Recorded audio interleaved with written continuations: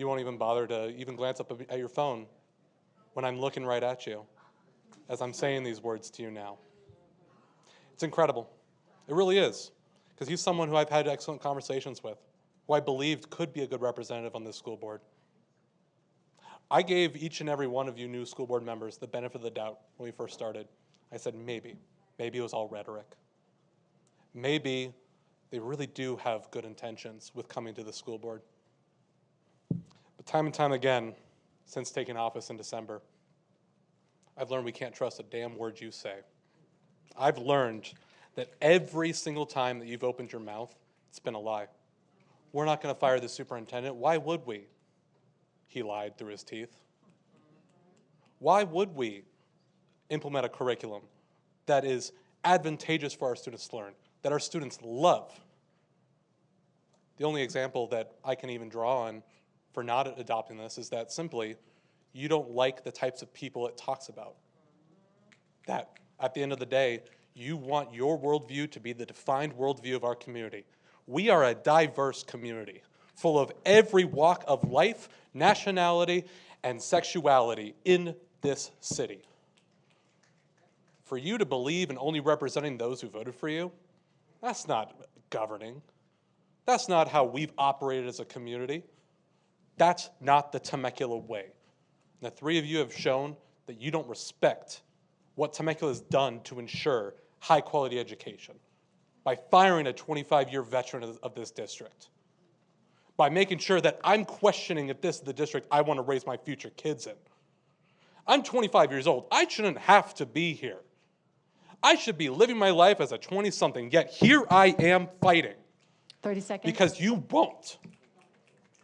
Because you have spent day after day over these last several months making life hell for our educators and our students who have done nothing but want to learn. I ask that you all do the right thing, resign, because the recall is coming. And it's not a ballot measure yet, so I'm allowed to talk about it. And I'll tell you right now, here's your pink slip. Take it now or leave it.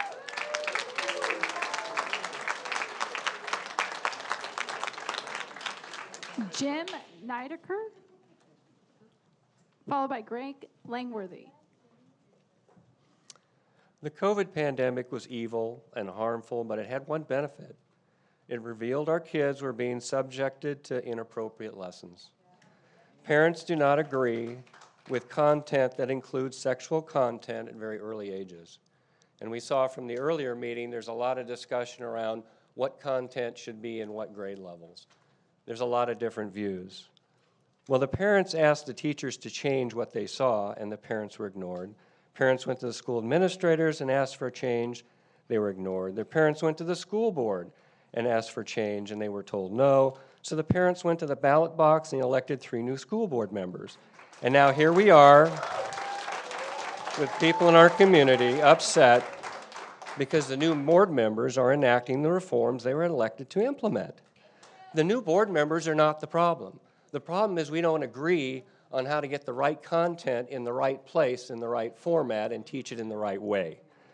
So what we have now is teachers and administrators and others saying, these are our kids, we know what's best. Well, the parents responded. They said, these are not your kids, they're ours. We don't agree with the content. You're not listening to us, and so we got new leadership. In the 2022 election, Board Member Gonzalez received 14% more votes than his opponent. Board Member Wiersma received 34% more votes than her opponent, and Board Member Komrosky received 30% more votes than his opponent. These are significant margins of victory. So the problem is not the new board members. The problem is that those that wish to recall the board members or go back to the old ways are in the minority. We need to focus on the content and what content is appropriate at what age and how to present it. I believe we can find solutions even though we all have different views. I heard some real good suggestions in the earlier meeting that I'm very encouraged with. So thank you to the new board members for your hard work and your commitment to make the desired changes. The work is very challenging. I applaud you for stepping up. This is really a big deal. I'm confident the whole board, however, can find common solutions that will be beneficial to the teachers, the students, and the parents. We can get this done. Thank you. Greg Langworthy, followed by Jenny Sharp.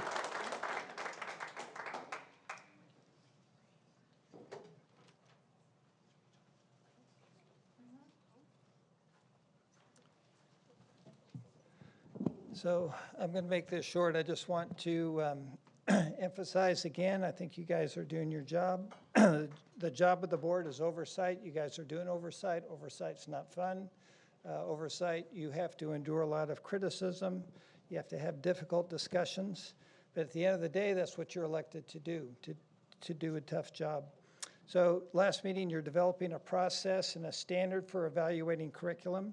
And there's a verse that says, train up a child in the way he should go, and when he is old, he will not depart from it. And that's a challenge. A curriculum is like a race course. So you're developing a course for the kids to go through, so at the end of the day, they're going to be upstanding citizens in the community, which is what we all want.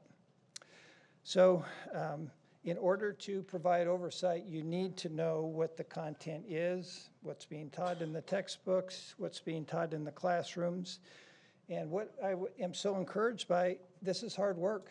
You got to read textbooks. You got to ask questions. You can't provide oversight unless you can see. And that's what Danny did in this last, he's done his homework. So you got to give him credit for doing his homework. And then also, you guys are, I believe you're doing a good job discussing. You're discussing difficult topics in a civil manner, and that's a good example for the community. That's a good example for students, so I commend you for that. So at the end of the day, at the end of this process, I think you're going to end up developing a curriculum that's positive for the students and parents of Temecula, and that's exactly what you were hired to do. So thank you for the job you're doing. Jenny Sharp, followed by Jennifer Bach. Jenny Sharp, followed by Jennifer Bach. Me now? All right.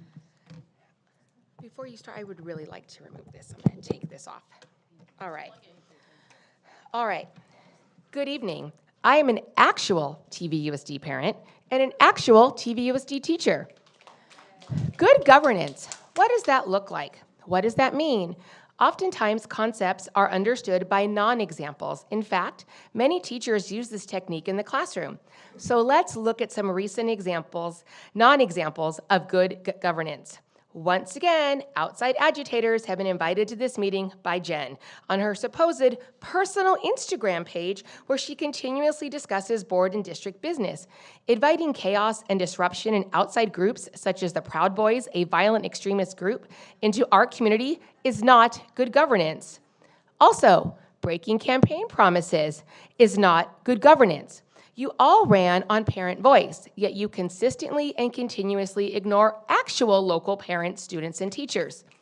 And then, Jen, you give voice to a mom from Glendale? Really? Can't you even get local parents to speak with you?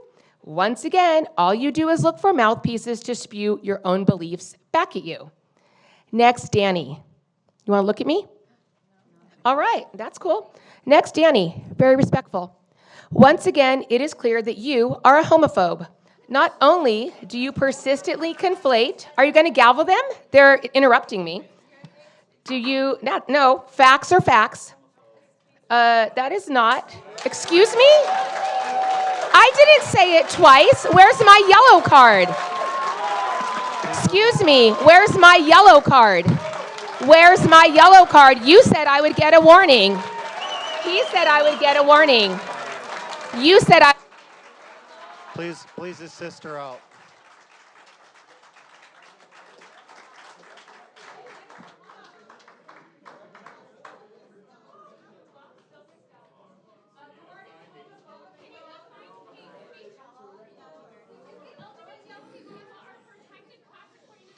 If the audience continues, that's your yellow card for you.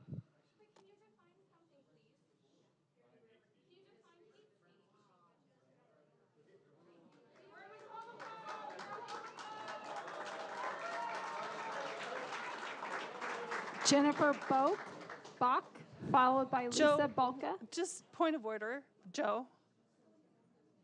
What's the, I think you need to further define when you're going to We're kick going to people conduct out. this board meeting without name calling, racism, derogatory remarks to the board members like that was just occurred, and that's it. She's gone. That's it.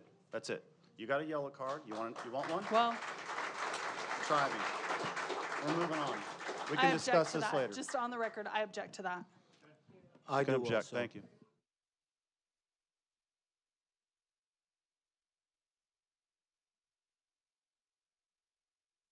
Is this on now? My name is Jen Bach. I am a Temecula community member and a parent of 2 children in the Temecula Valley School District.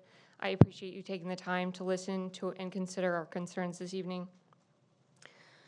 I would like to believe that we are all here because we have a shared goal of advocating for what is right and best for our children according to the values we deeply believe in, and that we can find common ground to work together towards a common goal. But to do so takes understanding, empathy, and cooperation. I would like to try to ask everyone to try to imagine the views from an opposing perspective. It is vital that we take the time to consider that our opposing beliefs are rooted in good, so we can take steps towards solutions that allow for positive, beneficial, responsible ways forward for all. On one side, I see a group who feels a powerful connection and a conviction to support God and their values and laws from their religious views. These beliefs are rooted in an honorable desire to take action in support of something greater than themselves in the hope and belief that it is for the greater good. On the other side, I see a group who want to advocate for a comprehensive and inclusive education and to advocate for minority populations who do not have the same privilege, opportunities, and resources as everyone else. Both groups can likely agree that learning environments and content should be age appropriate and follow the standards and the laws applied to schools. I think we can agree that a parent should be able to advocate for their children in ways that allows their children to be supported for who they are and what values they hold. We can find solutions that allow for freedom of religion and freedom from religion and the ability to support each other's values without needing to agree with them or eliminating topics or resources that are essential for their learning, how to maneuver through difficult topics and subjects. Let us set an example for our children on how to advocate for our values while respecting the rights and values of all. Let us move forward to create an environment that prevents inappropriate behavior and discrimination, allows for parents to address their concerns while not causing unnecessary financial or legal burdens on the district or restricting the broad educational experience they will need to navigate this very diverse world. Ruth Bader Ginsburg is an idol of mine and an advocate for women's rights, and she worked very diligently in her entire life to work towards that. And she's quoted as saying, fight for the things that you believe in. The rest of that quote is not often quoted, and it says, do it in a way that people will follow you. And that's what I asked today. Thank you. Lisa Balka, followed by Steve Campos. Lisa Balka, followed by Steve Campos.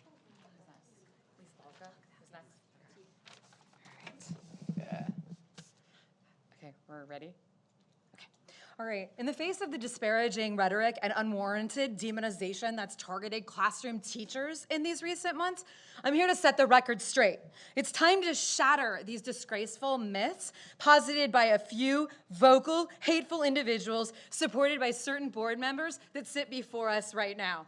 As we approach the dawn of a school year, I feel hopeful and excited, and I want to tell you a little bit about every one of us teachers and how we have our unique tale of how we found our calling. As for me, my destiny was etched in chalk from the moment I stepped foot in a classroom.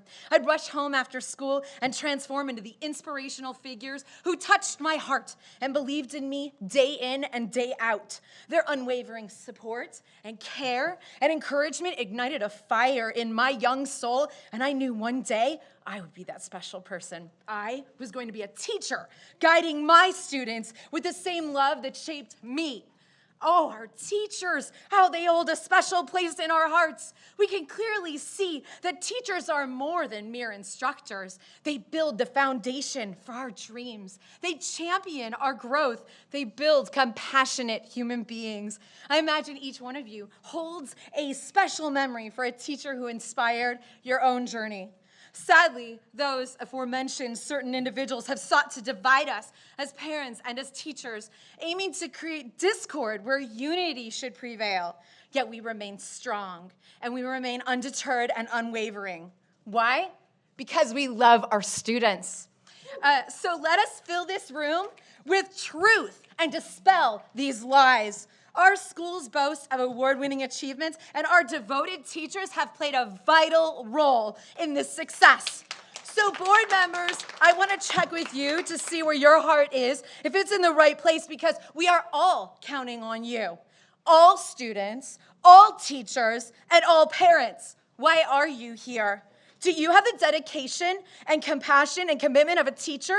Are you truly committed to the growth of each and every child, celebrating their individual uniqueness and beauty? Are you prepared to educate the whole being of a child without your theocratic agenda? Would you be willing to spend your own money to make sure students are well equipped with supplies in a classroom, including snacks, because they are hungry? Would you commit yourself to professional development coming out of your own pocket? Are you willing to listen to all students? And are you willing to put your life on the line in case there's a mass shooter?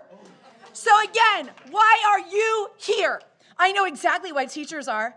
And the truth is, we've been here all along, and we will continue to stay here. We are teachers. We adore our students. Your children, we yearn for the success of all of them. Parents, let's unite together. And parents, thank you.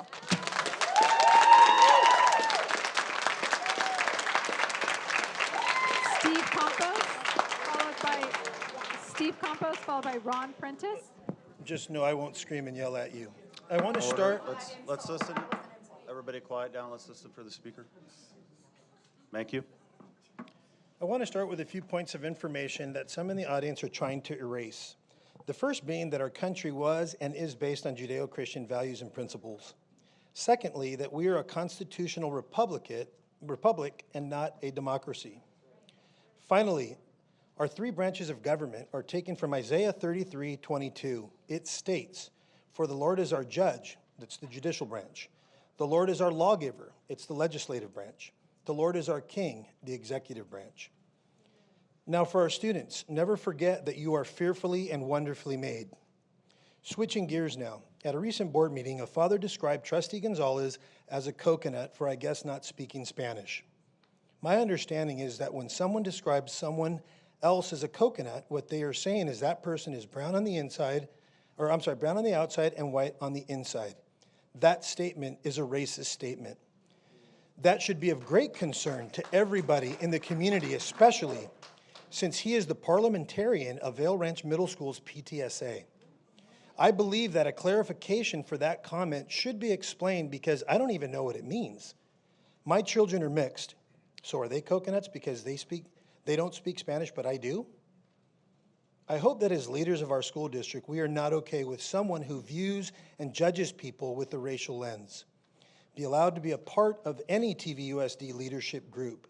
The right thing would be for him to step down, but if not, that he be removed by TVUSD leadership. Thank you very much, board members, for all that you guys do. I know that your role is difficult. It's one of those that you sit up here every week, every month, and you take it in from everybody from all angles. But I can tell you now that you have more support than you'll ever know. And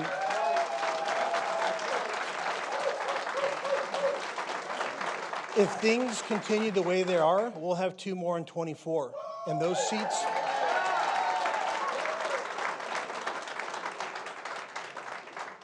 And I want you to understand something. I've been a teacher, I've been involved in union leadership, and I speak as an individual. I've been in union leadership, I've been involved in a lot of things for a long time.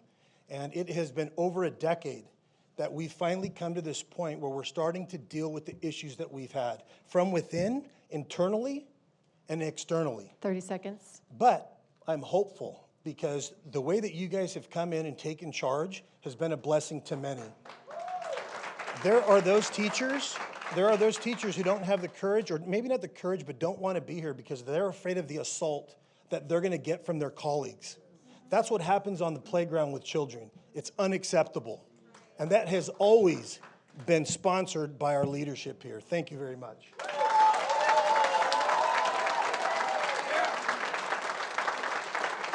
Ron Prentice, followed by Tim Thompson. What was the names again, please? Ron Prentice, followed by Tim Thompson.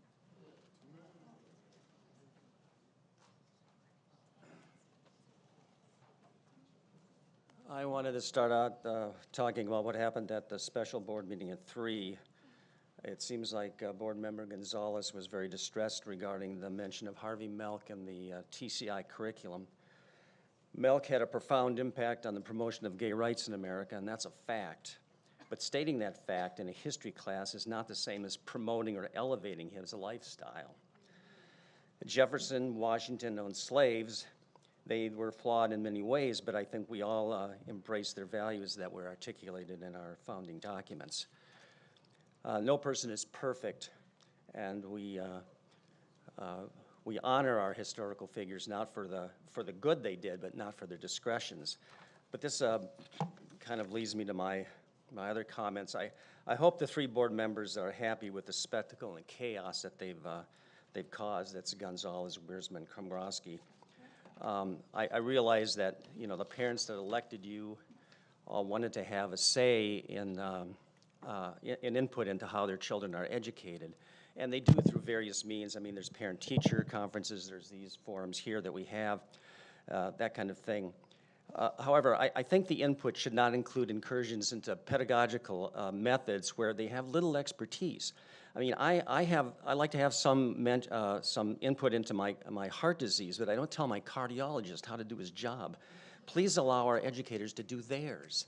Thank you.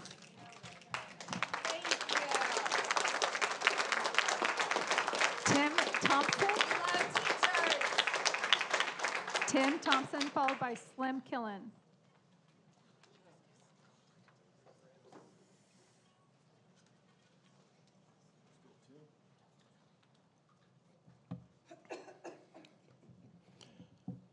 Good evening, members of the board. Thank you for allowing us this opportunity to join in your meeting and let our voices be heard.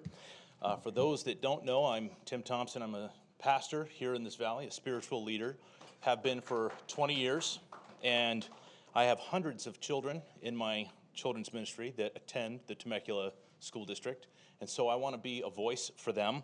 I have hundreds of parents who have kids in this district. I want to be a voice for them. We saw our voice very loud and clear when you guys were elected, you 3, as the left seems to refer to you as the 3.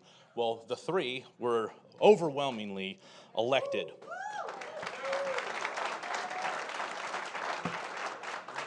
And you 3 have looked out for the best interest of parents and children here in our district. And then what we saw this last week was our governor step up and say, I don't care what the parents in Temecula Valley want. The governor's office said in a news release that California will secure textbooks for students in Temecula if the local school board fails to take action at its next school board meeting, and the state will enact legislation to impose fines on any school district that fails to provide adequate instructional materials. So what we're hearing from our governor is, I don't care what the local people want, I'm going to step in and do what I want. That is called tyranny.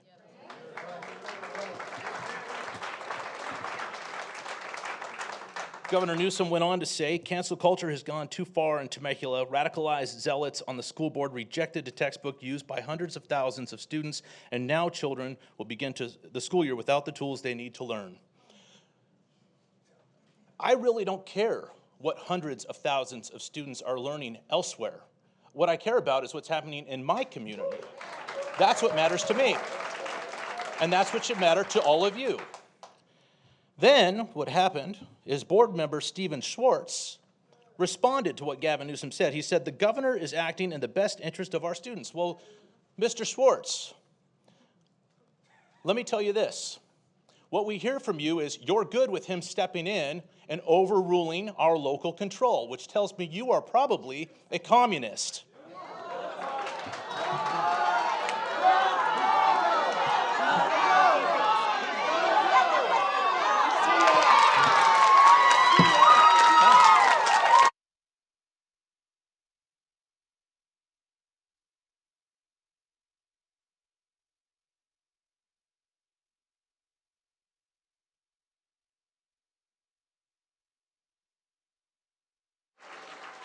Order.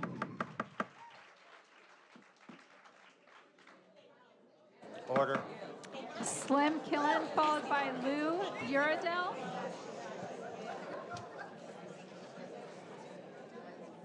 There's no doubt in my mind that those who have transgender and gay family members, friends, and coworkers sincerely believe by affirming their lifestyle demonstrates love. Truth without love is a travesty, but love without truth is a lie. Boys cannot be girls. Girls cannot be boys. Men do not get pregnant.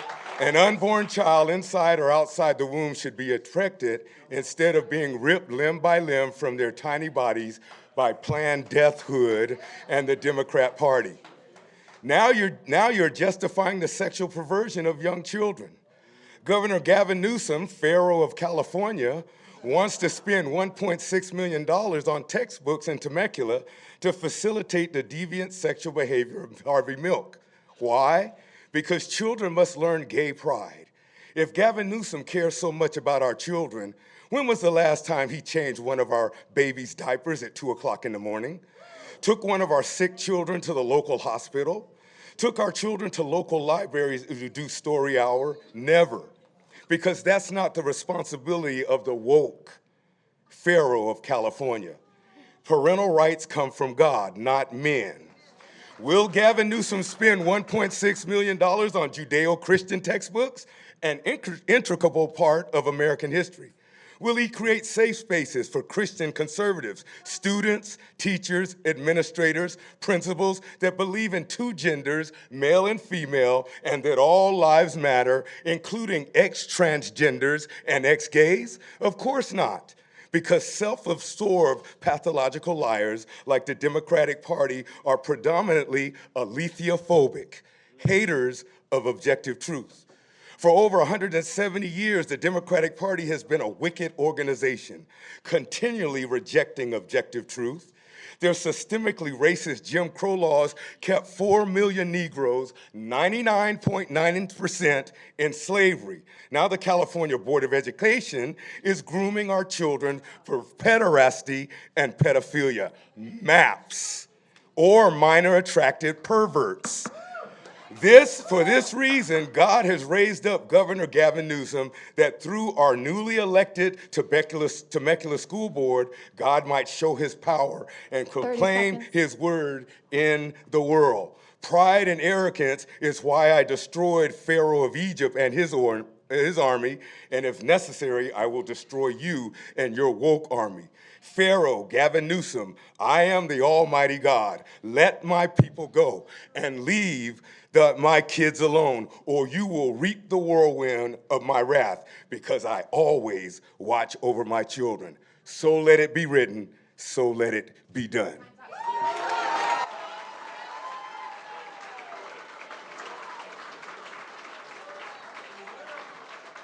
Lou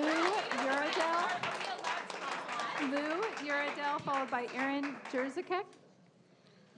That's a red card for you, right there. I just don't know. You're out. I'm You're just out. very confused. He made You're out. a threat. Will you please escort her out? He made Thank a you. threat, and is my safety not a concern? For real?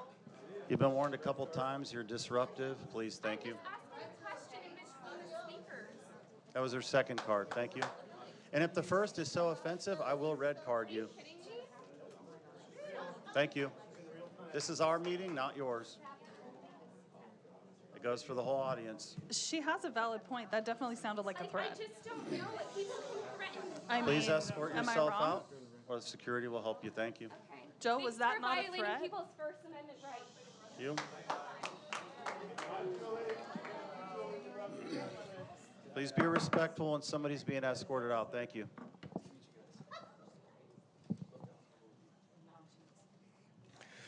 It's not often I get a chance to speak before a duly elected school board that's serving the best interest of both the constituents who voted them in and the children in the district.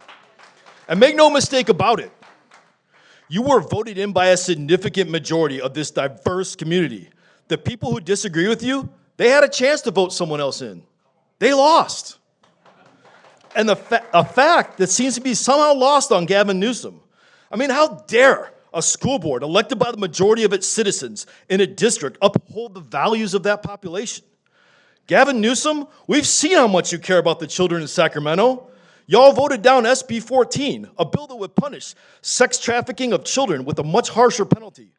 Your actions give the impression that our leaders don't care about the best interests of our children. What's the best interest of our children? Is to have the programs that do not support the propaganda that perpetuates the grooming of our children into a sexual ideology and a gender identity. I know I hear you. The Catholic Church is the biggest groomer of all, right? Well, I'd hate to be the bearer of bad news, but a study by Parental on child sex abuse found that 81% of all children abused by priests were boys. So it's not Christianity you're bringing up when you say, oh, the church. It's gay men who have used their position as a priest and fiduciary trust to groom and molest kids. Be careful, you're going to end up accusing yourselves of being hypocrites.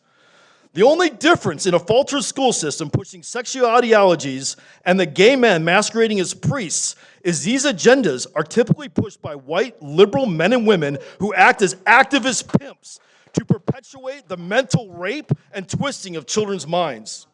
Well, I'm sorry, but not on our watch. We do not co-parent with the government or the schools. Our children are not your children. Stop trying to get this board to allow you to indoctrinate a sexual ideology, and maybe California wouldn't rank 50th in literacy, 44th in math, and 42nd in science. Thank you to this board. You give many other districts hope to flip their boards and turn the tide against these horrific agendas. And I don't care how you define a pedophile. I don't care how you try to justify it or say it isn't this or isn't that. There is a special place in hell for people who abuse and hurt children. 30 seconds.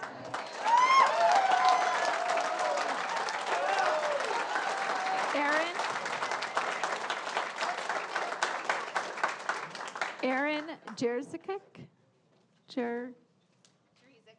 Oh, sorry about that. Okay. I just need to take a deep breath for a second after that. Okay. So good evening, Cabinet and board members. I want to start with a quote tonight, and learning to stand in somebody else's shoes, to actually see through their eyes, that's how peace begins. And it's up to you to make that happen. Empathy is a quality of character that can change the world, and that's by Barack Obama. That's why I said his name after that. One way we learn empathy is through reading and making deep connections with characters and stories that are similar and different than our own. I brought a book with me tonight, and its pages have yellowed since I read it as a high school student. I was a senior, but it's definitely a treasure of mine. It's filled with annotations, and it proudly has sat on my bookshelf for many years. And I want to summarize it for you. Pecola Breedlove is an 11-year-old African-American girl living in a poor neighborhood in Lorain, Ohio, during the 1940s. And she's trying to figure out her worth and her beauty in a society where her skin, her hair color, and her eye color is not seen as beautiful. Her only images of beauty were white women. She prayed incessantly for blue eyes. If she was blonde and blue-eyed, she'd be beautiful, she'd be loved, and her world would be different. Her world was filled with racial contempt, devastation, and violence. This novel is The Bluest Eye by Toni Morrison. This book is important.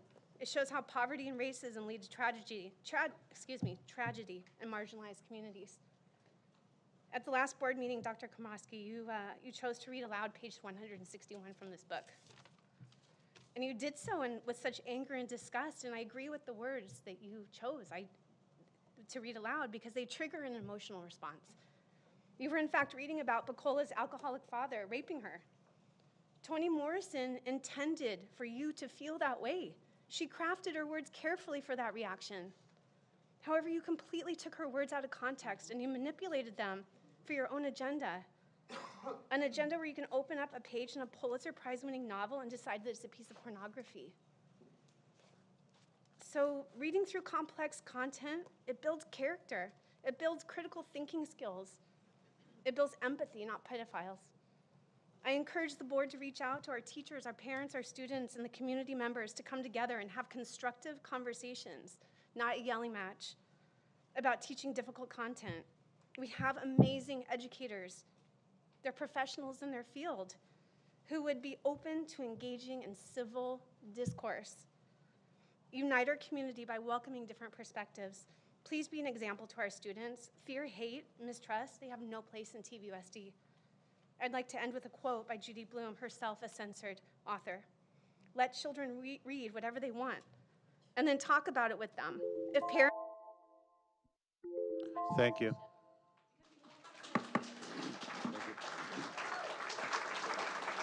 Preston Miller. Preston Miller.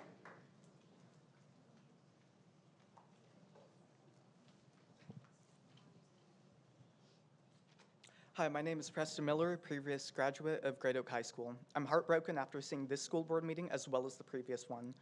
I've seen a couple of my previous peers and teachers here today, and I hope they're proud of who I am now. I know I've seen at least one previous teacher who would support me and one who wouldn't. And if they don't support me, I will not be shedding any tears. As a gay man, I get to see little to no representation, of which would have meant a great deal to me growing up. Including queer history is not hurting anyone. In fact, it's doing the opposite by helping queer kids feel more accepted and lowers suicide rates. See, that's what you would care about if you actually cared about the children.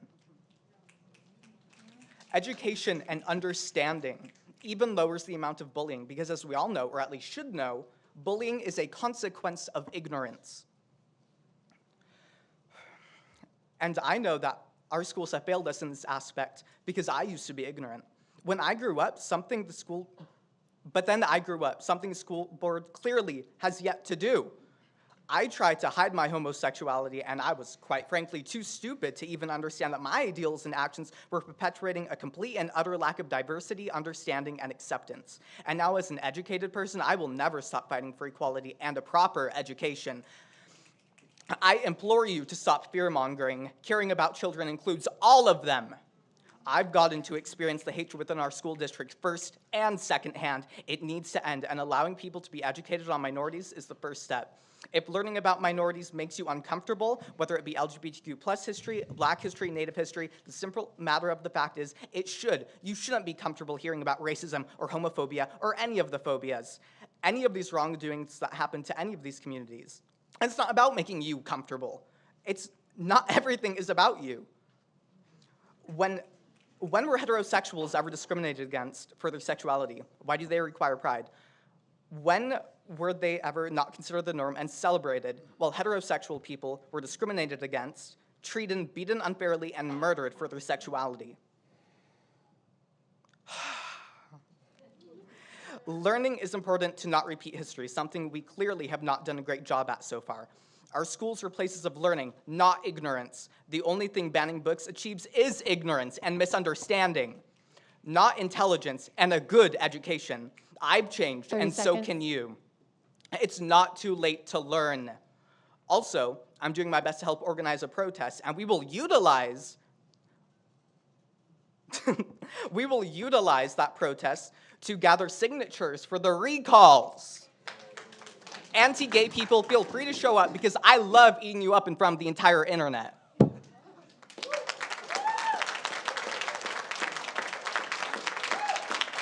John Amanchuku. John Amanchuku. John Amanchuku.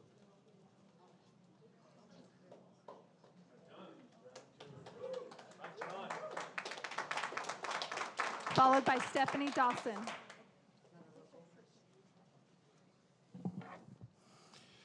There are 10 things that black students don't need. Number one, we don't need affirmative action. Number two, we don't need equity. Number three, we don't need to be pandered to. Number four, we don't need you to dumb down test scores in order for us to thrive. Number 5, we don't need a school system promoting victim mentality. Number 6, we don't need the soft bigotry of low expectations, as we have heard from other people. We don't need, number 7, critical race theory or intersectionality. Number 8, we don't need reparations or any more welfare states. Number 9, we don't need to be propped up as the darlings of the LGBTQ community, as Dwayne Wade has done with his son, Zaire. Number 10, we don't need white liberals telling us that they know what's best for us than we know what's best for ourselves. And here's a bonus. We don't need Gavin Newsom creating space for pedophiles to have their legacy thrive in California.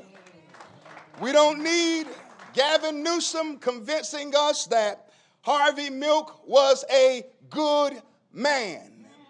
Any man who takes his sexual organs and inserts them into children, that man should not be propped up as a saint.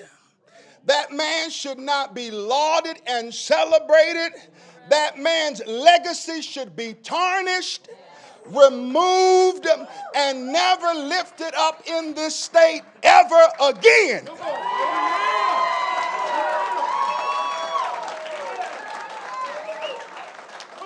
Gavin Newsom likes the Milky Way.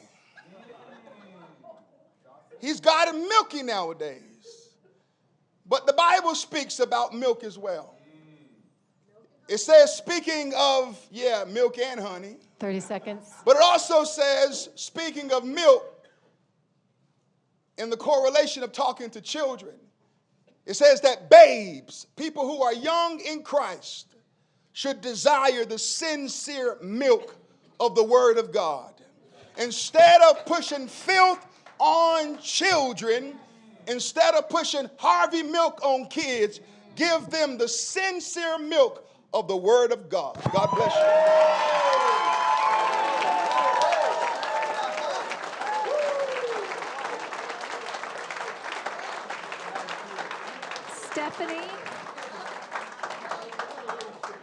Stephanie Dawson, followed by Jill Chaprinsky.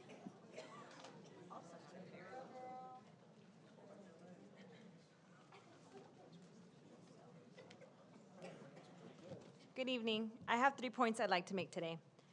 Point 1, at the last board meeting, there was an individual by the name of Guillermo Peña, also known as Will Peña, who spoke at the meeting. Mr. Peña, by the way, is also a board member at Bell Ranch Middle School PTA. During his speech, he used a derogatory word. He called Mr. Gonzalez a coconut. For those of you who are not aware, this is an awful term used to describe Hispanics who might not be fluent in Spanish. A quick search online will define coconut as, I quote, an ethnic slur used to describe a Hispanic or dark-skinned person who acts white, alluding to the fact that a coconut is brown on the outside and white on the inside. This is racist, and it does not belong anywhere near a school or school board meeting.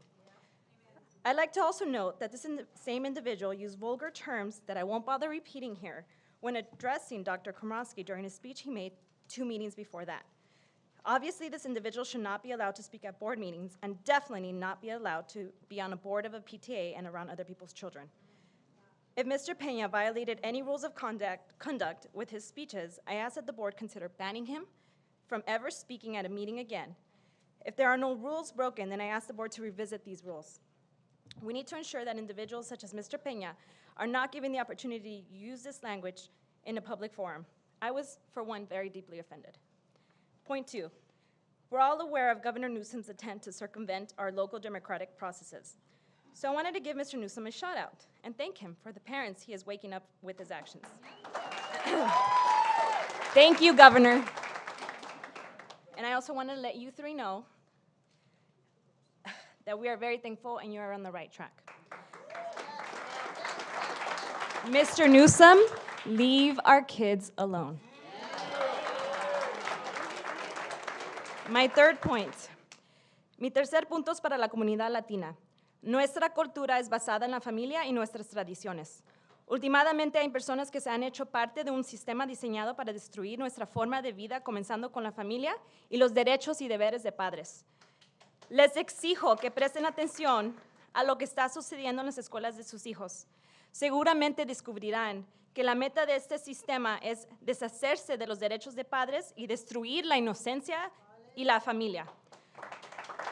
Unámonos como americanos y latinos en la lucha contra esa maldad, o si pueden, 30 saquen a sus hijos de estas escuelas del gobierno.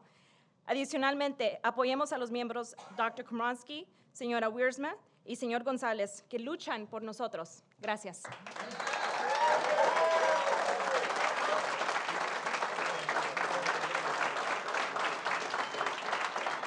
Jill Chaprinsky, followed by Shannon Palmer.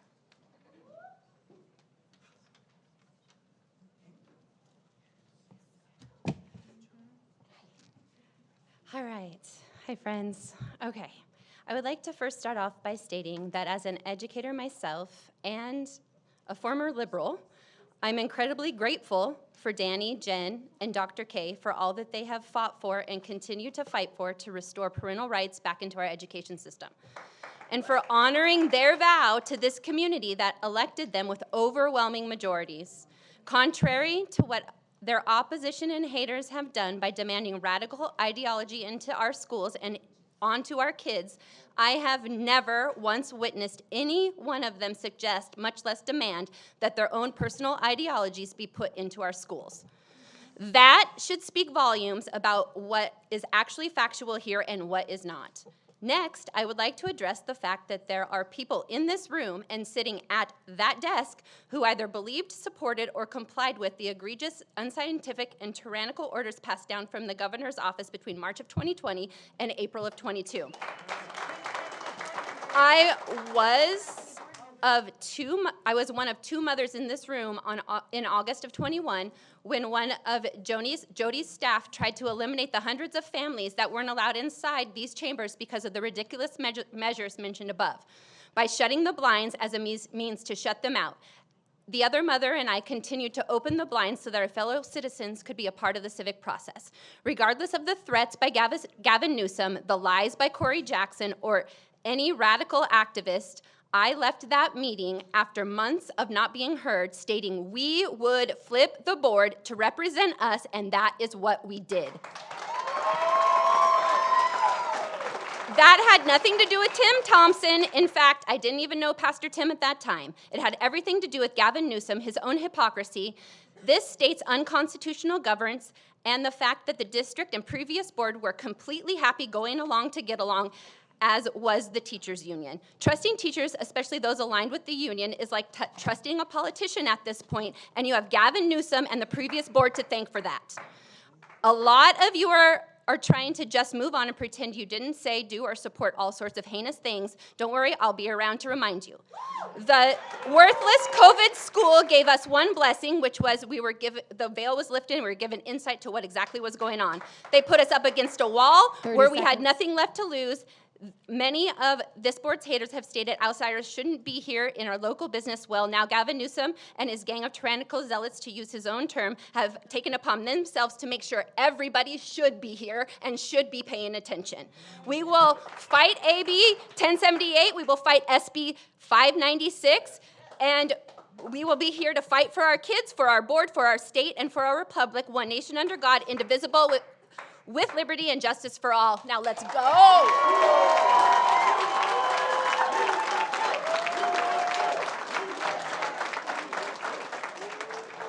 Shannon Palmer, followed by Sally Nakora.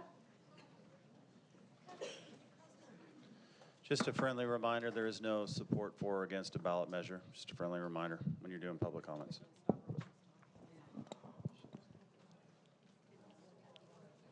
Okay, hi everyone. My name is Shannon Palmer. I'm a parent here in Temecula Valley Unified. I have children in elementary school as well as in middle school. I actually was one of the parents that went to my elementary school and checked out that curriculum. I sat in our front office for about 2 hours after school site council and went page by page. looking at things, looking at pictures, checking everything out. I found it very odd. The only follow through or anything that I had to do was sign my name. There was no QR code that I scanned afterwards to, hey, what did you think about this? Did you see any discrepancies? Did you like it? Anything. Sign my name. That's not parent involvement. It's just not. There were some things that I did have a problem with. I'm a daughter of an immigrant. I helped my mom study for her citizenship. I was about 10 years old when I did this. Social studies, one of my favorite subjects. I majored in it at UCSD. Well, I thought it was very disheartening that the picture of immigration that was depicting what immigration of our state looks like is laborers on a roof working hard. How about it should be a room of people like this taking their oath of citizenship for our country, because that is what immigration should look like.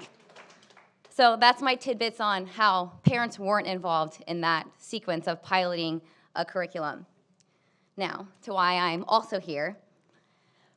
Okay, I want to thank Danny, Jen, and Dr. K for their dedication, their thankless hours, all their hard work that you've given to the children and the parents of our district. We cannot thank you enough. I'm also here to put on public record and to let everyone know that Jen Wiersma's official recall rebuttal has been filed, and her statement, which I will read voluntarily, will be printed at the top of every petition. At the top, sorry. The teachers union and outside activists are not telling the truth. This is an attack on you, the voter. Go to TVUSD.com for a full response on all recall claims. I am still committed to demanding strong new district leadership, championing parental rights, advocating for academic excellence, strengthening parent-school partnerships, standing for truth and transparencies. Our students will have social studies curriculum this fall. Unwarranted hysteria resulted with administrative leadership failed to communicate facts or internally resolve issues. This deceived the public and fueled false narratives.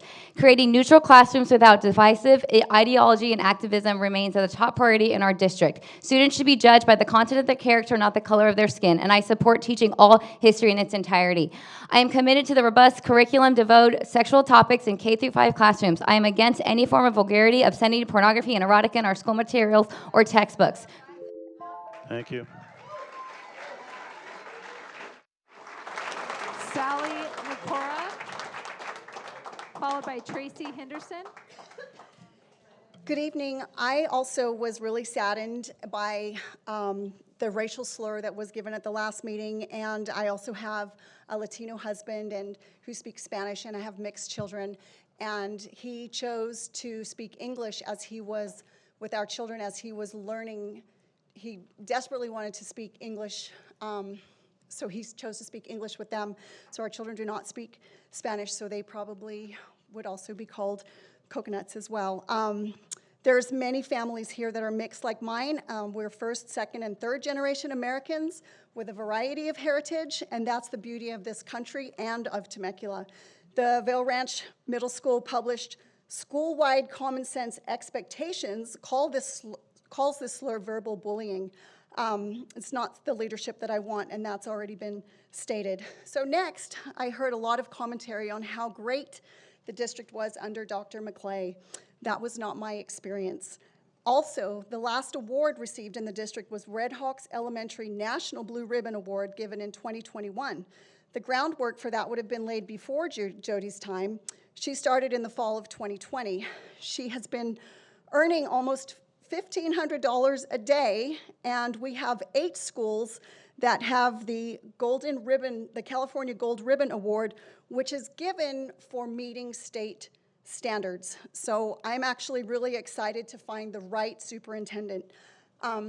Finally, I'd like to address the material that was read by Dr. K last time, and I support additional clarifying language. The regulation that was in place has failed. The parent of the student who read Angels in America was not allowed to report the material because it was flagged, but the teacher was allowed to offer it. There is definitely a disconnect. And I loved actually what Mrs. Barkley said about the experience she had with her daughter. I totally agree that parents can and should discuss any graphically explicit sexual material that their child comes across. They can read the material together at home. But claiming that a child can't learn to think critically or have the best education without sexually explicit material being offered at school, I believe is wrong. Critical thinking can and should be taught in every discipline. If a 30 child seconds. encounters explicit material at school, they may not have the safety and support of loving parents to discuss it with. Does a teacher talk to the student then about oral copulation, masturbation, ejaculation, rape, and so forth? I think if a teacher talks about those things in the classroom, this is the sexualization of children, and this is dangerous. Every classroom needs to be a safe space for every child, without political affiliation, without social justice activation, and void of sexuality.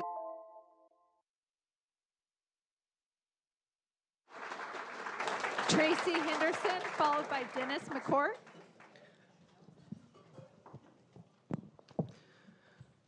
Good evening, board members. My name is Tracy Henderson. I'm a mom. I'm a licensed and practicing California attorney, and I'm the founder of California Parents Union. You can think of us as the antidote to the teachers' unions. You are being targeted by government bullies, and it is imperative that you stand your ground. California and the nation are watching this school board. Our California government is once again trying to mislead and bully educators. Do you remember Aragon, the CDPH director, his August 23rd, 2021 letter, where he sent you legally untenable threats of teachers' credentials are at risk and your insurance is going to be canceled and you're going to be charged with a crime? Do you remember that? Well, educators bought into that, and our children suffered for years because of it. Newsom is again abusing his power. You remember the June 1st letter. Okay, if you haven't seen my response, please go to CaliforniaParentsUnion.com and read it. The AG has sent you a personally special letter, and I think your letter, Mr. President, was amazing in response. Thank you very much. What didn't make the national news is that this board is not just trying to ban milk. You guys are trying to exclude curriculum based on an organization that deals with NAMBLA and communism. You are well within your authority to exclude this curriculum. I'm here to tell you that your authority comes from the time of Jefferson. There's a very famous letter where he wrote to John Adams, where he was trying to convince Adams that just what's happening here, the scare of the overreach of the state government coming into local communities. You are the cornerstone in the arch of democracy. You need to stand your ground. It's in the Constitution. It's codified in Education 35160. And the irony of this is that Newsom is trying to get you to do things that are illegal. Pedophilia, molestation is illegal. Communism, socialism are prohibited by the education code. It's illegal. You can't do that in schools. And if you disseminate child sex acts, you could be charged with sexual exploitation, and that's what Newsom wants you to do. Stand your ground. You've got history, you've got the Constitution, you've got the law, and California Parents Union and all the parents across the state of California are behind you. God bless you, and thank you for listening.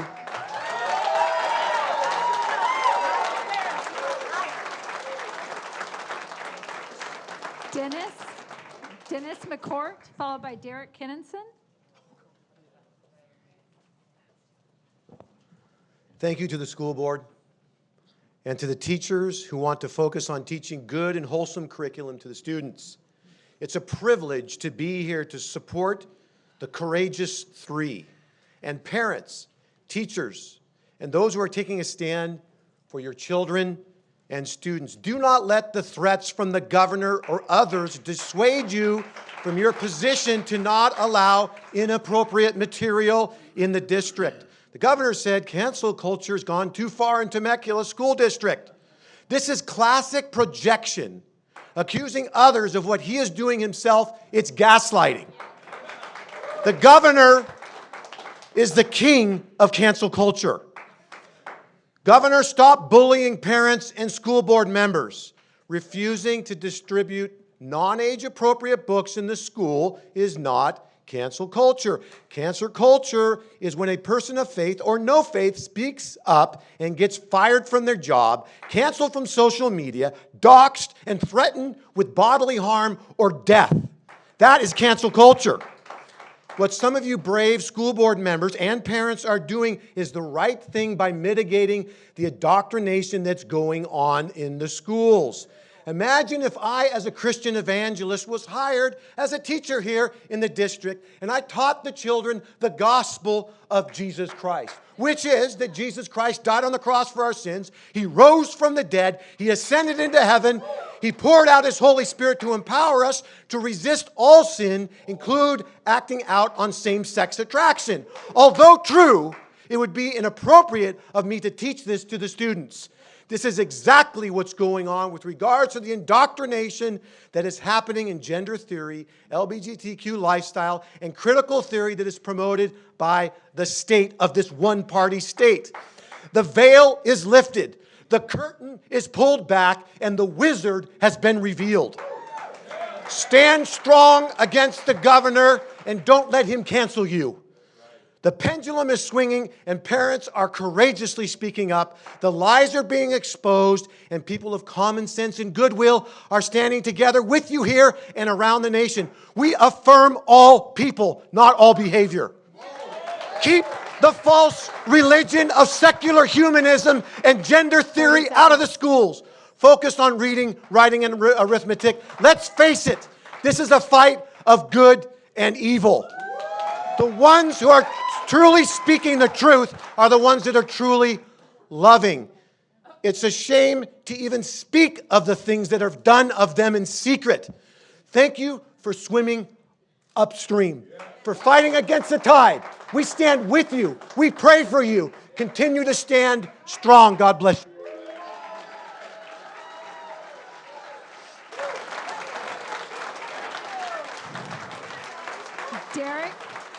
Derek Kinnison, followed by Christopher Bow. You guys can turn around if you want. All right. I would like to... Order, please be respectful of the speaker. Thank you. I know you're hiding out behind the podium. You're going to get a yellow card and then a red. I would like to talk about events that happened at the last meeting. First off, I'd like to thank Joe, Jen, and Danny for taking a stand to protect children in our community from sexual pleasure conversations in school. And I would also like to thank those on the liberal left for being the party of tolerance. I could not imagine how bad things would be if you guys were not so tolerant. At the last meeting, we heard a disgraceful racial slur uttered to Danny Gonzalez, the only person of color on this board. Why? Because he only spoke English. The pridefully tolerant left always pushes groupthink and seeks to divide people by races and classes. They push critical race theory and not critical thinking. They teach what to think instead of how to think. I've also witnessed from several other previous board meetings, people from the union wearing these blue shirts jump out of their seats and run towards a speaker who speaks against their narrative, and they threaten physical violence against them. Again, thank you all for being so tolerant. At the last meeting, the union brought up that we are seeking school choice. Well, in our deeply divided belief systems, this actually would be a great common ground for us to unite under. You would be able to, under school choice, you would be able to create the hypersexualized schools you have been dreaming about, and we can create more schools that teach useful life skills and give a sense of love for working hard and the Judeo-Christian values that this country was founded upon. We then can do a society observation upon the next generation of children and see which group would be the next leaders and which group would be addicted to government handouts. So let's rally together for school choice. And I did want to give a shameless plug to copy the left here. Go to the Inland Empire FamilyPack.org to support conservative candidates. And hope I helped you guys with your bingo cards tonight. Thank you guys, and God bless. Christopher Bout, followed by Daniel Molina.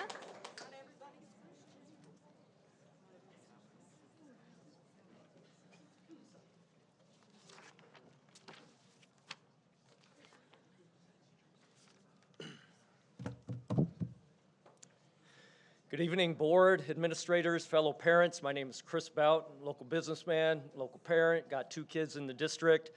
I asked Joe Komrosky if I could read this. He agreed, so I'm going to read something that President Komrosky drafted. So these are his own words. I'm going to recite them. I'm going to read them verbatim. It's in the first person, so don't get confused that I'm reading it in the first person. The letter states, "Parents, I am going to make this simple for you. You need a hero, someone look up to, in this fight against the teachers' unions who are deceiving you. Well, that's the thing. Parents, you are the heroes. I am your servant, and your voices have inspired me." As TVUSD's board president, I will fight for you and your children's educational rights, even if it means standing against a tyrannical governor who is seeking to power play our local rights here as we govern here in Temecula. Moreover, I will rigorously seek out and stand against any evil such as obscenity, vulgarity, pornography, and erotica here at TVUSD.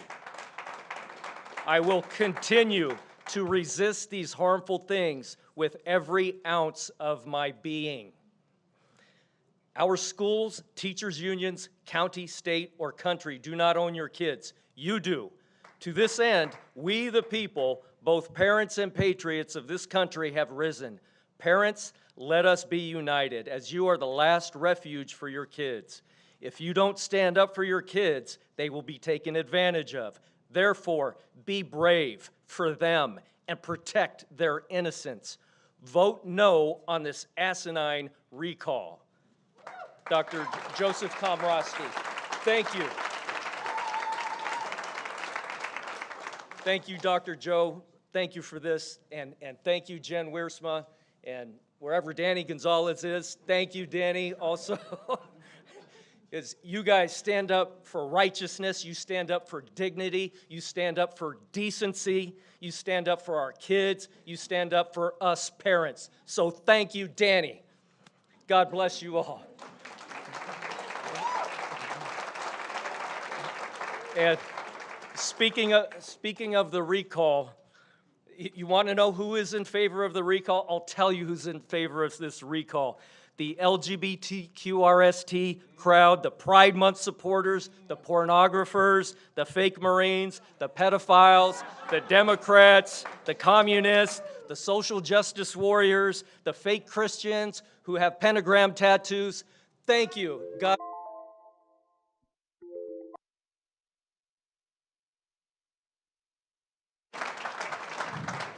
Daniel Molina, followed by Dan Brown. I'm a father of 3 children who are students in our school district. I'm a 9-year veteran of the United States Marine Corps. I have no religious allegiance, and I'm a registered libertarian.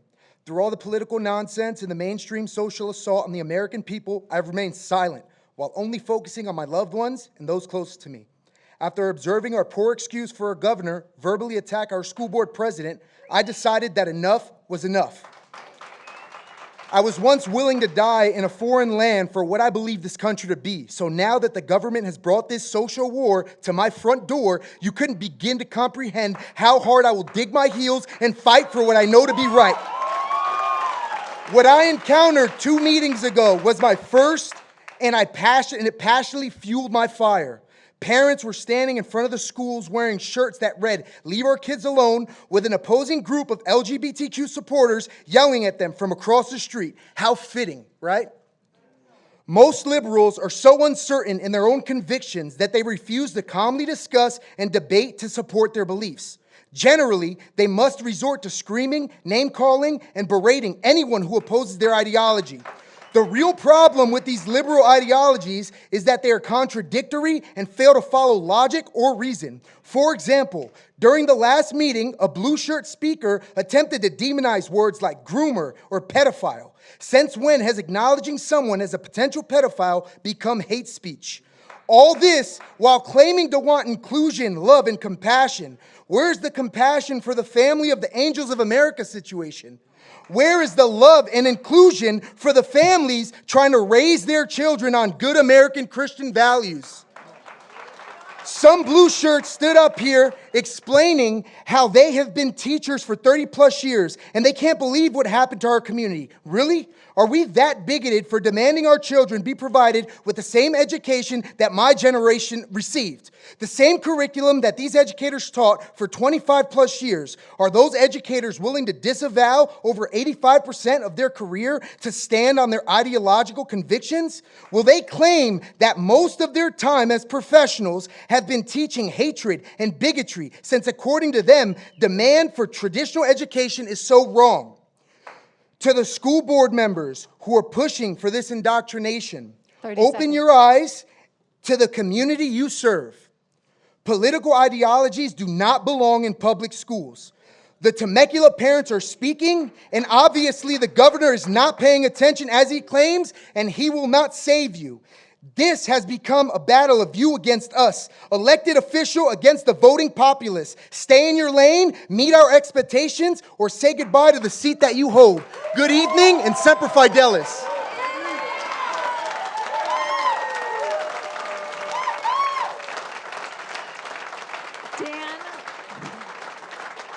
Dan Brown, followed by Pam Barrett.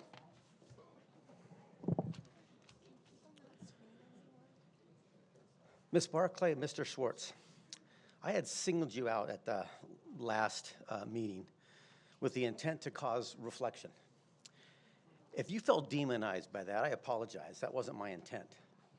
I don't necessarily think those on the other side of the aisle that hold different views to me are necessary or inherently evil. I just think they are well-meaning, but wrong. So I'd like to ask you some questions that are meant to cause further reflection, not only on your part, but on the part of those that support you. As a person with a Christian worldview, it should not automatically make me a vile threat, any more than for someone with a secular worldview being an automatic villain, right, to me. The 3 new trustees have been attacked literally from day one, and I wondered what they had done to deserve such venom. I mean, has any teacher lost a single thing? Have they lost any autonomy? Are they censored, disciplined? I mean, it's not salary. So far, the only thing this crew has done is what the parents have asked them to do, and that's get the schools back to teaching the basics and not woke nonsense. The board has only said no to CRT, no to pornography, and not that textbook. They did remove the superintendent that many teachers did not feel was very good. I know 2 teachers have said that many do not speak up for fear of retribution. I mean, that doesn't sound like a healthy environment. I hope they all now will speak out. Perhaps the reason is fear. Change does that. This past election, parents finally got involved and decided the prior school board was not meeting their expectations. Teachers have begged for years to have parents get involved in their child's education. And now that we are, they and you fight against us. Why? Isn't it already difficult enough to teach children how to read, write, understand basic math without adding material that really robs them of their natural intrinsic value? What educational purpose is served by bringing pornography into the classroom? The U.S. is the single largest consumer of adult and child pornography in the world, and that has created a demand for sex trafficking is filling. They are catching people not with a few pictures, 30 but seconds. with tens of thousands of pictures of child porn. It's estimated that over 1 million kids are currently being trafficked. By supporting any pornography, including the gender confusion materials in the school, you are literally supporting sex trafficking of school-aged children. It's not safe. Look, as adults, we lock our cabinets, We move hot stuff away from the counter's edge. We even move our children away from the hot stove. Why? Because it's safe. We do the Thank you. Thank you.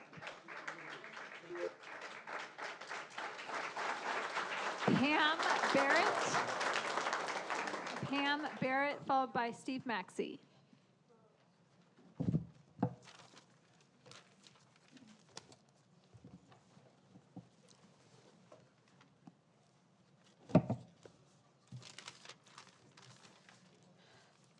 Good evening.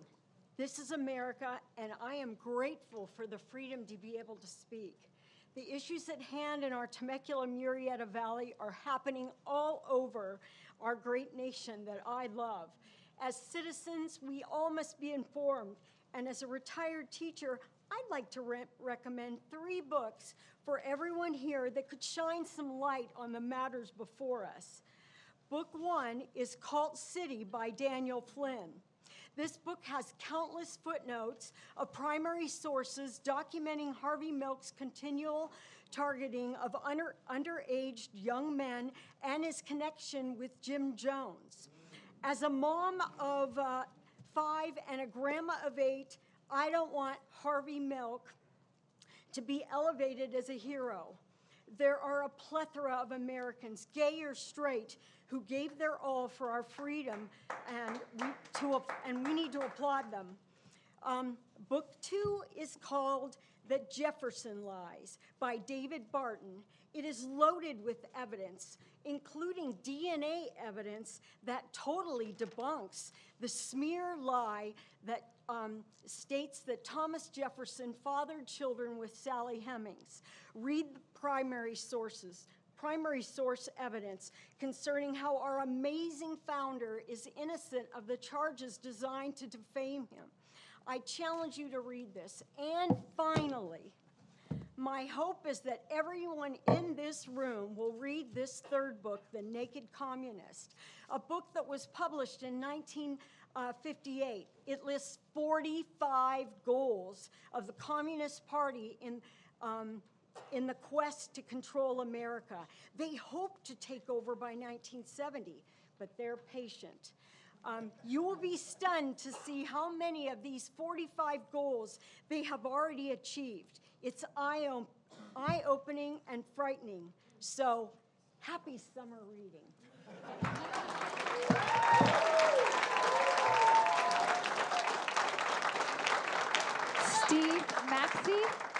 Steve Maxey, followed by Mick Florio.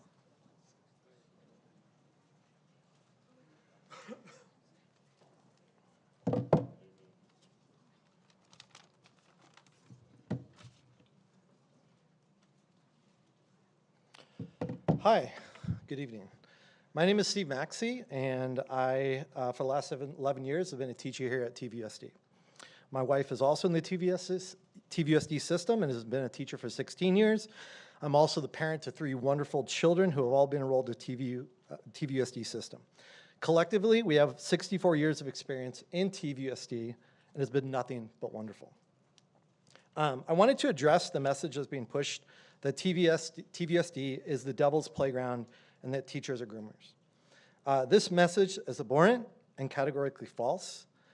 This is far from what actually happens in the classroom. And I hope people can understand this.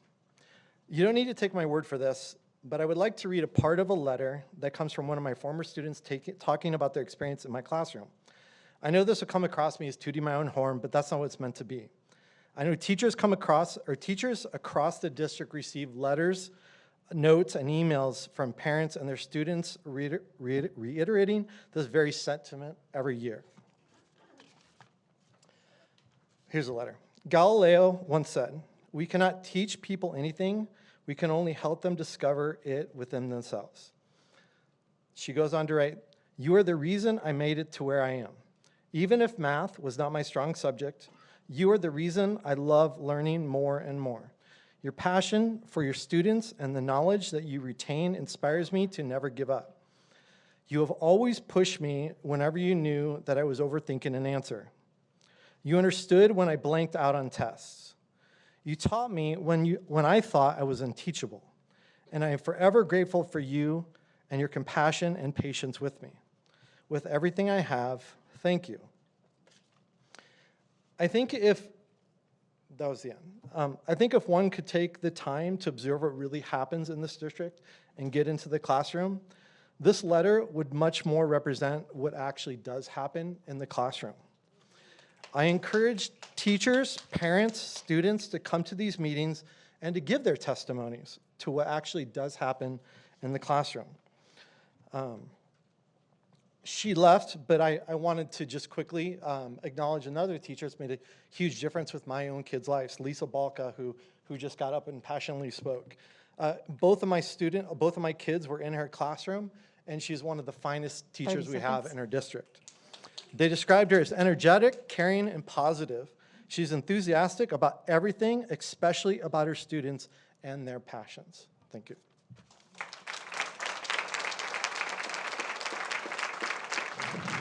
Mick Florio, followed by Emil Barham.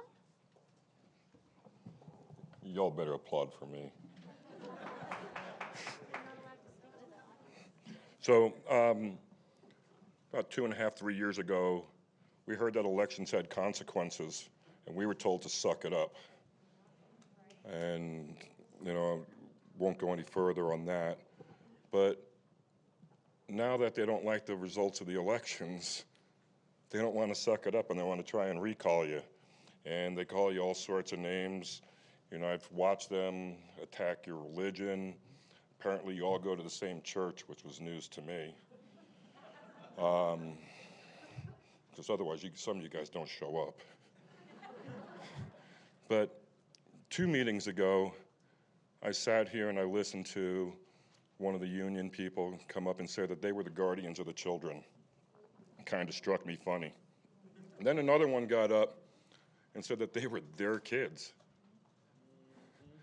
So I was like, wow, when did they give birth to my kids, my grandkids? Didn't quite happen.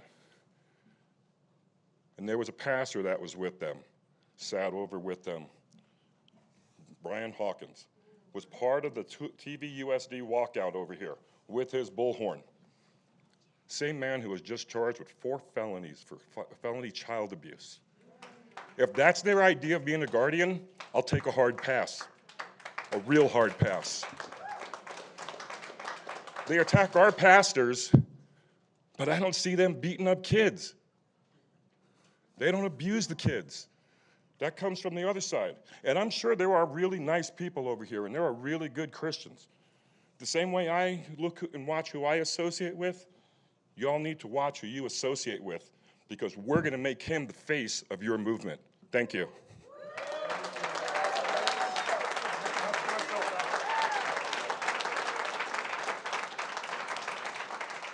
Emil Barham, followed by Courtney Cooper. Good evening, board members. First of all, I want to say I believe in age-appropriate curriculum.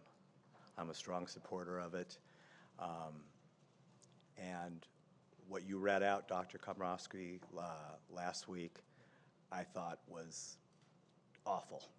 As a retired teacher in math and science and a part-time lecturer at a major university in math education and in history education, I can't believe in the 5 years that I've been gone or been retired from high school how far we've sunk. I found it very interesting, the second speaker she's up here criticizing you every week when she was talking about talking to her kids about pedophilia and about gay and what that means at a very young age. Well, that's what I want to do. I don't want that to be part of the educational process. I want to be able to control that narrative for as long as I can.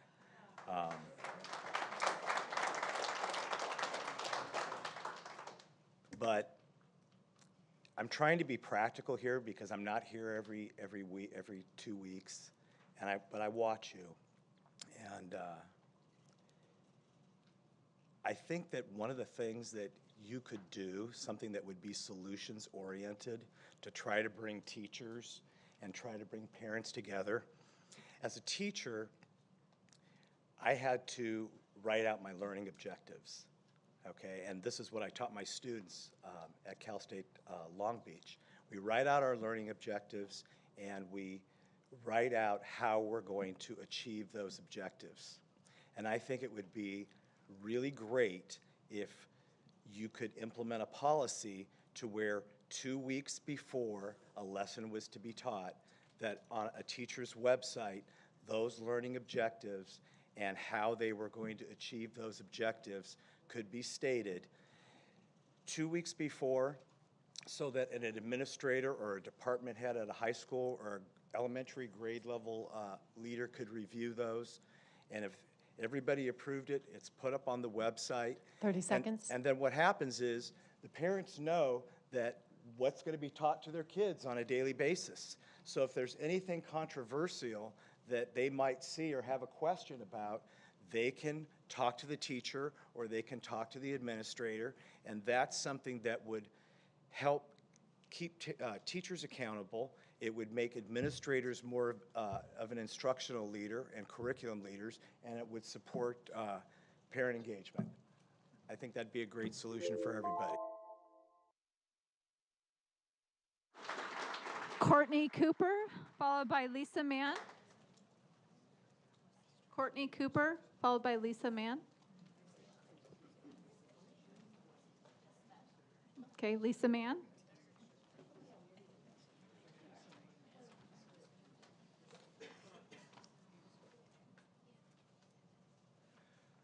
I'm going to take just a second of my time to point out that the rules seem to be not followed equally here tonight.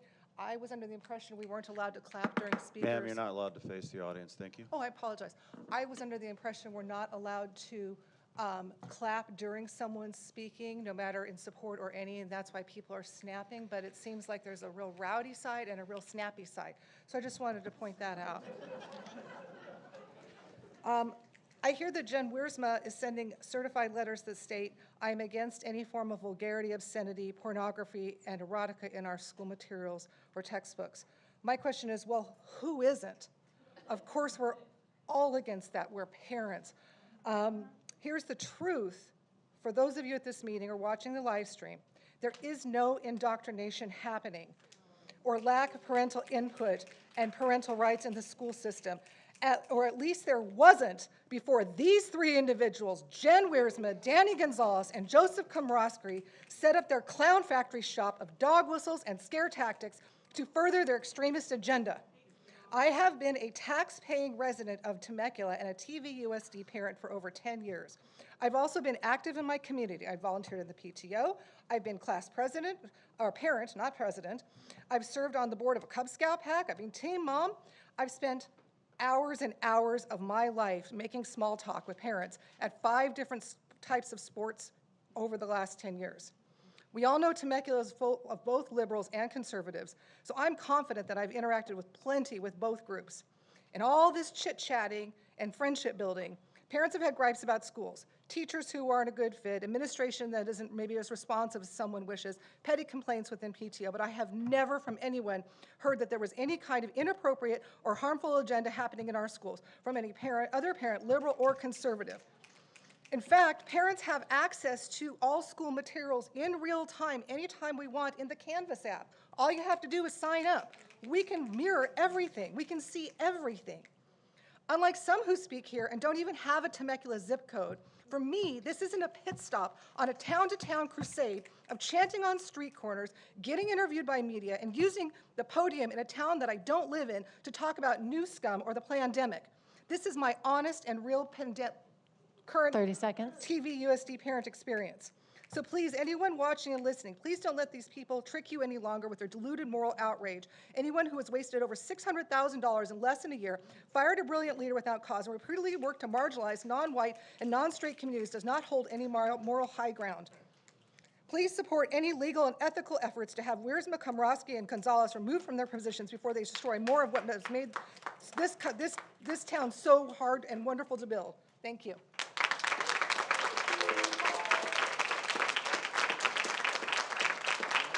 Brian Hawkins, followed by Amanda Cunningham. Brian Hawkins.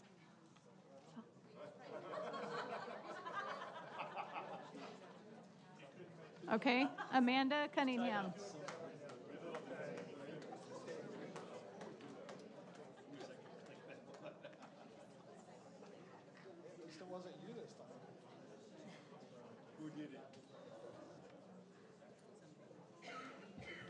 Okay. Good evening, Cabinet and Board. I'm a TVUSD mom with 2 students enrolled in the district. My boys have both attended TVUSD since kindergarten and are now in high school.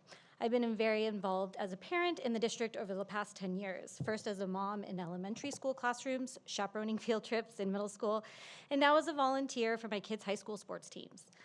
In the hundreds of hours I have spent in the TVUSD classrooms, I have never encountered any teacher indoctrinating students with social beliefs, sexualizing them, or exposing them to pornography.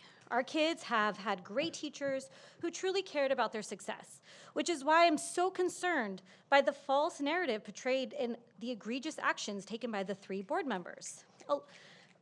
Since you have taken office, you have attempted to divide our community by portraying a false narrative of teachers sexualizing students and pornography in classrooms. As parents with kids in the district, I know this is simply not true. You have also wasted hundreds of thousands of dollars of our taxpayer money on expenditures designed specifically to divide our community. For example, you've spent tens of thousands of dollars on critical race theory speaker with no qualifications who admitted that CRT is not even taught in Temecula schools. You wasted over $300,000 buying out a contract of an award-winning superintendent who led our district to be the best in the county, and then had to spend at least $50,000 on a recruiting firm to find a successor. On top of that, the district is now being investigated by the state of California because of your failure to approve a legally required elementary school curriculum. The state of California had to take emergency measures to ensure the kids will have textbooks when they return to school next month. On top of that, you have wasted hundreds of thousands of dollars on an attorney at over $600 per hour specifically to represent and defend the board against your likely legal action related to your own malfeasance over the last 6 months. This is not good governance. Because of your egregious actions and your efforts to divide this community, I support the recall efforts against the 3 new board members. I recently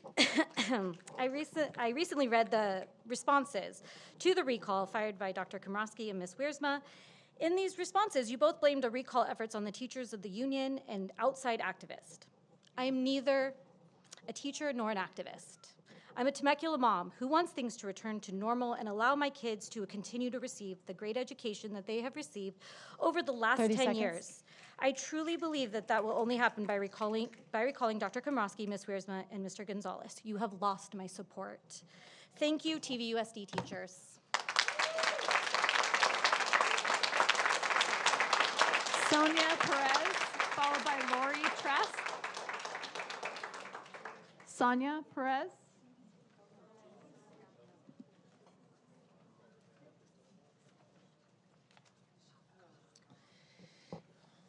Hello, Mr. Schwartz. I'm Sonia Perez, the one that you called out at the last meeting, trying to bring harm to me. But anyone who calls out the Lord's beloved will be turned for good. You, sir, have been unruly. You have been an agitator against your colleagues, parents, teachers, and students. So my description of you was indicative of your behavior thus far. Leading our children to commit truancies by walking them out of school because you didn't agree with the decision that the board made to remove a divisive curriculum called CRT. And then you walk off the stage and you have a tantrum when you don't like the way things are going. Well, you know what? I'm a retired school district employee. I worked for the school district for over 12 years, and I never, ever witnessed what I've seen here in the last couple of years. You stand with the wicked teachers and the demonization of the books that they want to bring into the school district. You stand with them. There's a teacher that's recalling our school board members who you stand with She's all over the Temecula talk, charging a petition to get everyone to sign to remove our newly elected board members. And you know, we know people by the company that they keep. It's disgusting. They support books that have no place in a school. Also, you have a granddaughter, and it's hard for me to believe that you would be on the side of books that are teaching sodomy and copulation and pleasure for adults. It's disgusting. And regarding the book on the Harvey Milk, you know, Jack McNeely, he was a 16-year-old runaway. He was vulnerable, and Harvey Milk took advantage of the adolescent boy by raping him. Yes, it was statutory rape. In 1970, when the adults had sex with underage children, that was considered statutory rape. So those books don't belong here. But Allison Barkley, you seem to think that these books, you stand with all of these teachers. I see you at the duck pond. You're the leader of boys and girls clubs, but yet you're here to bring your ideology. That's not what you were elected to do. You're here to represent the parents, okay, the business owners who pay taxes here. Thank you.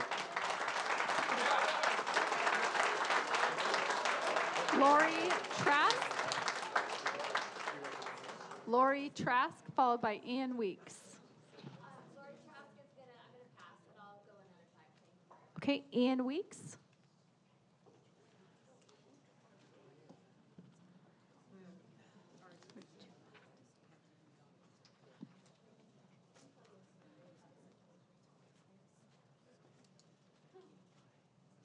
Hey, friends. Heavenly Father, I ask that you would speak through me this evening, and Lord, that you would be glorified. I ask your protection over my friends who are standing in the gap for what's right. In Jesus' name, amen. I want every single person in this room to know that the God that created the universe loves them. And his Son, Jesus Christ, the way, the truth, and the life, died for them. Bible says while we were yet sinners, he did that. What we do with that is up to us. As it pertains to what the three of you are doing, in the book of Ezekiel, God says to Ezekiel, "Son of man, I have made you a watchman for the house of Israel. Therefore, hear a word from my mouth and give them warning from me. When I say to the wicked, you shall surely die, and you give him no warning, nor speak to warn the wicked from his wicked way, to save his life, that the same wicked man shall die in his iniquity, but his blood I will require at your hand. Yet if you warn the wicked, and he does not turn from his wickedness, nor from his wicked way, he shall die in his iniquity, but you have delivered your soul." You are doing your job, standing up for what is right. And I am going to continue to pray for you that you would do that. Mr. Schwartz, Ms. Barclay, I am going to continue to pray for you as well. Because as I said, the God that created the universe made you and loves you. And he sent his Son to die, to pay the price for your sins.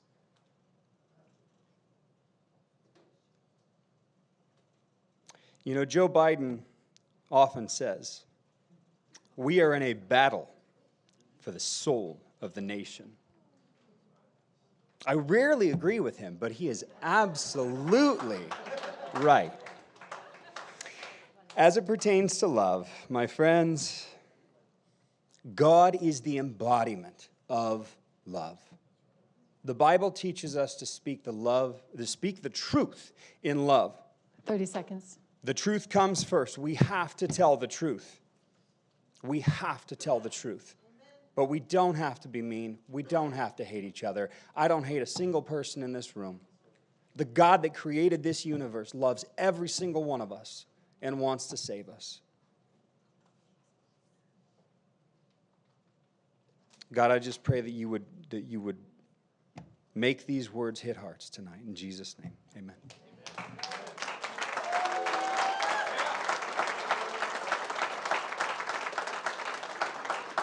Gisela Gonzalez. Gisela Gonzalez, followed by Edward Day.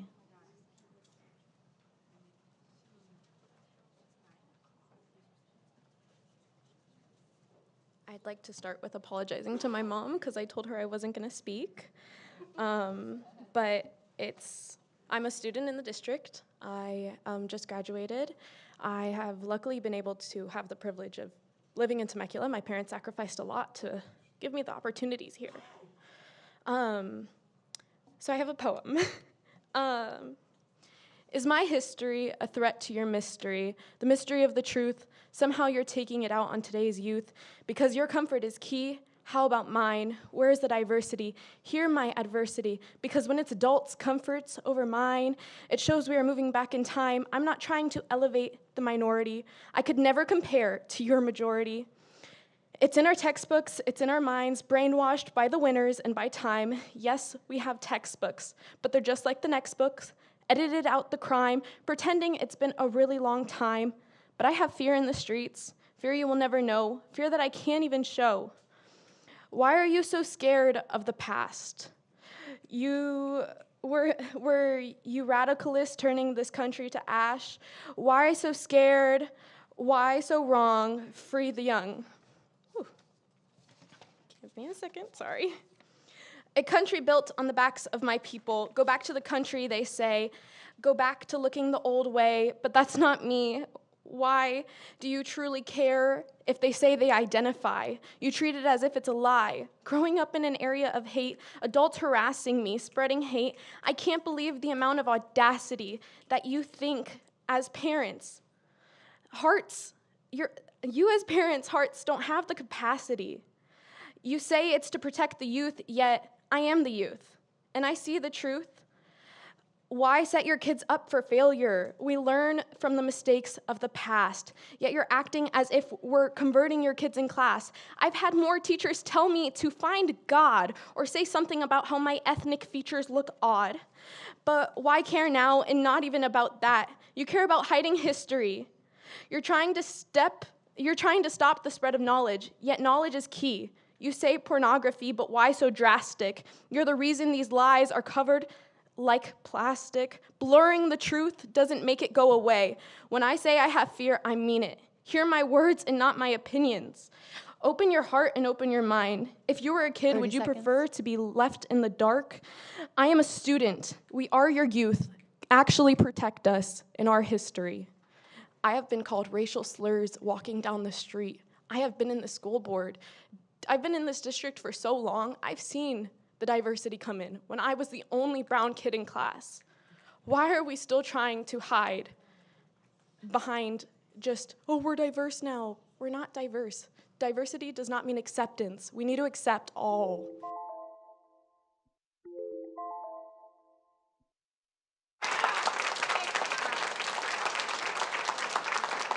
Last one, Edward Day.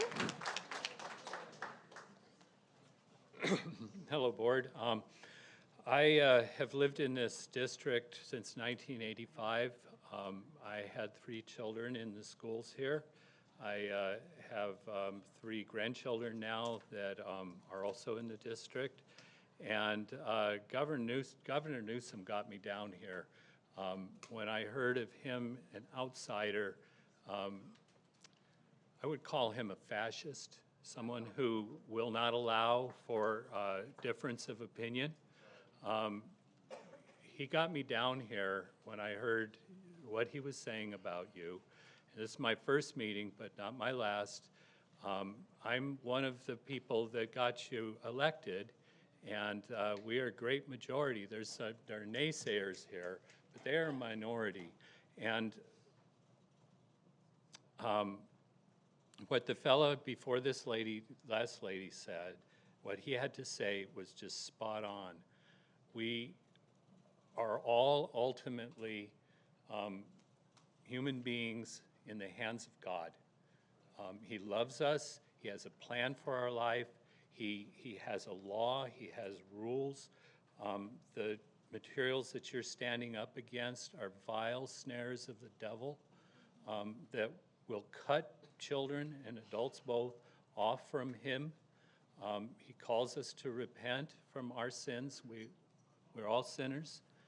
None of us are perfect, but he loves us dearly, and he sent his son to die on the cross for us. And it's a great mystery how that works, but just as like a child, we're called to have faith in him and to follow him and to love our neighbor as ourselves. And I feel compassion for the children that are confused by vile books like the ones that are in some of the libraries at the high schools, and are misled by them, and can get trapped into snares with regard to their perceived sexuality and their confusion about gender and all of that. And it's a sad 30 thing, seconds. but the gospel of Jesus Christ is the answer to it. There's a way that seems right to a man, the Bible says, but the ends thereof are the ways of death. And we don't want anyone lost to that. Too many have been already through transgenderism and all that stuff, like suicide and all of that. Thank you for standing up against it. Continue to do that. It is a worthy cause.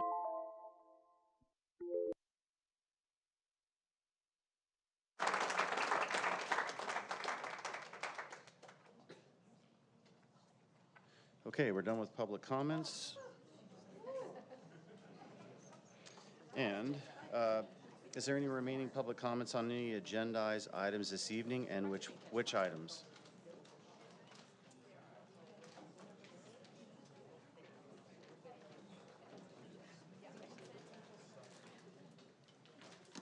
Okay, we're on to the consent calendar. Yeah. Order, thank you.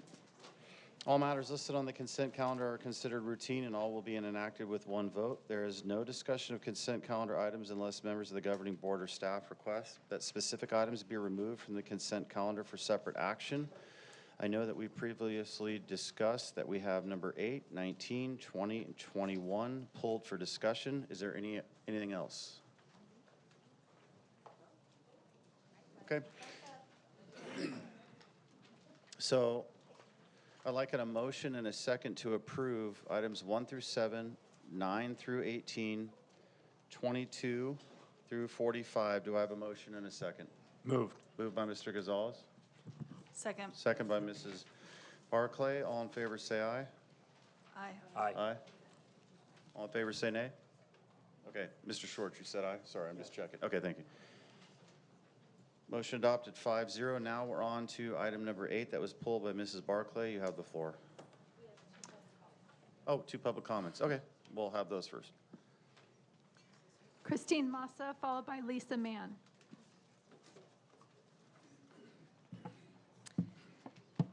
Thank you. Actual TVUSD parent of 3 students who have all attended TVUSD since kindergarten. I'd like to start by thanking Mrs. Barclay and Mr. Schwartz for tirelessly working for the advancement of our district and our children and our staff. And since this is a safety topic, I'd also like to point out that Brian Hawkins was invited to the walkouts by none other than Jen Wiersma, which is documented in a recorded message from her. That's not criticism, it's just fact. Next, I'd like to express my dissent for sending any member of our board of directors to a safety conference when that role is best suited to a member of our safety and security team, such as Jason Vickery or a member of his staff. And now I need to edit on the fly because we were told in this room that we no longer have a First Amendment right to criticize our board members, but I will say this conference doesn't cover protecting children from art, literature, or history, so some of you might be bored there. If you look at the list of who should attend this conference on the organizer's website, it includes, though not limited to, school resource officers, school administrators, school safety officers, law enforcement directors, and parents and students. The only people on this board who fit those criteria are Mrs. Barclay or Mr. Gonzalez, who are parents in the district. However, I think even they would agree, when the district has already spent too much money on unnecessary things, that spending several $1,000s sending an unqualified party to an unnecessary conference a mere 3 weeks before school starts is not the best use of our district's time and money. Stop the wasteful spending. And now, since other speakers were allowed to read recall responses, I will add, I really hope our TVUSD parents, taxpayers, and voting age students, of which I have 2, will join the recall effort at recallall3.org, and that's the numeral 3. Thank you.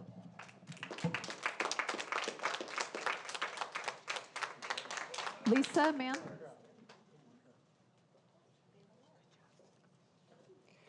Besides being a Temecula resident and parent, I'm also an employee of a mid-sized company, and I've attended conferences for work over the years. When financial times are tight in businesses, the first thing that's cut is travel. So, for instance, if a company mismanages $600,000, as the 3 members of this board have done in the last 7 months, the prudent move would be to cut travel in order to save money and look like they are good stewards of organizational funds. If Mrs. Wiersma is concerned about the safety of our students, perhaps she could focus on something that would actually cost $0. Rather than endorse the man who harasses and stalks the high schoolers at TVHS, she or any other board member could possibly reach out to the sheriff's office and look to partner for a solution in getting this man to stop harassing minors. While I'm very aware of this person's First Amendment rights, I'm sure there are also appropriate stalking laws and harassing of minors laws that could be enforced. If stewards of power in our district chose to actually use their power towards an appropriate cause. So far, it seems that this board endorses his daily harassment of high schoolers because his narrative fits their own and goes along with their extremist goals. I doubt my words will fall on anything but deaf ears, and Mrs. Wiersma will go to Vegas for her conference. Maybe a district employee is attending, but I won't be shocked if any relevant TVUSD employee is not allowed to attend. And I predict that no one will do a thing about the harassment of TVH students when the new year starts. And I do want to add that I witnessed the coconut remark last month on a different topic, and I was shocked and appalled and in no way endorsed that type of language in this room by anybody. Thank you.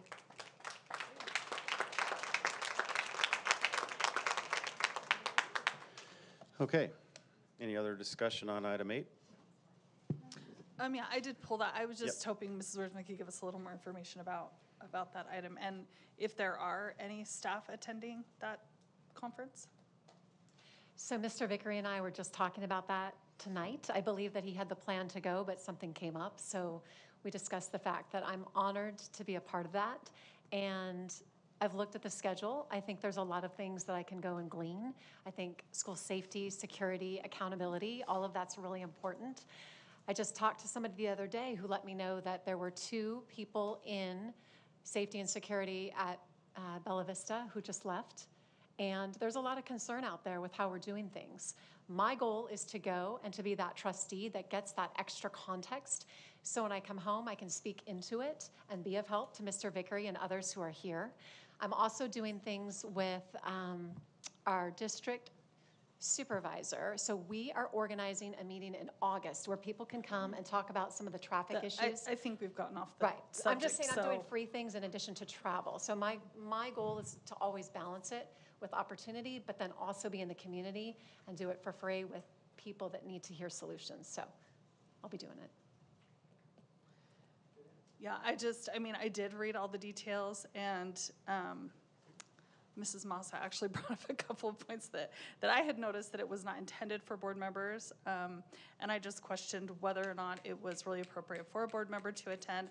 I could see, if Mr. Vickery wanted to attend, but it's a little bit outside of our purview, in my view. So that was why I pulled it. I just was curious after reading up on the subject and some of the speakers. I didn't personally think it would be the best conference for a school board member to attend. So one thing we just voted on was being a part of litigation going after social media platforms where children have suffered a great deal, and I think it was right for us to step forward. I know at the conference that was one of the talking points and highlights is to talk about social media and how it affects our children and how we can look at violence and the patterns that we can see and how with stakeholders we all want to be collaborating on that. So those are things that I'm interested in. I don't know if Mr. Vickery would want to contribute at all or if you're still doing your informational tonight, But I know there's a lot to He take is, in. we'll wait for that on Yeah, the. so we can further ask, but that's how I see it. If I could just add, with respect to social media, I think that's parents' responsibility to monitor what their children are doing, not ours. They're the ones who give them the phones, they're the ones who have their computers, they're the ones who should be monitoring what they're doing on their computers and phones, not us. That's not our job. Yes, we would like to be able to say, don't go here, or give them a list of sites not to go. But if we don't have control over what they do at home, it's of no use. Agreed. Okay. 100%. All in favor, say aye. Or unless you want to discuss something more, Mr. Gonzalez? No, I was just going to say that the cost is relatively low, and I remember when this first came up, I believe it was Mr. Vickery that brought it to my attention when we went to go meet with some of the sheriff's deputies, and he had invited a board member to join him, and he was thinking about going to this. So obviously it's something that he thought might be beneficial for us to be involved in, and if he can't make it, and Ms. Wiersma is willing to go and get some information and bring it back to our board, I think it could be helpful. So, and also with it's not just social media. There's a lot of avenues within the school iPads, I will tell you, Minecraft and other ways that these kids communicate that we don't get to see all the time. They're not always in the home doing that. So there are other concerns. Okay, do I have a motion and a second for 8 conference travel requests, BOE? Moved. Moved by Mrs. Wiersma. Do I have a second? Second. Seconded by Mr. Gonzalez. All in favor, say aye. Aye. Aye. Aye. All against, say nay. Nay. Okay, motion adopted 3-2. Now we're on to number 19, which I pulled, contract Follett Destiny Library with Resource Manager Renewal. It's obvious to the executive team, the board, the audience, what I read last week. And so my concern was when I read content from Push, The Bluest Eyes, Lovely Bones, and there's more. There's a lot more. My question for the executive team, and I've already run this by Dr. Velez, is Destiny preloaded with this material, or was this material put forth by members of the public in TVUSD? And if the answer is yes to the second part, I want to know who. I want accountability, public transparency for the vulgarity, obscenity, pornography, erotica that I've exposed. And I just want to go deeper now because it's related to us voting this in. If this is an IT platform and it doesn't come preloaded, great. But if it comes preloaded, then that's my concern. So I'll let you. Thank you. Dr. Komrosky, this is a renewal of a contract that is a library manager. You want to think of it as like an electronic Dewey Decimal card system, like what we used to do in the old days.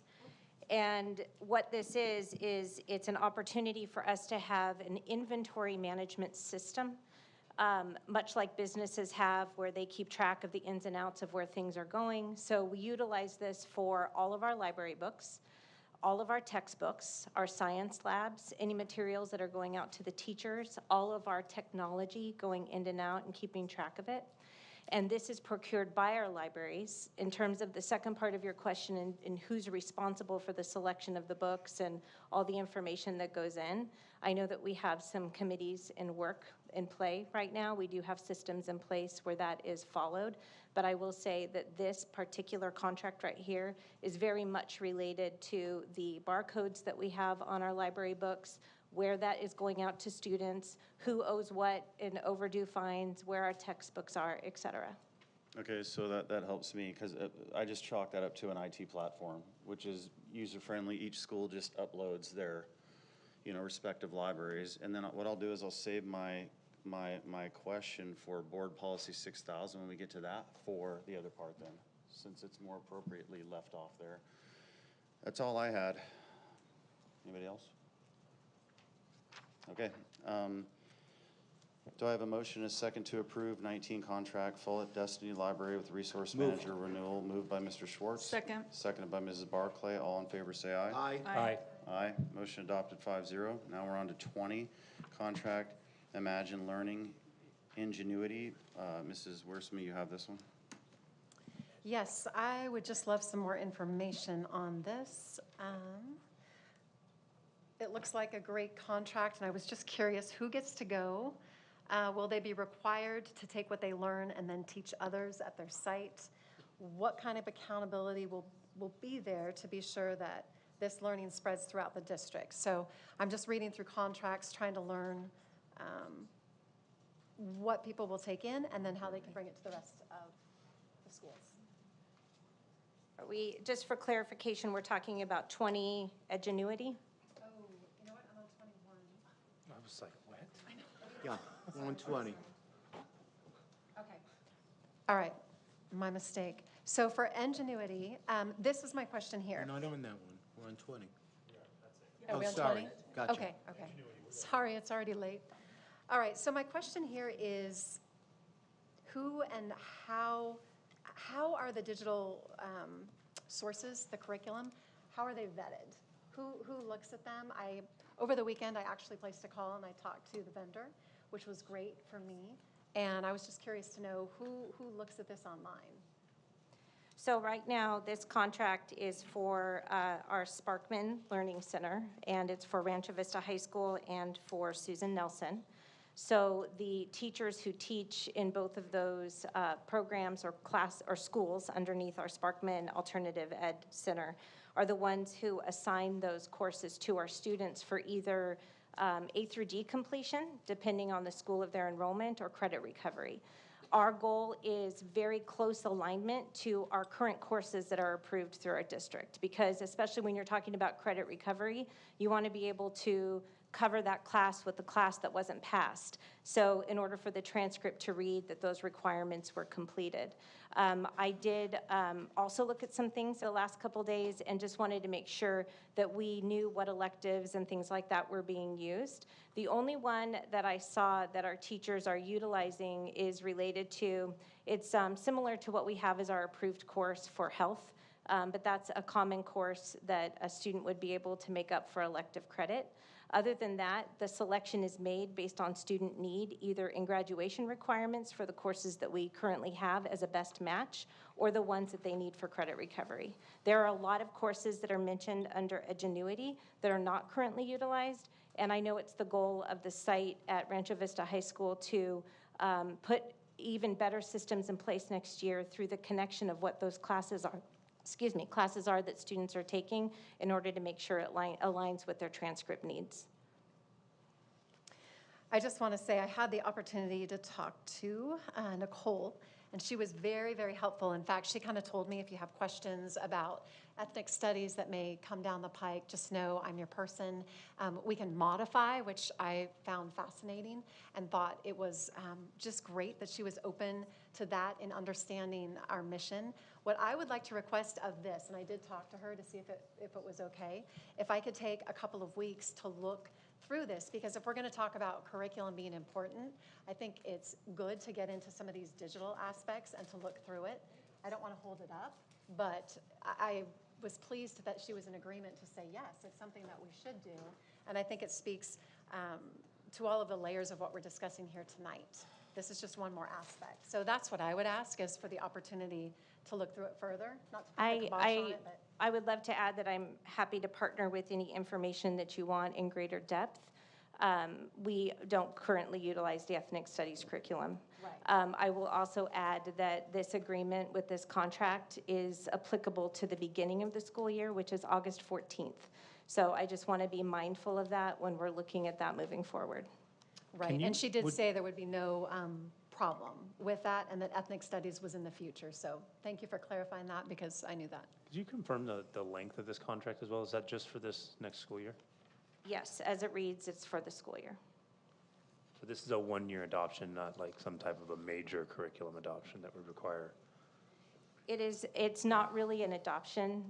It is more the renewal of a contract that we have to access online courses that align with our in-person courses for credit recovery mainly, and some A through G completion. So they've been with us for about 2 years. Did we pick them up during COVID? Was that? We picked them up during that time. We also have used Apex. This is another kind of avenue towards that, and it offers some things that Apex does not for our students. And we found that especially some of our learners who really need and respond well to alternative ways of learning, that Edgenuity is a platform, which is what it is, that provides them with different modalities of learning that they've responded well to. And it looks like there's some AP classes as well here. And I think that would be some of our concerns, which I know we'll continue to cover with policy and so forth. So I just want to make sure we're consistent across the board and do it in the best way possible so that we're looking not just at the textbooks, but also online resources and sources like this as well. So again, my goal is not to hold it up, but for us to dig into it and make sure that we have some oversight there as well. But what you're proposing is to hold it up, right? She said there wouldn't be a problem. I asked her if I could take a couple of weeks, so this was the vendor. She just said we need it by when school opens. Right. Yeah, But- and then clarify, she said it Mrs. wouldn't be a Diaz, problem. it wouldn't hold it up even though you said Well, August 14th? It sounds like there's been some conversations that I have not been privy to, that it would be important for me to reach out, Ms. Wiersma, and speak to her as well. Right. So I'm not actually, Dr. Kromowski, able to answer that at this time.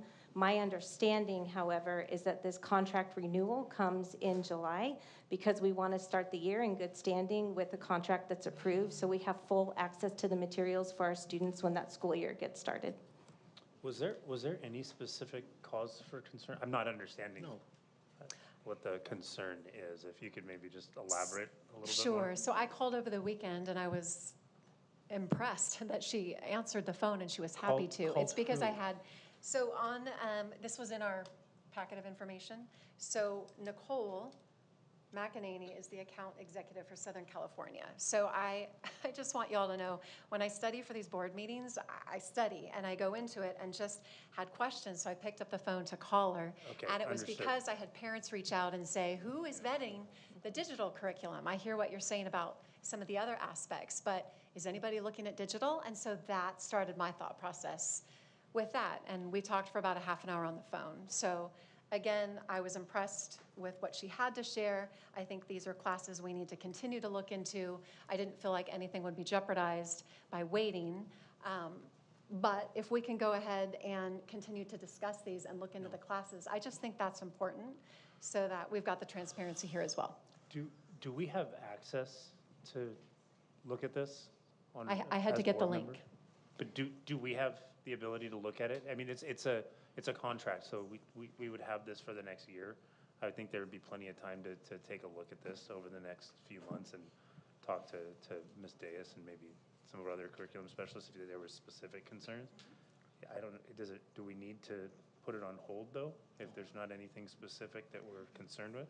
I think at this point, if we can continue to have the conversations and look at the courses and just know in a transparent way, it's a great thing for us to continue to do.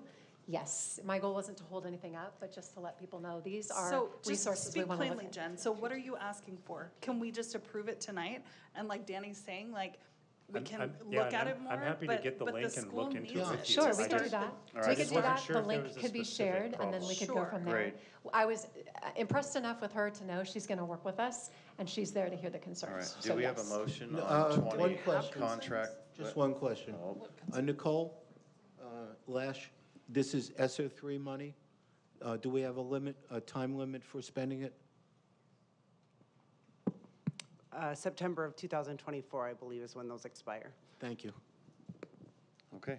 Do I have a motion and a second on contract image, for 20 contract Imagine Learning Ingenuity? Moved. Moved Second. by Mr. Schwartz, seconded by Mr. Gonzalez. All in favor, say aye. Aye. Aye. Motion adopted 5-0. Now we're on to 21. This is pulled by Jen. Contract Institute for Multi-Sensory Education, LLC, IMSE. Okay, so this was the first one I had referred to, and I was just curious in getting more information on this. I had a couple parents reach out and just wanting to know who gets to go, how is it chosen, how are they chosen, what process is there once they learn, do they come back, do they teach others at the district? So this is just for information to understand more. Yes, thank you. This, for the multisensory education, is training that specifically goes along with our Orton-Gillingham training that we actually started last year. So last year, we worked specifically with our TK1 teachers. We received a highly positive response from that training. I do want to note that this training is very specific to the reading strategies and the phonemic awareness related to dyslexia. And it's also important to note with this that in 24-25, I believe the state of California is going to require that school districts have a dyslexia screener. And so this is being done preemptively to also prepare our teachers. This contract right here extends it to second grade. So these second grade teachers then would be able to experience the same wonderful training that our other teachers received at our lower levels, and that continuity could occur for our students. I also want to note that last year this training was really responded to well by our program specialists and our special education teachers as well. So it comes highly recommended from our teachers and our curriculum experts. Thank you. All right, do I have a motion and a second for 21? Moved. Moved simultaneously by. Second. Moved by Mr. Schwartz, seconded by Mrs. Wiersma. All in favor, say aye. Aye. All right, motion adopted 5-0. Thank you. All right, we are done with the consent calendar. We are on to information and reports, and I know we have Mr. Vickery for safety and security update. Welcome, Mr. Vickery.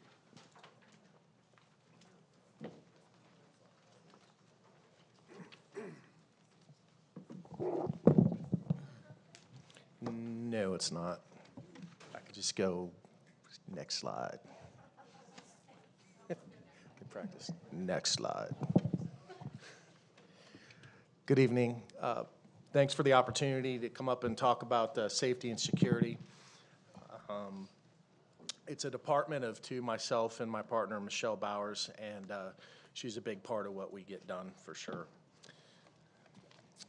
Tonight, I'm going to cover some past measures that we've implemented, some current measures, planned measures, and kind of how the Riverside County Sheriff's Department plays into our safety and security here with the district.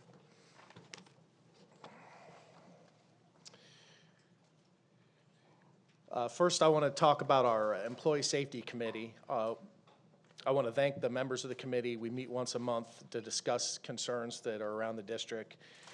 It's been instrumental in getting feedback and information from the staff on the line regarding safety and security concerns. So those meetings are really important to hear what is going on our campuses and what we need to do to help improve the safety and security.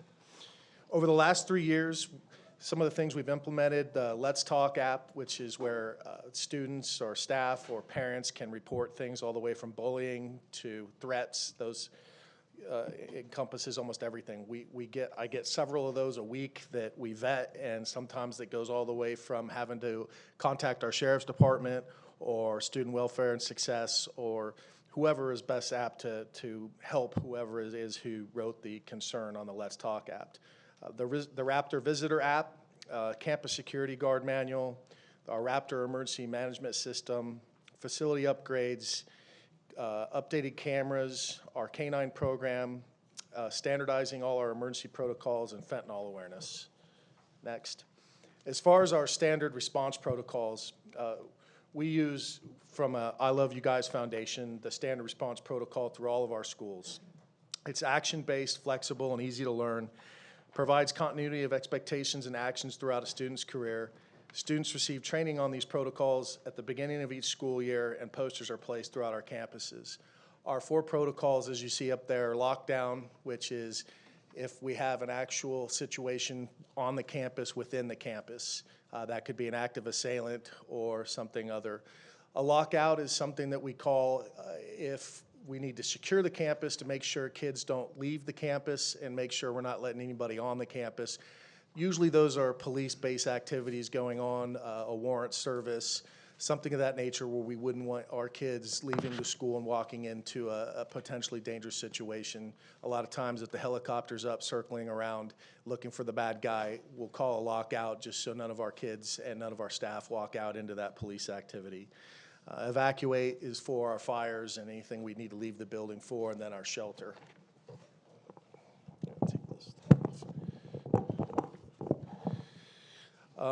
So this year we were able to complete our Run, Hide, Fight training. It's what the FBI recommends to teach. It was taught on all 27 of our campuses and at the district office. It's action-based, option-based response to active assailant. We had a lot of good feedback from our attendees, and I think it was really valuable for our staff to understand should an active assailant come on campus to follow these guidelines. And you know, actually, I was at the mall the other day when that incident happened, and I got stuck in a store, and I went to my Run, Hide, Fight, and I got everybody to go out the back door and get across the parking lot. Some people wanted to stay, and I afterwards got to explain to them why, if we can get out, we need to get out. And so that's really important, and it's something that our staff can use not only at school but in their own life. Moving on, now that we have our staff trained, I want to make sure, and we want to make sure, that our students are trained on the concepts of this action-based response. The training is going to be age appropriate, and it's vital that our students understand the concepts of option-based response when it comes to active assailant situations. We want to make sure that our kids, who most are rule followers, and they understand when that lockdown bell goes off that they go into a classroom and lock down. But we want to make sure that all of our kids understand the same thing our staff understand, is that that may not be your best option. Your best option, if you're at the end of the playground and you can get over the fence across the street into a neighborhood in that situation, we want to make sure those kids understand that, and that they have the training and have been told that. It doesn't necessarily mean run back into what could be harm's way. Moving on to the Raptor. Last year we instituted our Raptor emergency management system. I think this is probably the single biggest game changer since I've been here at the district.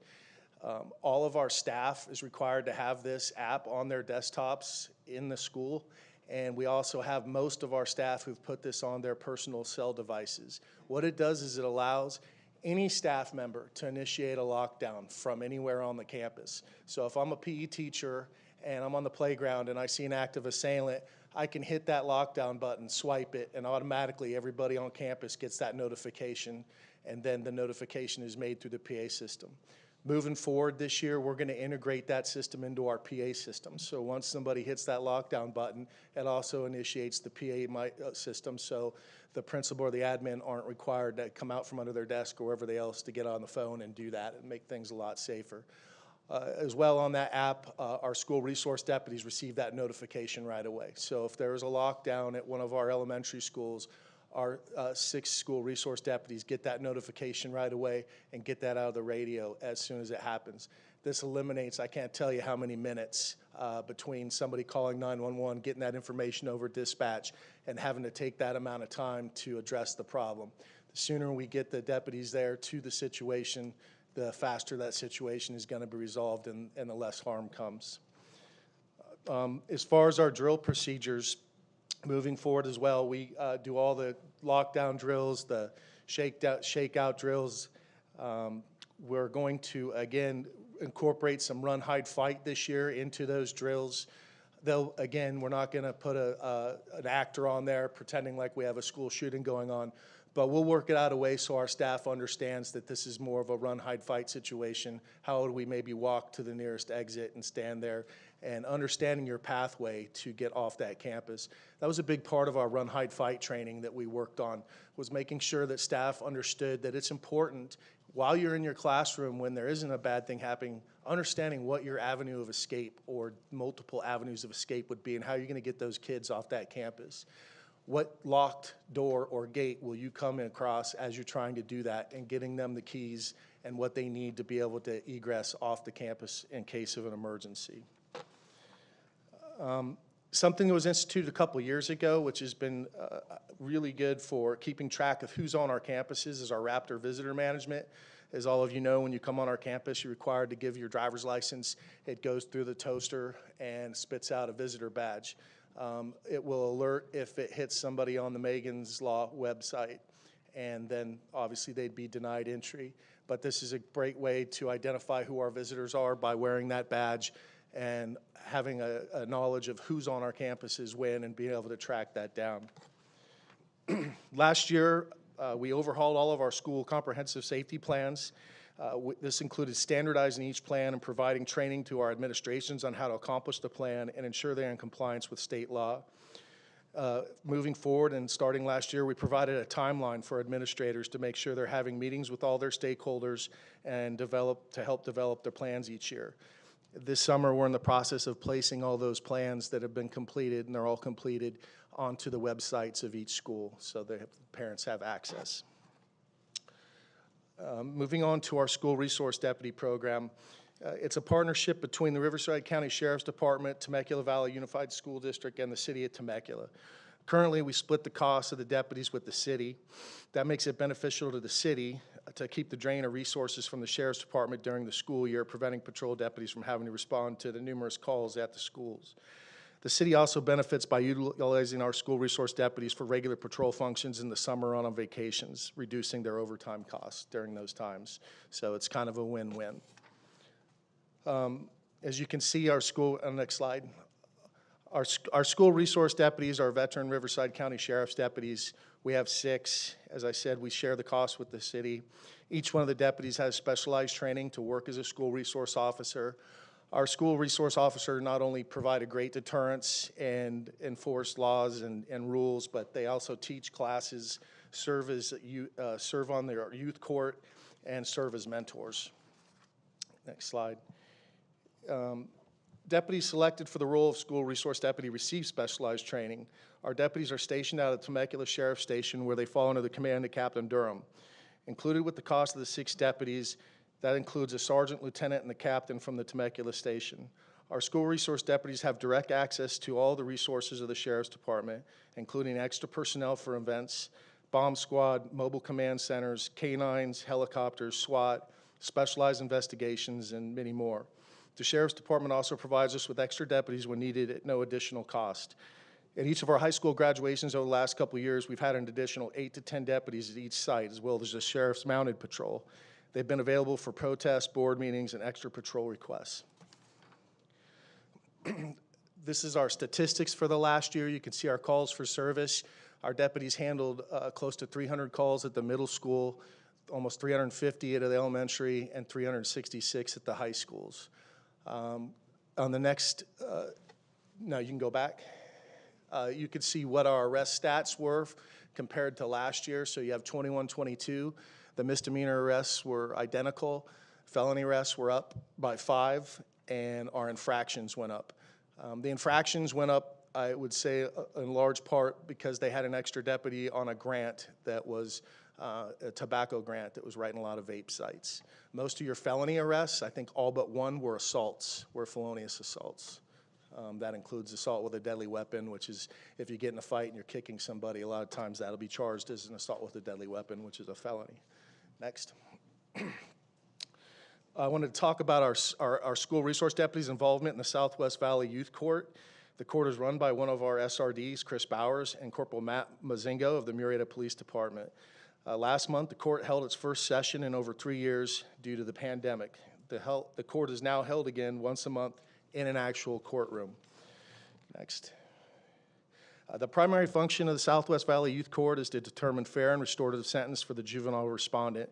Dispositions will include mandatory and future jury service at that court, and 1 or more of the following: community service, letters of apology, life plan essays, educational workshops, counseling, drug awareness classes, jail tours, curfew restrictions, behavior contracts, and other creative dispositions. There's an adult judge and actual attorney serve as the mentors for the students, acting as prosecutors and defense attorneys. The jury is made up of students as well, and they are the ones who question the kid that's in juvenile court, and they get a chance to ask questions and help decide what the recommended outcome or corrective measure would be. This year, our school resource deputies will be trying to get our students a little more involved in Riverside County Sheriff's Explore program. This is a program that's been around for a long time. It was around when I was in San Diego. It's a great program for kids who are looking to get into law enforcement once they get out of school. It gives them a real good taste of what it is. They go through a 2-week academy, and they come out with a basic understanding of the laws and how sheriff's deputies and police officers work. They get to do ride-alongs and work at volunteer events. It's a really good program. You know, I work daily, Michelle and I work daily with our student welfare and success. A lot of the safety and security stuff it's multifaceted, and we have to work together as a team. One of the things that they work with me on is we contract with InterQuest for detection dogs, and the dogs are trained to sniff out drugs, alcohol, and gunpowder. They visit our secondary sites unannounced with random visits, and I think it proves to be a pretty big deterrence, and the deputies or the dogs have every year been pretty successful in hitting on, you know, mostly vapes, to be honest with you, but it still makes kids think twice, is this the day the dog's coming? So the Riverside County and the Sheriff's Department uses for threats what we call the STAR protocol. And as you can see on that slide, okay.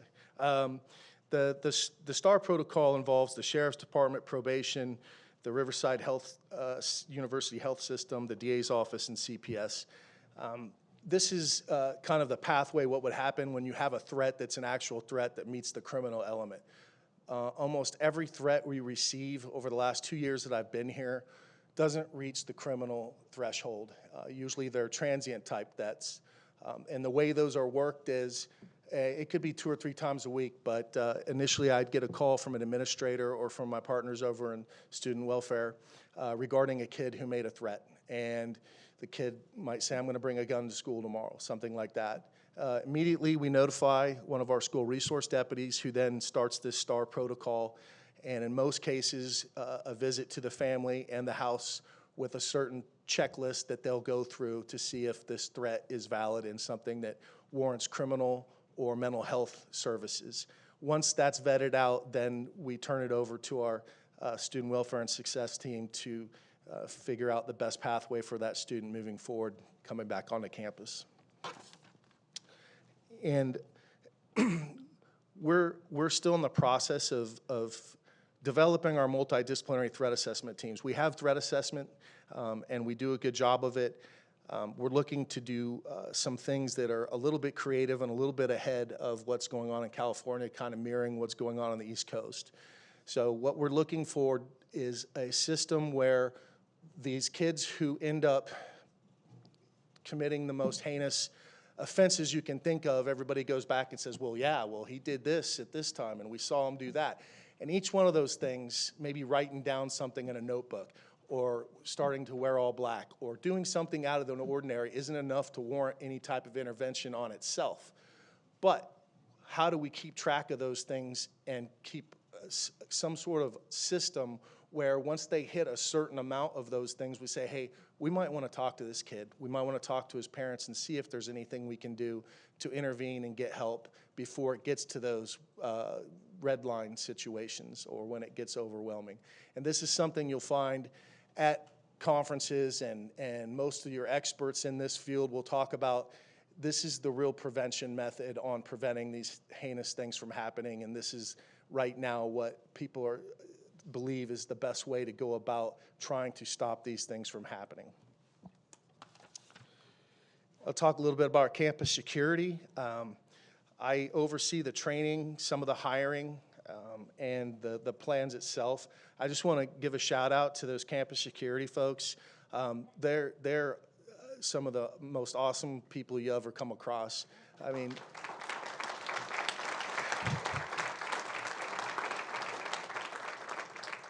they know all the kids' names. The kids love them. My kids, you know, all my kids have gone through the district. They love them.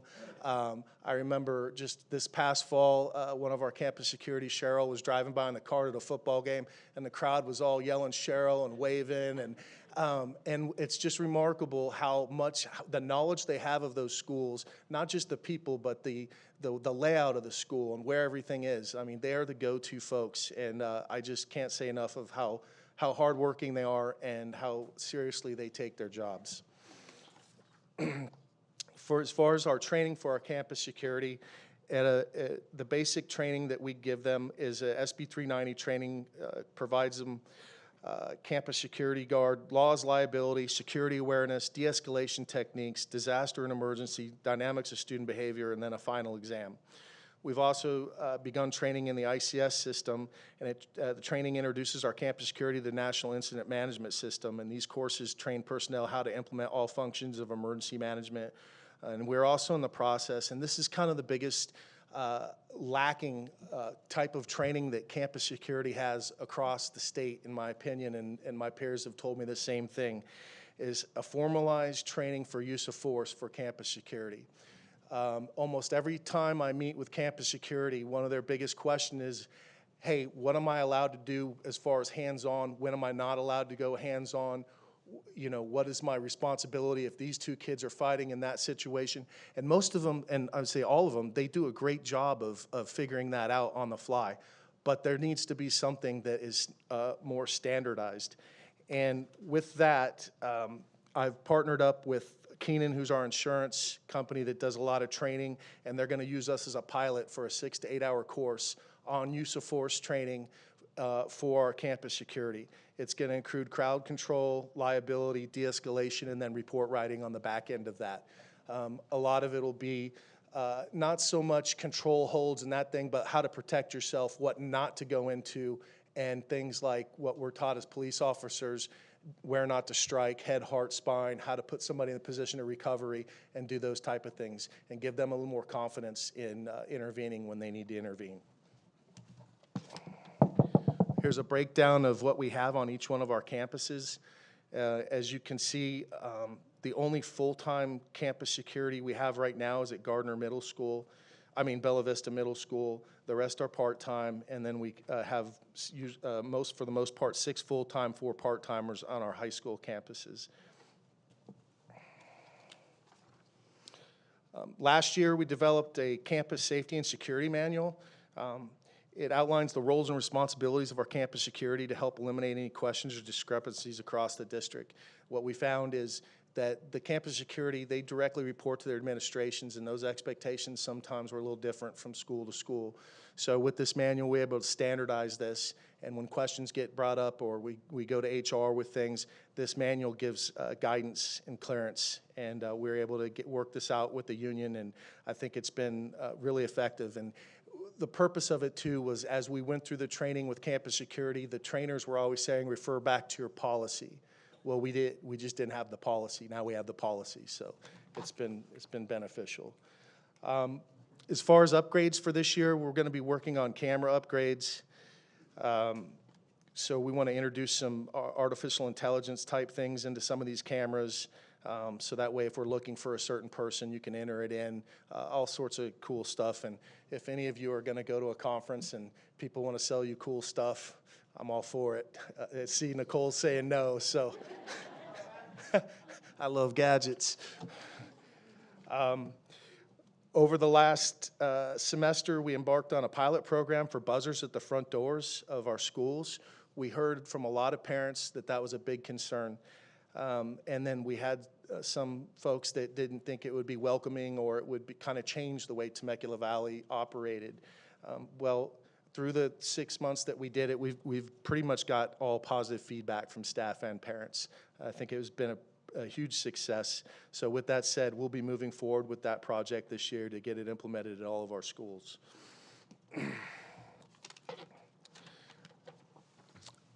So I know window coverings is always a big topic, and I want to thank Maintenance and Operations and Jason Osborne for coming up with a solution that works for all the liability issues and maintenance issues. And what it is, if you can see there, that's a, what do we call it, Nicole? Perforated graphic. And you can see through there when the lights are on, and when the lights are off and the windows are tinted, which they will also be, and that's part of the project, you can't see through those windows.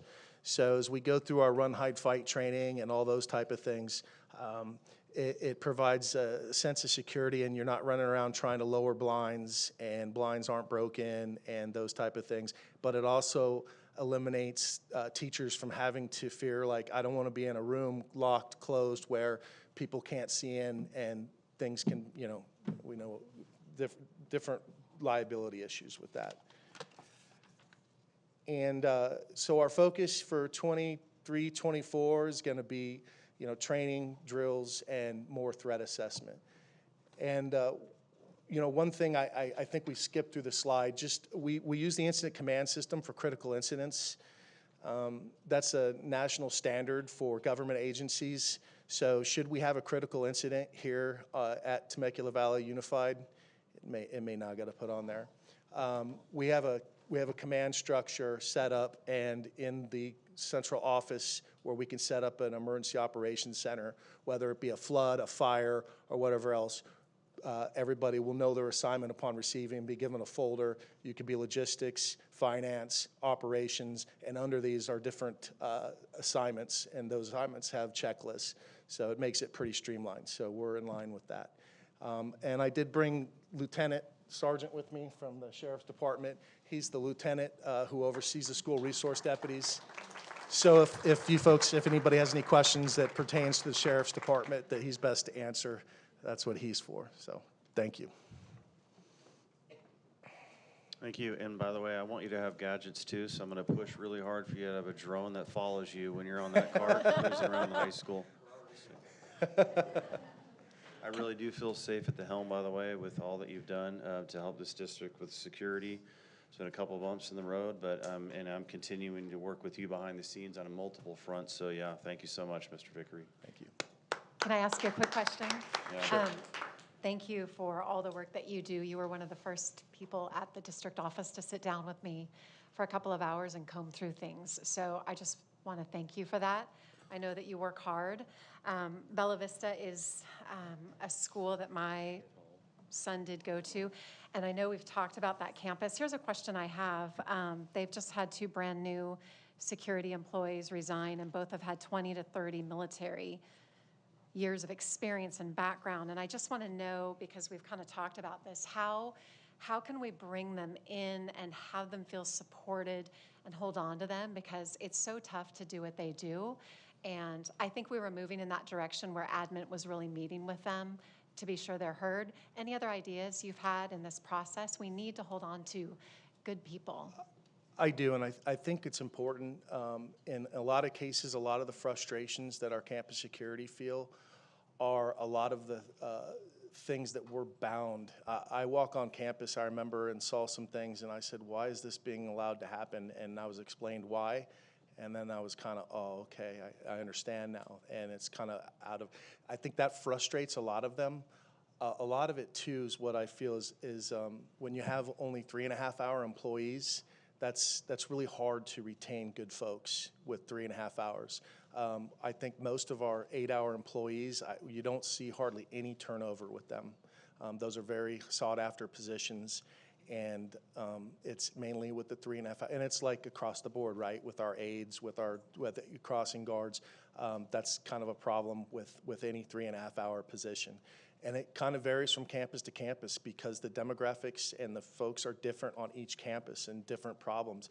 You go to one campus, they don't have near the troublemakers they have in another campus and how to deal with that. And admins have different philosophies at different campuses sometimes, and it just changes. And I see things change. I've seen it change in the last 2 years. From the places that I saw as being kind of an issue that are now not an issue, and some places that weren't an issue a year and a half ago have kind of become an issue.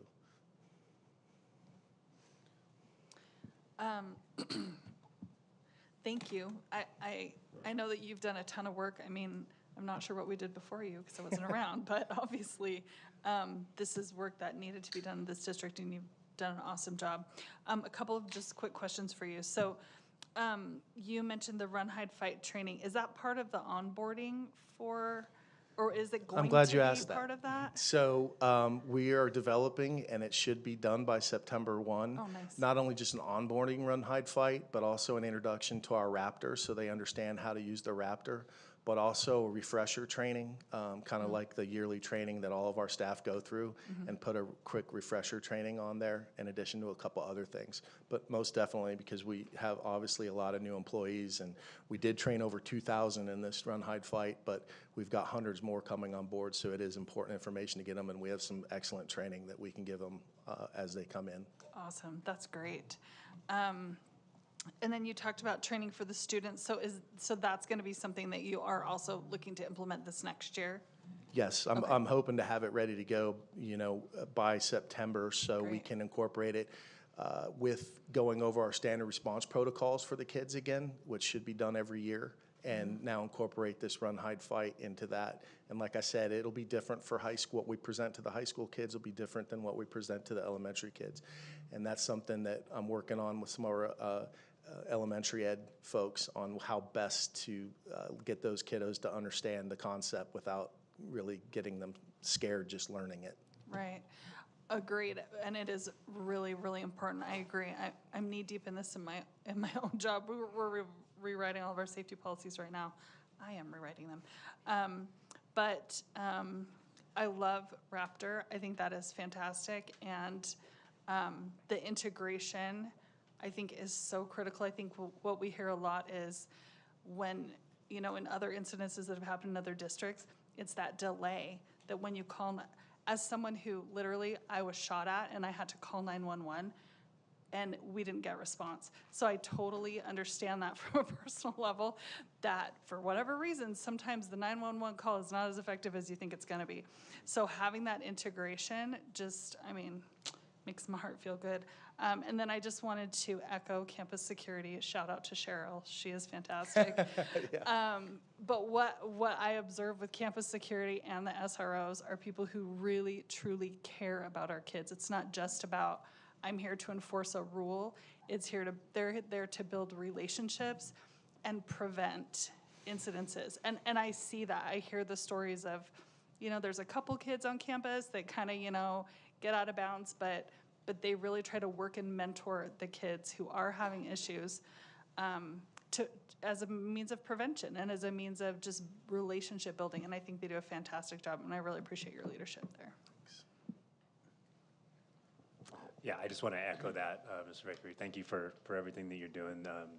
I agree, the Raptor system has been working a lot better. I think there were some hiccups early on. There's still hiccups because it's technology. So we have schools where it's not great, but everybody knows it's a supplemental. So yeah, it started to work a lot better towards the end of the year. I could tell that people were getting trained on it, and it was becoming a little bit easier. And everybody was signed up, so you didn't have a long list of people.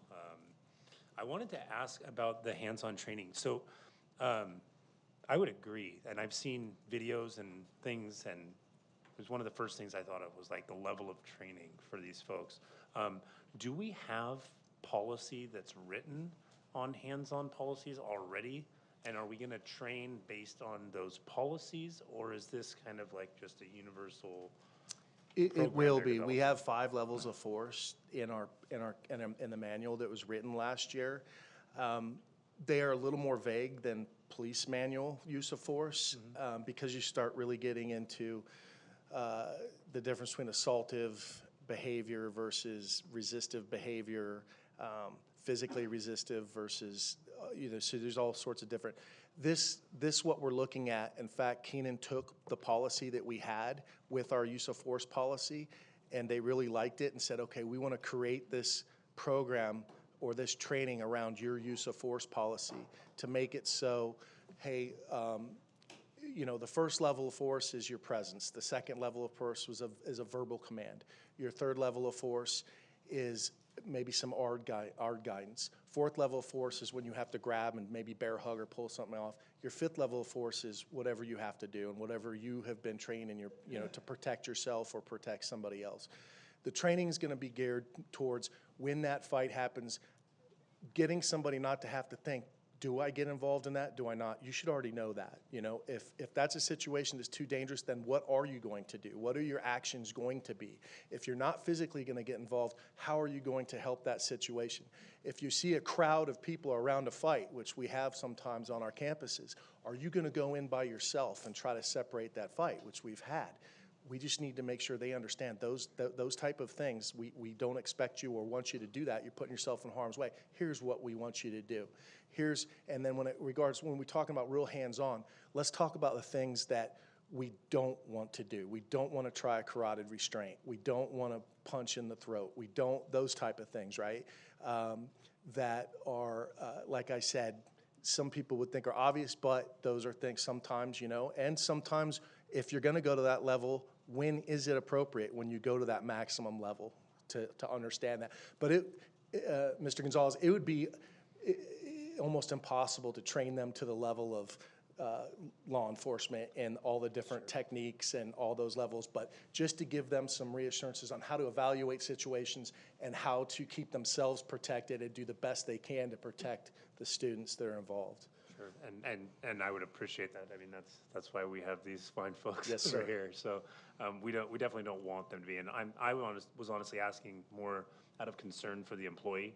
You know, if we give them this training and then say, you know, this is when you act. I mean, not all campus supervisors are created equally as far as And size that's part of the and, training. That is you know, something we'll discuss, is that we wouldn't expect somebody who weighs 100 pounds that's somebody that's 70 years old as a campus security to get involved with two 17-year-olds duking it out. And what if you're not going to get involved in that, then what will your course of action be to resolve that? That's great. I love that it's geared around kind of making the determination and then acting on that. So I can appreciate that. My other statement was just going to be about the cameras, both for student safety, for incidents, but also for the protection of teachers. An incident recently happened where an allegation was made against a teacher. The camera was grainy and bad fisheye lens, and had that been a lot more clear in that common area, I think it would have solved a lot of issues a lot quicker. So I love hearing that we're going to be upgrading those cameras. I want to make sure we're upgrading the actual clarity. I have a budget. And then how we're storing that video as well. So just come talk to me and we'll go sit down with Ms. Lash. Yes, sir. Thank you again for everything. Thanks. Thanks. Mr. Schwartz had a question for you, Yeah. Mr. Vickery? I was just going to say, if you haven't done the run, hide, fight training, I took it, and it's great. So if you haven't done it, We have one Thursday at the DO. yeah, go do it. It's great. And I just want to compliment you, Jason, on all the things that you've implemented, and I want to thank our SROs for the great job that they do. I only hear positive things when I visit schools, and that's a tribute to you guys and gals who do that job. Thank you. Okay, so I do have to say at approximately 9:30, the governing board will determine which of its remaining agenda items can be considered and acted upon prior to 10 p.m. It may continue all other items on which additional time is required until a future meeting. All meetings are scheduled to end at 10 p.m. Do I have consensus to move on by the board? What do we have left? So I wanted to see if I can get consensus to move item 2 and 3 on information reports off to the next section. Believe me when I say this, the self-evaluation by the board is just depressing because we are pretty divided, and that could be, in my sense, just pushed right off. Can we move 4 also and just get on to action items? I do have a quick question for Deus that I planned for that. And it's appropriately put there. It's just, yeah. Sorry, I would like to recognize we have 5 public comments on that as well, on item number 4. Okay, so do we have, okay, let's do first, do we have consensus to push items 2 and 3 to the next board meeting? I'm in favor of it, yeah. My only question would be, Dr. Velez, what does that do to our scheduling? Because I know one of the things we needed to schedule was for September. So is there something we need to address for September, just so we're not? I know, but they got to plan for it. So If we for- need to select a topic. We have a study session. In regards to the board planning calendar, we do have a study session coming up in September. We would have to make a determination at that August 22nd meeting what that potential, what that topic could be. So we would have to make a decision at our next meeting, but we do have time right now because we do have future agenda items that will hit our August 22nd date. So in looking at our calendar, I'm agreeable that if the board agrees, we can go ahead and move that to our next meeting. Okay, so you feel like the August 22nd would still give you enough time to prepare for September 12th? Correct. Okay, great. All right, we got consensus? We're moving it. All right, so we have Board Policy 6000 Committee update, and do we have a speaker on that? Oh, yeah, they're right, 5 comments. What I meant is, do we have anybody presenting? Actually, we do. I believe Ms. Wiersma was part of that committee, and we'll work with Ms. Diaz. Okay, So- thank you. First up, we have Christy McClure, followed by Jennifer Bach.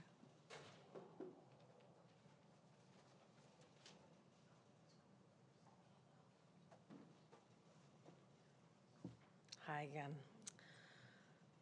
I really, really want you all to stop perpetuating myths and labeling reading materials pornographic when they are not. Allison defined pornography at the last meeting, and it's certainly not, I know it when I see it. Books that cover more mature topics, like sexual abuse and mature relationships, are actually not pornography. You may be opposed to Say the Lovely Bones and feel like it's too mature for your child, but it's not pornography, and it's not too mature or inappropriate for many high school students. In fact, it might be a lifesaver for a child sexual abuse survivor who has kept silent for years and reads a book like that and feels understood, finally gaining the strength to come forward. I mention this book as an example because it's one that I have actually read cover to cover. One of my kids read it when she was an adolescent, and we talked about it at the time because it is very heavy material. Just because a book contains sexual content, swear words, or abuse does not make it pornography. If we start down this road, we're going to be labeling everything pornography and removing everything from our libraries through Shakespeare and history books. You've stated in these meetings and on social media, Jen, that you will not allow any elementary school teacher to teach LGBT history because the mere mention of same-sex marriage means we're talking about sex and sexuality.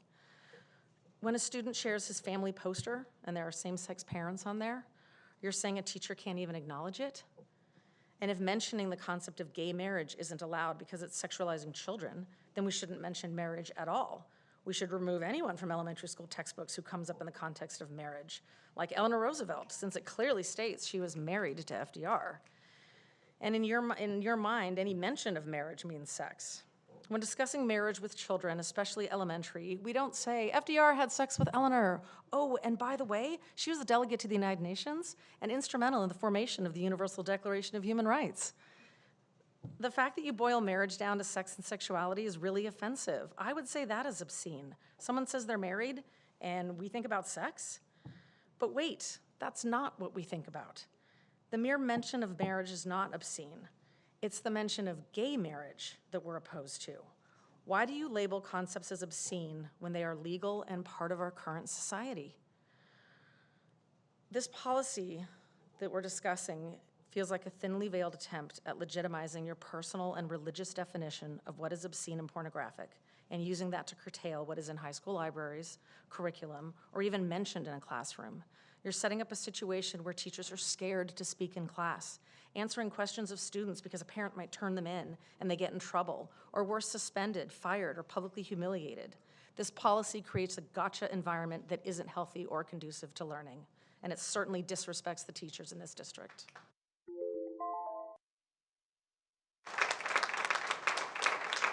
Jennifer Bach, followed by Jean Femia. Going back a second to safety, I would just like to comment first that my kids have already experienced a mass shooting firsthand, and I think that that is a primary concern of mine as a parent and somebody who has went through that, and I appreciate the time spent on that topic and subject and our safety, and I think that as much time as we're spending on selecting and deleting topics and resources of learning is a shame.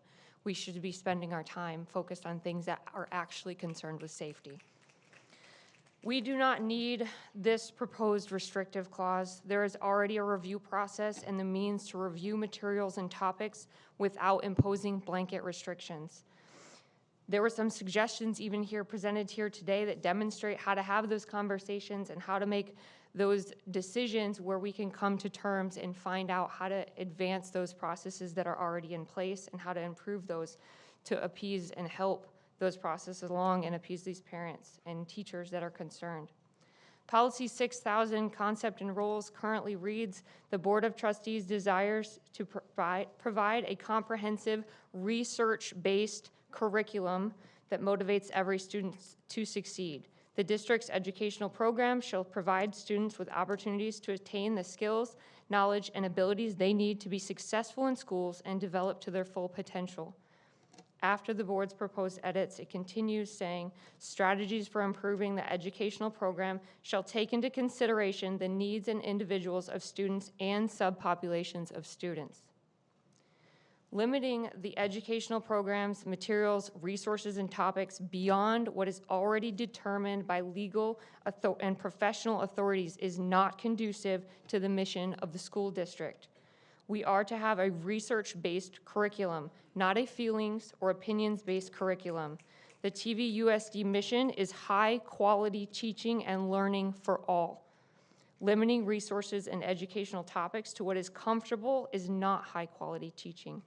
Excluding topics does not provide students with the right skills, knowledge, and abilities they need to succeed or reach their full potential. It takes away their chance to critically think about topics. As teachers, mentors, parents, and community leaders, we should be using materials and situations as learning tools to model our values, encourage critical thinking, and demonstrate how to conduct ourselves and react to various topics and situations.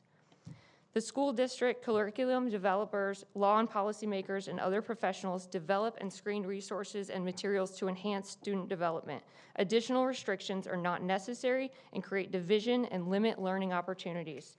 There are already procedures in place for reviewing, changing, and limiting materials that a parent believes should not be shared with their child. This restriction is not necessary or beneficial.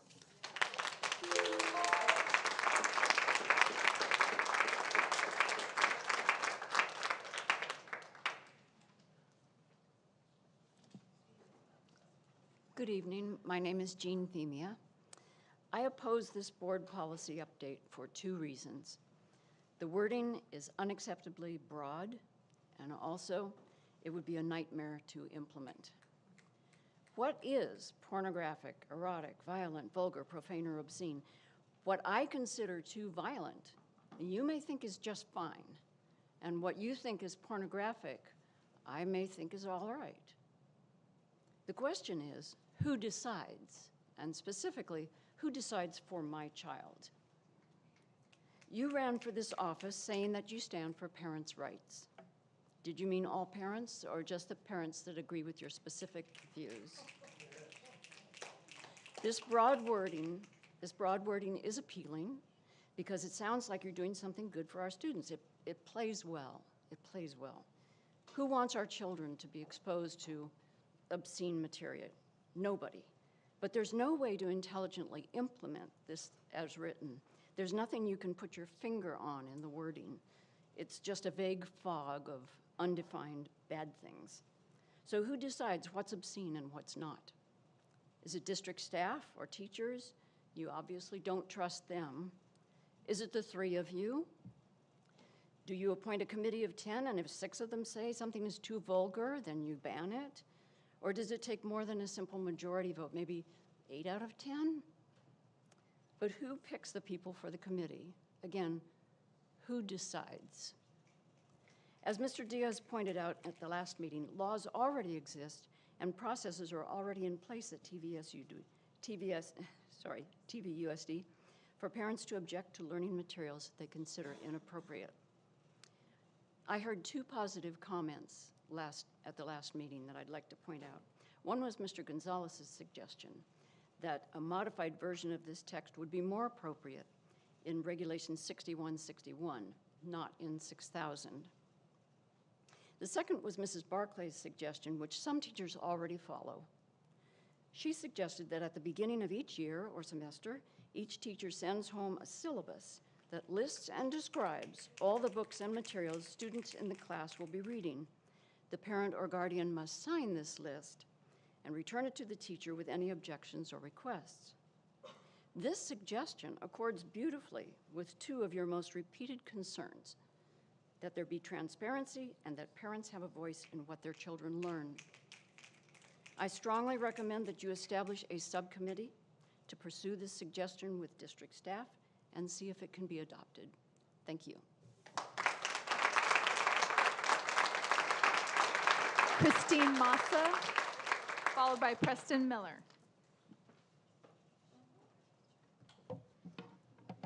Hello, Board. I'm back to ask you to please reject the changes to Policy 6000 as being based in censorship. As some of you know, parents have always had choice since 1999 when Ed Code specifically spelled it out. As a parent of one TVUSD graduate and 2 current TVUSD students, I know my kids hear profanity. I know they hear about sex. They're public school students and they don't live in a vacuum.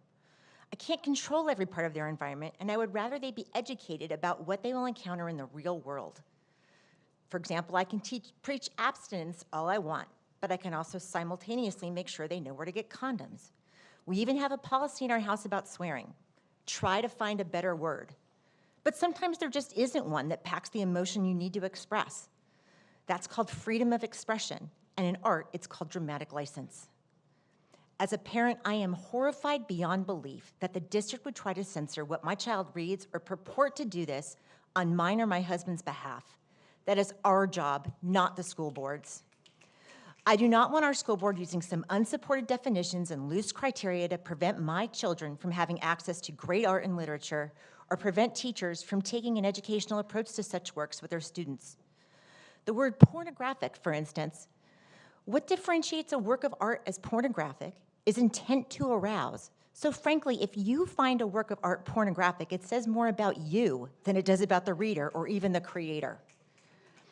What describes depictions of violence? I mean, Jesus was scourged, beaten, and nailed to a cross. Should we prevent people from wearing crucifixes? I guess we shouldn't learn about that, or Rodney King, or George Floyd, or Matthew Shepard.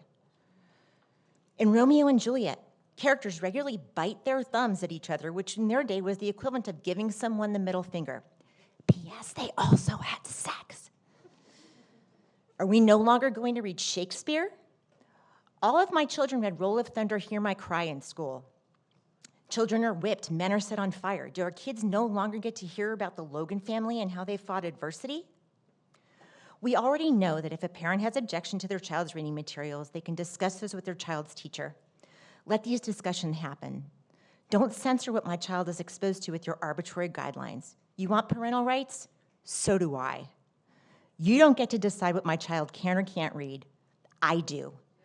Jen, you had 3 kids graduate from TVUSD with all the books, and they all turned out just fine, didn't they? Or is that why one of them had to go to the IBLP school that Duggars went to? Because of what he was exposed to at the TVUSD library? Incidentally, that information is publicly available on YouTube, Instagram, and Amazon Prime. Censorship be damned. So leave the world open for our students, because that's what there is outside of these doors, the real world. Leave my kids alone.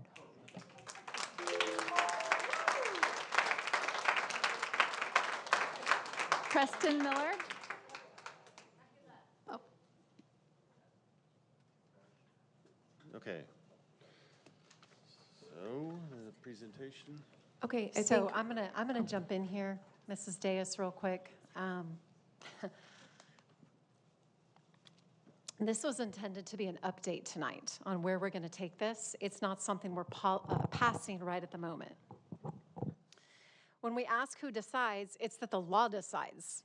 In California Ed Code, it does say every teacher shall endeavor to impress upon the minds of the pupils the principles of morality, truth, justice, patriotism, and a true comprehension of the rights, duties, and dignity of American citizenship.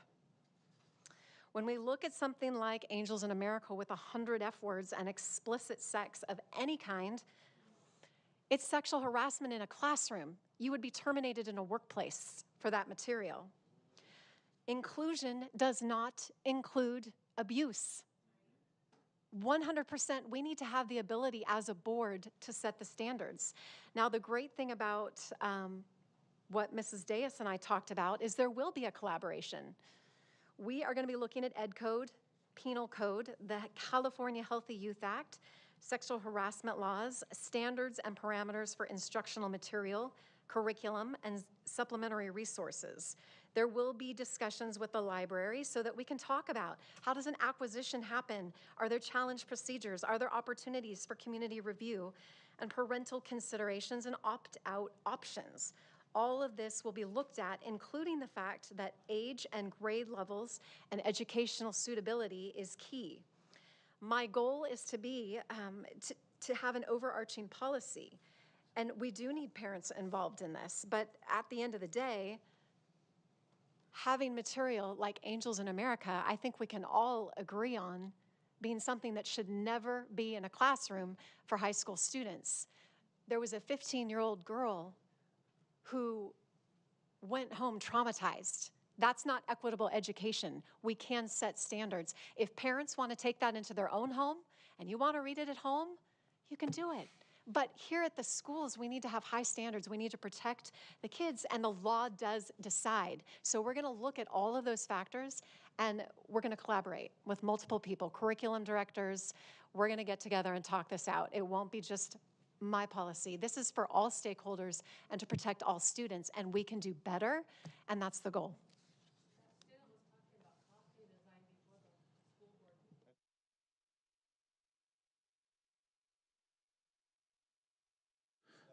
I think, is Ms. Deus going to present too?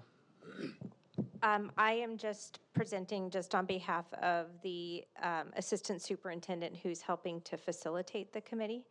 And my goal is that we have an opportunity to discuss with multiple parties what this language would need to be in consideration for all of the layers and idiosyncrasies and age levels. And as has been noted by Ms. Wiersma, it is a complicated conversation. The other important feature, and I think it's a question that you might have, Dr. Komrosky, is that there are board policies and exhibits and systems that we have in place that are going to be important to review. Because I think that in our conversations that we've had, and Ms. Wiersma and I had last week, that we have opportunities to capitalize on some of the things that we currently have in place that may have been underutilized or unknown. And that works very much in tandem with our common interest in working with our community and our parents to let them know what's in place for board policies and existing rights that they have for items that there may be concerns about. And that goes with our curriculum and in our libraries. So I'm looking forward to a conversation with some of our curriculum experts, just in terms of the layers of what this entails, but also looking at what's currently in place so we can have a mutual understanding of how that works best with our existing programs. Okay, that helps. Well, on top of that. Can I make a suggestion on that real quick? Because this kind of does, piggyback into some of the other next steps that we've already talked about and some of the committees that we've already been talking, I think, a little bit about this. And so now these topics are starting to get kind of commingled together. So it might be a good idea, and I don't know if Dr. Komrosky, if you'd be okay with this, but maybe allowing Ms. Wiersma to sit in on the next round of meetings about administrative regulations and what we're going into, the next steps on that. Because this is something that we've already kind of discussed, and I think it does tie into to some of the things that we want to do for the elementary curriculum as well. Do you mean taking his place on the subcommittee? Well, I think that portion of it is pretty much already. Is that what you're saying? That I would recommend that, just so, I mean, she's got these ideas that this is now the second time that this one has come back up, and it's addressing, we're having a subcommittee about the same exact thing, as essentially what we're saying, so. And you're not necessarily aware of that because you weren't in that room, so. You mean the subcommittee that we had when I was on vacation about the curriculum and the parental involvement? Yeah, I got it. And just to clarify, I mean, I think it's really important to note there already are processes in place. And And these processes are really thorough. I was surprised. I didn't know what they were, but I did some research. I talked to quite a few people at the district and some directors, and I got a full picture of the process. And it's really quite thorough. And I think that's really where we need to start, is that the process that's in place, any parent who has any concern about any book or material has a very specific pathway that they can undertake. And they're working to make it better, to let parents know about it, and those are all important factors. But I think it's important to not, as someone said to me, we don't need to reinvent the wheel, we just need to advertise the wheel. Right. Because the wheel is already there. And it's, But the wheel is broken when Angels in America is offered in a classroom. Okay, Jen, but the So point it gets is, through. Angels in America was never put through the process. That parent did not file a complaint about that book. She Neither came was the parent straight here. notified about the level of explicit Correct. material. So there's a big Agreed. problem to fix. Agreed. So that's one issue, but we're talking about the availability of books and materials. And the process is, if a parent wants, you can have three choices. One is maybe two. One is, if you don't want your own child to read it, then you can file with the school so that this system that we talked about, Destiny, has it logged in there that your child won't check out that book. So that's pretty simple. Second, if you think a book is not age appropriate for a certain level, you can file that issue, and that's taken into consideration. And then thirdly, if there's a book or material that you think is not appropriate whatsoever in our school district, you file that, and that goes to a committee, and it gets reviewed. And because there have actually been no complaints, this whole year, not one complaint, this last year, not one complaint, for several years, there have been no complaints. And so the point being is, we need to look at what we have before we start layering on top of it. And in speaking with the directors today, they were talking about who, I said, well, who's on the committee? And they said, there is kind of a list of that. We haven't really convened a committee in quite a while because no one's using the process. So the last resort is the board. This is not a decision for us to make on books. The decision needs to be made through the process. Just like we all have rules. You don't go straight to the CEO if you have an issue. You start at the beginning, and maybe it's gonna get handled. You file the complaint, the committee looks at it, Angels in America, whoa, we agree, let's get this out of the library. It's never made a public spectacle, it's handled, and then the fact that it was given out in the classroom, that's a different issue, and that can also be handled. But we should go through the process and definitely let parents know, let's improve the process. Where do we need to make it better? There probably are books that were put in the library in 2000, maybe we don't want there. But we need to work our process, because when we start jumping in and pulling out a book because we don't like 2 sentences in it, that's where it gets dangerous. Because we're all gonna be gone at some point, and a new board's gonna sit here, and they might have a different perspective. And if we don't lay the groundwork, which is what we're gonna do. And it's here, it's right. here. It's already here, and we need to be very careful that we're not laying the groundwork for lawsuits like we're seeing now, and for future issues. But I think it's important, before we start taking it to level 100 and getting ourselves hyped up about an issue, we're making it into something that's huge. Let's start at the bottom. Let's figure out this process. Where do we need to go with it? What improvements can we make to it? That's exactly what I'm going to be doing. I received, do you have all the information? Because I got all of it. It's super simple. And now I think we just need to let parents know about it. Because if there are issues, great, let's hear it. Thanks, But Ms. let's not Barclay. reinvent the wheel. And Mrs. Wiersma, I'd like to let we don't need the Mr. policy. Schwartz go, and then I'd like to comment too. I just want to because remind everybody. Before discussion, I think each one of us should go at a time. Okay. Yeah, Mr. Schwartz. I'd just like to remind everybody that students have First Amendment rights. Students have the right to receive information. This right may be violated by actions that remove or prohibit materials, ideas, or activities. In an often cited case, the U.S. Supreme Court stated that a student's First Amendment right to access of information is violated when school officials remove books from a library simply because they dislike the ideas contained in those books and seek by their removal to prescribe what shall be orthodox in politics, nationalism, religion, or other matters of opinion.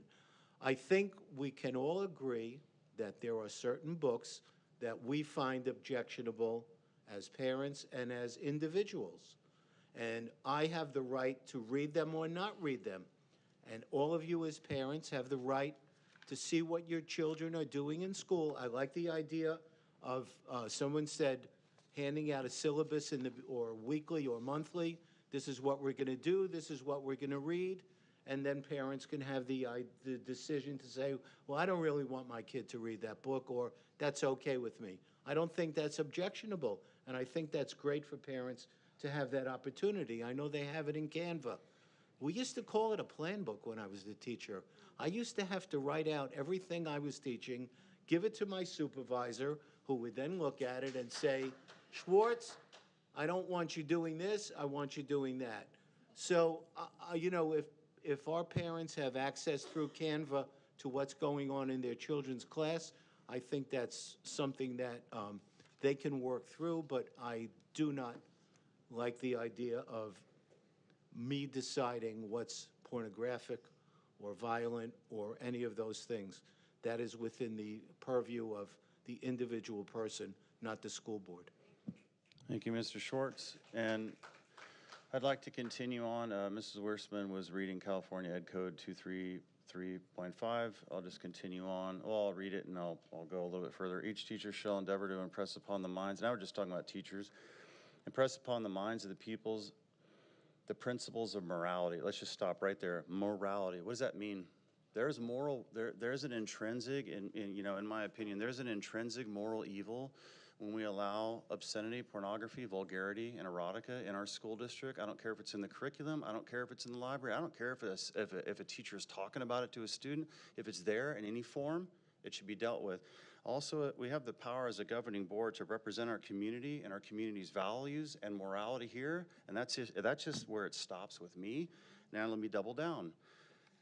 I believe in transparency to the public and administrative accountability, and that's why I'm going to say what I'm going to say now. This is just given to me by a parent. These are in our libraries. Now, parents and teachers, I can lead you to the water, but I can't make you drink it. Here's what I'm going to let you know. We have Beyond Magenta, The Hate You Give, All American Boys, Crank, Push, The Lovely Bones, Looking for Alaska, Me and Earl and the Dying Girl, Speak, The Absolutely True Diary of a Part-Time Indian, Art of Racing in the Rain, The Bluest Eye, The Kite Runner, 13 Reasons Why, Two Boys Kissing, Water for Elephants. These are all the way down to middle school level.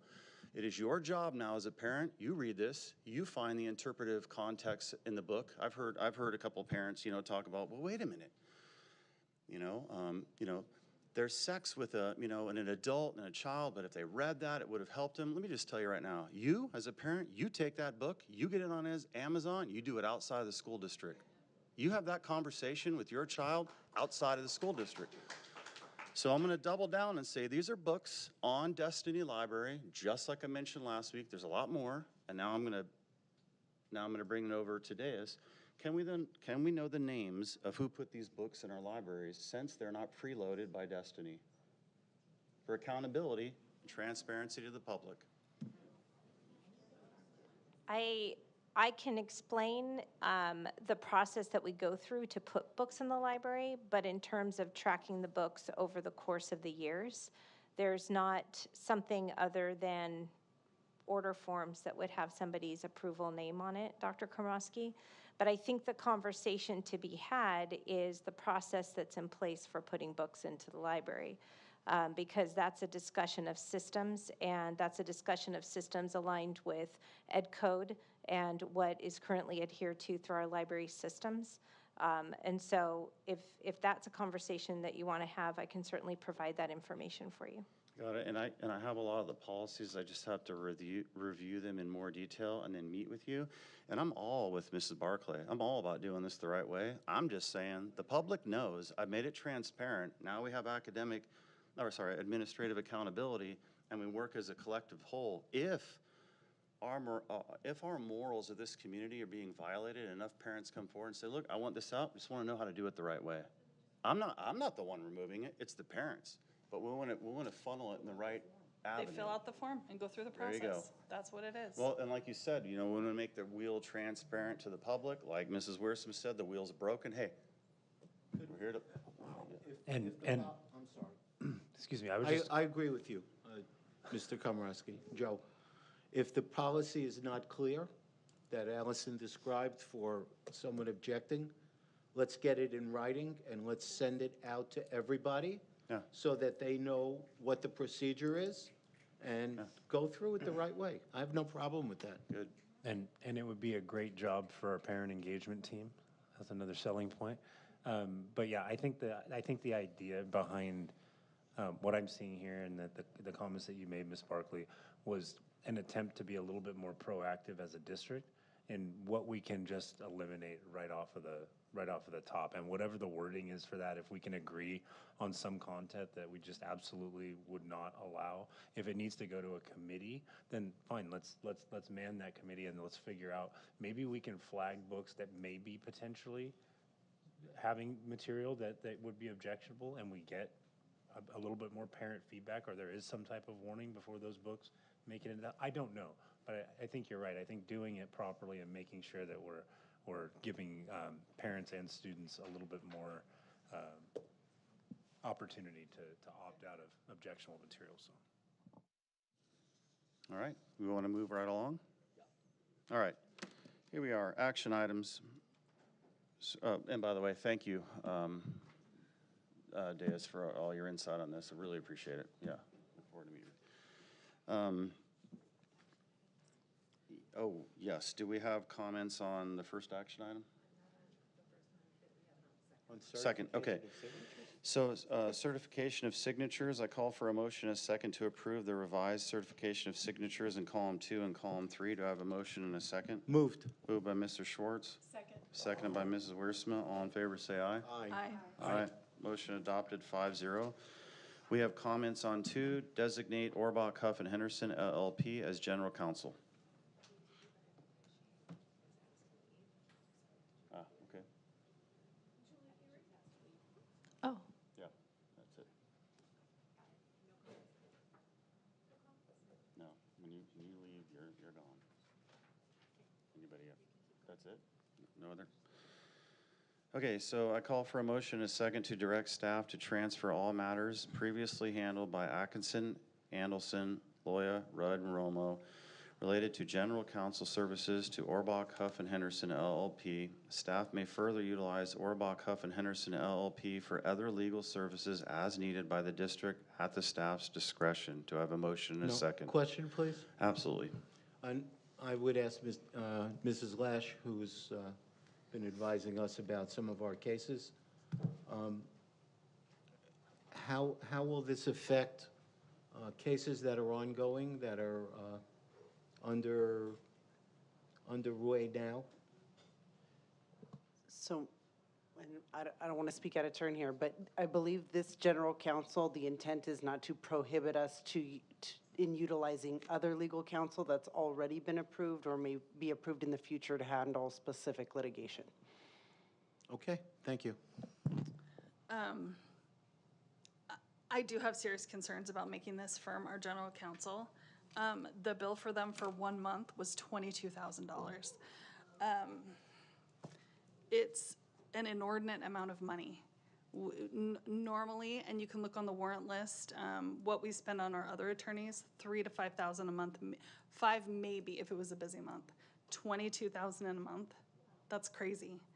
And I know from conversations with the attorney, just being honest, not impressed. You know, there were things he should have known he didn't know that I knew, and I'm I'm no expert. I personally do not think that they are a good choice. I think we have a lot of other way more qualified firms in education law. I think they have some specializations that could be helpful, but as far as general counsel goes, I definitely do not think this is the firm for us.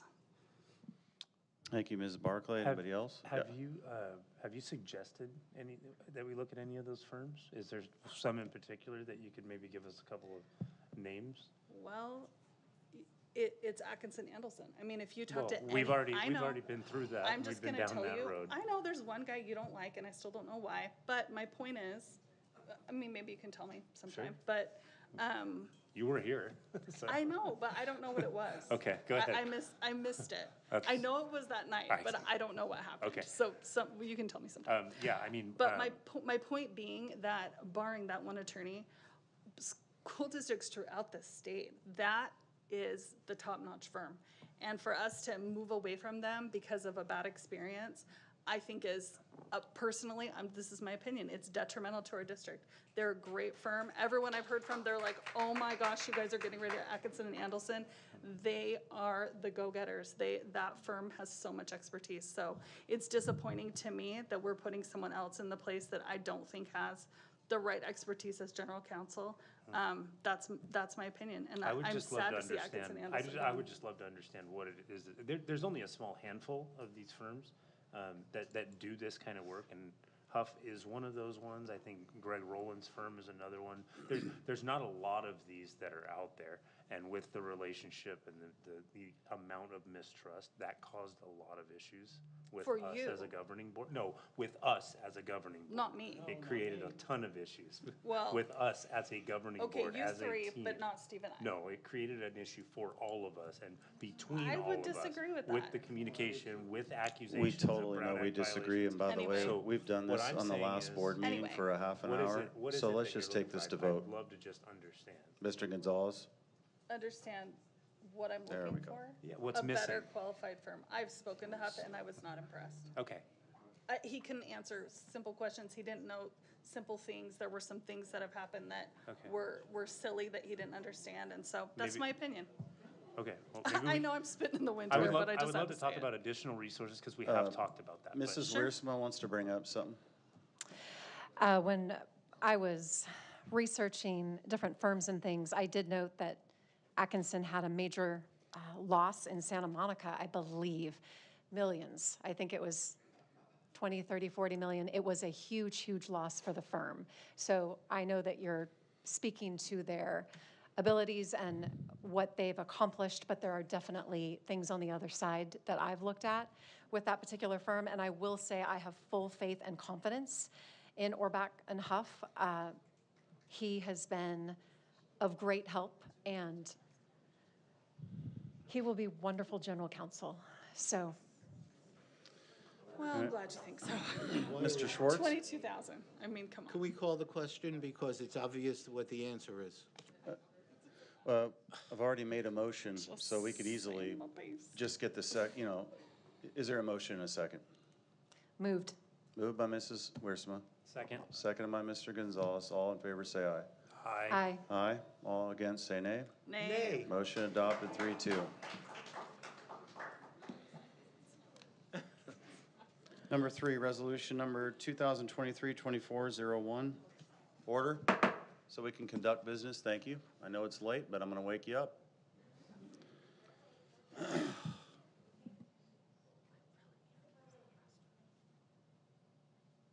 Let us conduct business, please, and, yeah, thank you. So 2023-2401 of the Board of Temecula Valley Unified School District designation of district authorized signers and/or representatives to the Office of the Public School Construction. I call for a motion and a second on this. Moved. Moved by Mr. Schwartz. Second. Seconded by Mr. Gonzalez. All in favor? Okay, Ms. Barclay. All in favor, say aye. Aye. Aye. Aye. Aye. Motion adopted 4-0, and Mrs. Barclay abstained. No, she's in the bathroom. Well, what else are you going to say? She's I mean, absent. Absent. Motion adopted 4-0, either way. Authorization for Assistant Superintendent of Business Support Services to award construction contracts between board meetings for fiscal year 2023-24. Do we have any discussion on this? Moved. Second. Okay, call for a motion and a second. It's moved by Mr. Gonzalez, seconded by Mr. Schwartz. All in favor, say aye. Aye. Aye. Aye. Aye, motion adopted 4-0. And then 1 in the bathroom, abstaining. 5, Let's just stick with that. absence, abstaining in the bathroom. Add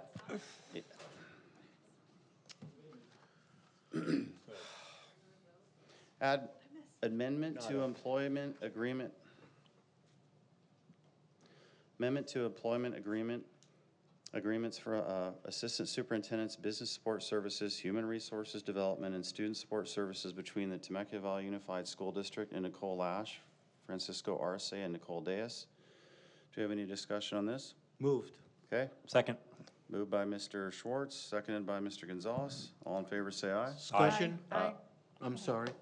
I just want to say, having worked with these 3 great people for almost 2.5 years, we're lucky to have them working in this district.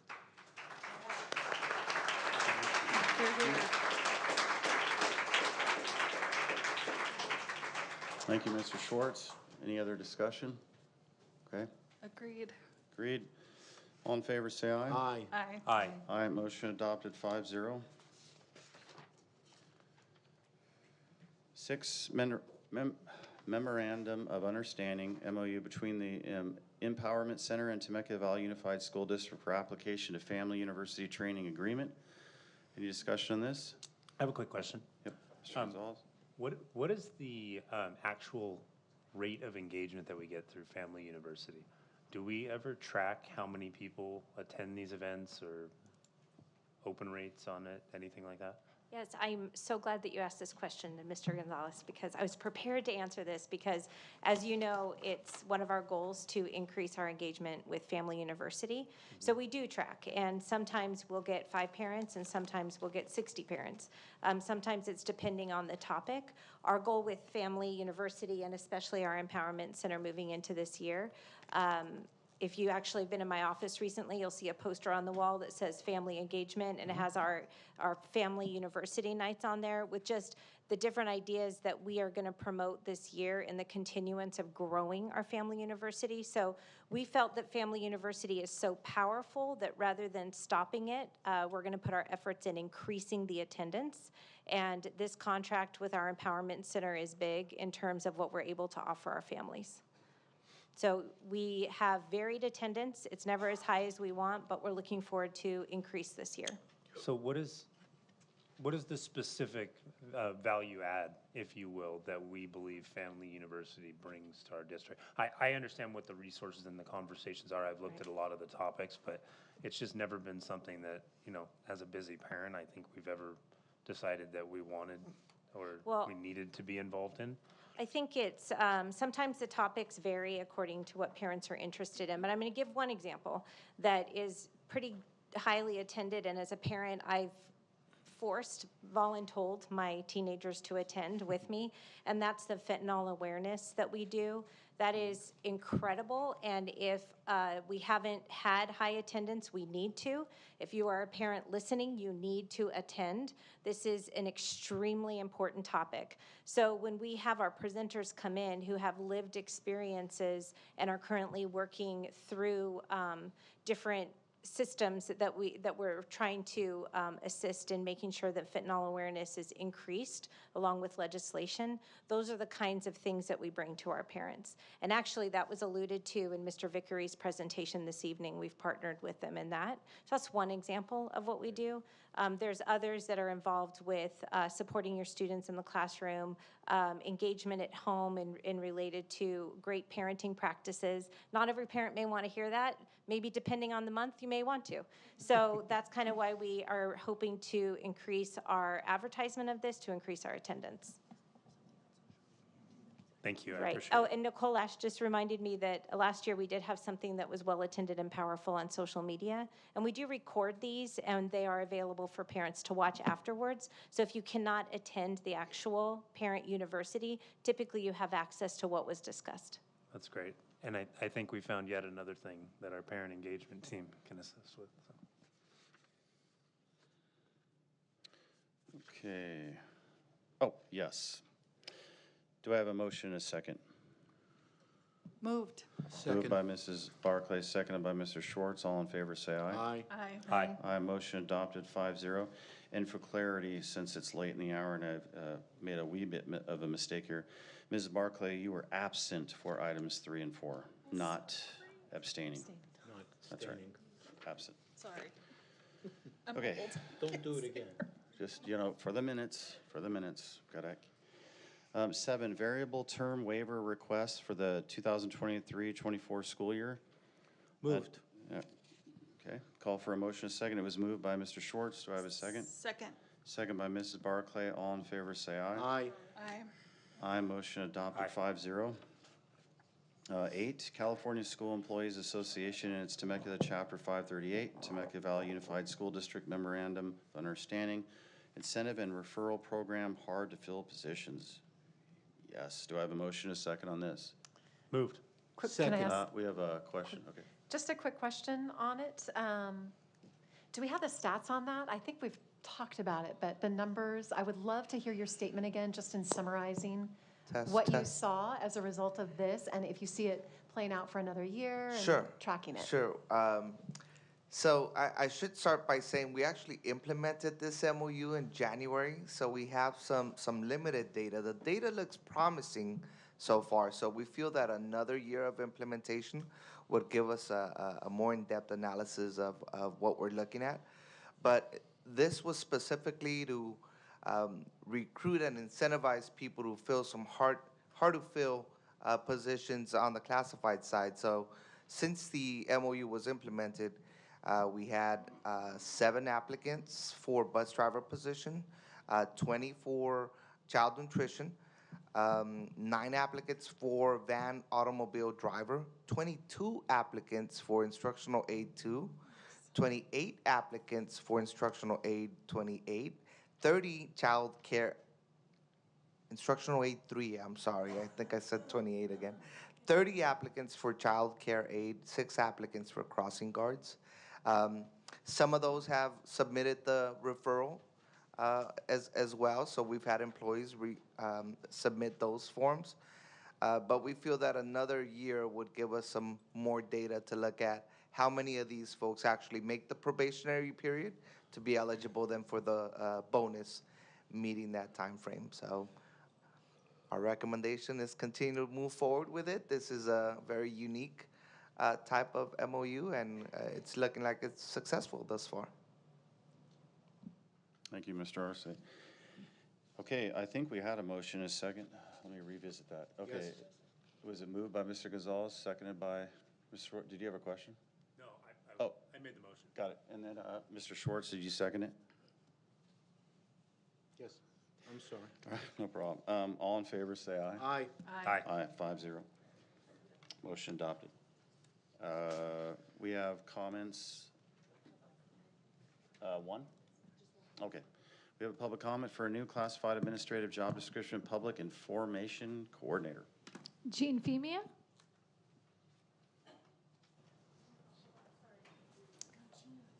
Hi, it's me again. My name is Jean Femia. I've lived in Temecula since 1987, and my 3 youngest children were educated in Temecula public schools. I do not appreciate your spending tax dollars for consultants, attorneys, and in this case, district staff to fix problems that did not exist until you arrived on the board. CRT was not a problem. You implied that it was taught in Temecula public schools, but where's the evidence? Getting competent legal advice was not a problem, with 6 excellent attorney firms under district contract. Superintendent McClay was experienced, effective, and respected. Not a problem. And the new K-5 social studies curriculum, studied by 47 of our teachers and piloted with 1,300 families, was not a problem. This item says that the district needs to hire a public relations coordinator to manage the district's image and write press releases for the board. How did TVUSD maintain an excellent reputation for the last 40 years without this PR person? Again, the district image was not a problem until you came on the board. Spending money on problems that don't exist is not my idea of conservative. It's not what trustees do.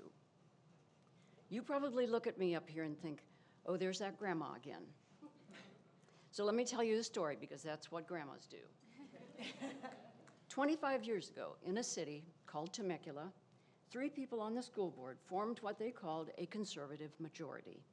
They bought out the superintendent's contract for $160,000, not $360,000, but it was still a lot of money then, and they fired her, even though she was highly effective and respected. They spent money unnecessarily, they threatened to ban learning materials, and they ignored the majority of parents. That's not my idea of conservative. That's not what trustees do. I was instrumental in removing them from office.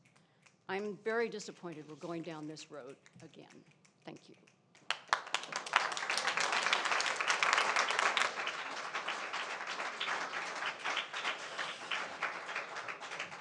Okay, I have discussion. So in the governing handbook, we had a mechanism in place for the executive committee to make press releases. And, you know, the executive committee just means the board president and the board clerk, whoever that is. But we had a mechanism to reach out to the public, which we did a few times, and it's free. We had the mechanism. So we don't have that now because on board consensus, you know, that was pulled, you might say. And then on top of that, we also have Jimmy Evans, who's, you know, good at marketing, good at getting the word out. You know, just for example, this last roundabout, when we had the Newsom tweet, and it was, you know, it was a big deal. Well, how do we do this press release? How do we do this? All these news stations are getting a hold of us, and we didn't have clear consensus because we could not real-time email board members from a lawyer because we've been told that was a Brown Act in the past. So then it was like, all right, I'll do a press release statement, but it's personal on, you know, this is just Joseph Komrosky speaking. So we were in a conundrum because of what was pulled, the mechanism that we had in place, where the executive team could easily make a press release on behalf of the board. So there's disagreement there. So now my problem is, a concern is that this position requires a lot of money, but it puts us in the same position, Mr. Gonzalez, that you had a concern with on the governing board when you said you don't want a statement going out unless the board's involved. So how would the board be involved with the position that works for the district? Would they just do it on their own, or would the board have oversight? Because that was your concern on the governing board when the executive team could do a press release. So do you have that same concern now? Or do you just trust that if this position's filled, they'll do the right thing for the district and the board with no oversight from us? Yeah, and I can only tell you my hope and my vision for this position and the team that works around this. I was not focused on press releases when we were talking about creating this team. This was more about that engagement with our community and with our parents, with our staff, both internal and external communications. Having the actual mission, vision of the marketing, and then allowing Mr. Evans to be able to create content and to work in the capacity that he has. I have the aid of living with a marketing, you know, director.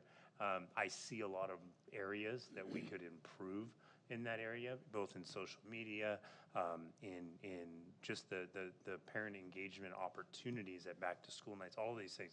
But having somebody and a team of people that Jimmy Evans would absolutely be a part of, but this would be a position over, I think, what Jimmy Evans' position would be. And there would be an entire team built around that. As far as fiscal impacts, I know we've already discussed that. I have made some suggestions on some areas that we could save some money. That this is a priority of this board and has been. It has been a priority of many boards, but it's been a lot of talk and not a lot of action and results from that desire to have that honest two-way communication. I want to actually do something that we can measure and that we can look back on and say, this has been the progress and this is how we're working towards that goal. I haven't seen it, and I haven't seen it in the last few years. I know we have a lot of accolades. I know we do a lot of things very well, but this is one area that I think we all agreed we could improve on. Got it. So I have one more tidbit. Sorry, Mr. Schwartz. And then, so you want to emphasize the internal communication within the district, not just the outside. And that's why I led off with press release. Having this person, the right person in this position, which I think is imperative that we get the right person in this position, that would also be able to, we're collaborative, but somebody that could focus on messaging, somebody that could help you draft a press release from the district's perspective, instead of, just the board. I mean, the district should be putting out press Right, releases. so now let me lead with this in a different direction. Do you think this person could help? Remember how you talked about the lack of involvement of parents with adopting the curriculum? That's why we're here tonight, to discuss this last action item. Do you think this person would be involved in marketing that hard? Because remember you said there was like 15 parent comments out of 1,300? Just putting together. Or is that not? Just putting together a working email campaign in and of itself. Just being able to build an email that is drafted in a way that it gets engagement, where you're tracking the open rates. There's different softwares that are used. So we can look at it and say, okay, we sent it out at this time of day, and we get a lot of engagement when we send emails out on, Tuesday at 6 o'clock. And so this is the time now that we're going to send email, so we get the maximum amount of engagement. It's these little things that we can do to improve that relationship and truly focusing on that aspect. So I think we're back to the wheel problem, because we have a wheel and we have a department. And I know that there's been a gap, but I mean, the history was because there was no one before Jimmy came. There was a gap and no PIO at all. We So eliminated the position, so this is now revisited. No, so so there was a PIO years ago, then there wasn't. Then Jimmy came, then he had, they left. And then they tried to refill it and they didn't. This was before us. I understand it. I know who Laura Okay. Boss was, and I know who Marianne Edwards was, who was in the position after her. And then we eliminated the position, and later on we brought Jimmy on. Correct. So, and now there's 2 people in that department. So we have a department of 2 now. Right. So, I mean, when I read this job description, for one thing, this person is under Jimmy. It's not over Jimmy. No. Yeah, it says right here. Under the direction of the superintendent and the marketing communication innovation officer. This is a public information coordinator. Not supposed to be. So they're a coordinator, not a director, for one thing. So, and I think the problem is that what you're asking for is available. So if we haven't gotten those things, that's where we can, once again, those are things that need to come, through the vehicles that we have as board members. So what those vehicles are is that when we get to the end of the meeting and it says future agenda items, then you say, I'm concerned about our communications plan. Can we have a report and a discussion on that? So that's how, because as a board, we have to operate in the public eye. We can't have backroom discussions. And I think, this is just an overarching comment, but we're missing that piece. We need to operate in the public eye. So when we have concerns, curriculum, you say I've been asking since February, we have to ask here. This is where we have to do our work. And so same with this. If you have concerns, because Jimmy's position has morphed over time. When I first came on, I was like, this was top of my list, was this communications. And I think it is improving, but it's taken some time. And I still have concerns as well that I'd like to see, and I'm totally with you. But Jimmy does track those emails. He tracks the time and the open rate. Yeah, he sent us a report. Maybe not recently, but in the past, I have seen I'm just those saying reports. that a lot was based So- on this, the position that we were in with this current curriculum adoption. And Sure. I saw, as we've gone through it, I've seen a lot of different areas where Sure. somebody in a leadership position in that department could definitely help. Possibly, but I Definitely. guess my point is that just adding one more position and one more layer, I don't know if that's going to solve the issue that you have. I think we need to go back to the wheel, fully discuss the wheel, the 2 people who are there. What are they doing? What are their roles? What do we like? What do we not like? We And have been then discussing it. Can we get a I've little bit more feedback well- from that, Dr. Velez? So Again, let me, public oh, eye. I'm sorry, Ms. Barclay, go ahead. No. I was just saying you might have, but that's not, we have never discussed it. So that's where I take issue is I get it, but we can't have these side conversations because we're on a school board, which I know in practically speaking, it's ridiculous this is my- that we can't, but we need to have the discussions and. And I apologize, this has been 100% kind of my brainchild. I've been trying to work out particulars, and this is the first time I'm being able to bring it to the board to actually have a discussion. This job description may need to be revised. There may be, it's all of these great things that we're talking. I just want to start having a conversation. This is important. Perfect. And it's going to be crucial in getting this, curriculum across the finish line. Agreed. I think there's a lot of things that we can do to improve parent engagement and our communication, 100%. I'm just, once again, asking, let's look at what we have, where are the strengths, where are the weaknesses? Yeah. Can the two people we have now do that? And side note, really the board should not be doing press releases, like you said. They need to come from the district. And they need to be few and far between. We don't need to make a response to every single thing that pops up on social media, or else we're gonna just get ourselves in a real jam. If I can just share a couple things, Ms. Barclay. So I know that this has been something that Mr. Gonzalez had been speaking about for some time, just in terms of the parent engagement piece. We tried to embed within the job description not only the parent engagement piece, but also kind of, that press releases, those types of things for the board. I would like to suggest a couple of things. If this is voted in tonight as approval on this job description, one of the things that I would suggest, based on Dr. Komrosky's comment about, who is giving, is the full board giving agreement on press releases? Is it just Dr. Komrosky? What does that look like? My suggestion would be two things. My suggestion would be to have our legal weigh in on exactly what that would look like, so nobody is in violation of the Brown Act. But in addition, what I would also suggest is, if possible, based on board priorities, which we still have to get to, board priorities, really bringing back our governance handbook to clarify that language so everyone's on the same page, so that there is clarity amongst the five of you in terms of how do you, as a governance body, who speaks for who speaks? Do you guys all have input? So I think that's an important conversation we need to have. Another note to think about, if Mr. Gonzalez or if anyone wants to bring this back with revisions, we can do that.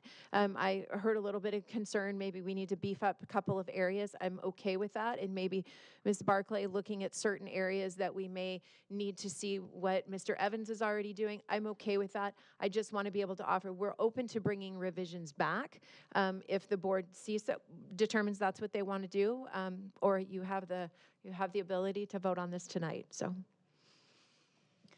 And I honestly would not suggest that we vote on this tonight. I think we do need a little bit more time to look at this. In the very near future, I'd like to bring it back.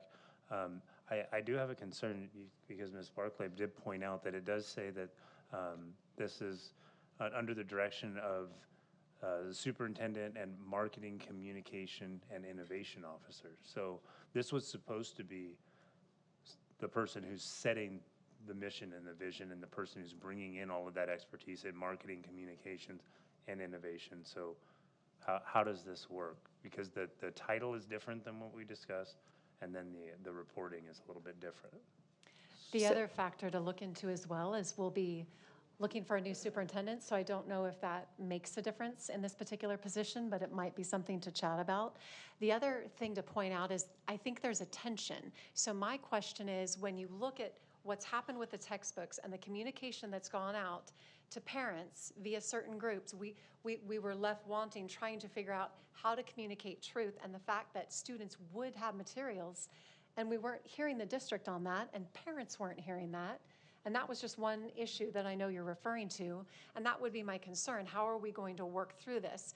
Because there are issues internally, and there's great things like open house and getting parents engaged and volunteering on the campuses. And I see this person speaking into this mightily, but then there's those internal things where we're going to want to make sure we have a discussion about that, but there may not always be agreement. So how is this person going to speak to the cause effectively? That's a concern I have. And I would say that any organization of our size has communications departments and has internal and external comms teams, and any successful one has them paid very well, and they're very talented at what they do. because communication is key to an organization, especially one that serves the public, so. I would agree with what you said, Danny, to table this and talk about it some more, okay? Mr. Schwartz, I want to weigh in one more time before we take this to vote. Just as a point of clarity, employment standards, knowledge, and abilities, direct mission and vision. We have no vision statement for our district. I've been saying this since day one. We need a vision statement, because if we hire somebody to do this and in the very title says direct mission and vision, if we don't have a vision statement, I'm not sure what we're directing. We haven't revised the vision, right? We still have one until. Mr. Gonzalez, let me finish, Okay. thank you. Are we directing 5 board members' visions collectively?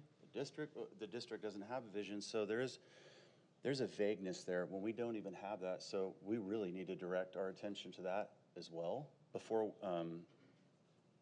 this gets solidified, because I'm not sure what vision you're talking about. And there's ambiguity, because then there's 5 board members' vision. So Sure. it is a point that we really have to address. And I understand completely. I think that the mission that I was talking about and the reoccurring theme, I think for the last 5 or 6, boards that have been here, parent engagement and that two-way communication has always been on a top priority in the top 2 or 3 every time. It's been a continual thing that we've tried to build upon. I haven't seen that level of improvement since I was watching this after COVID ended and we tried to go into this era now. So I'm just trying to improve on that. I would like to maybe give some next steps for this.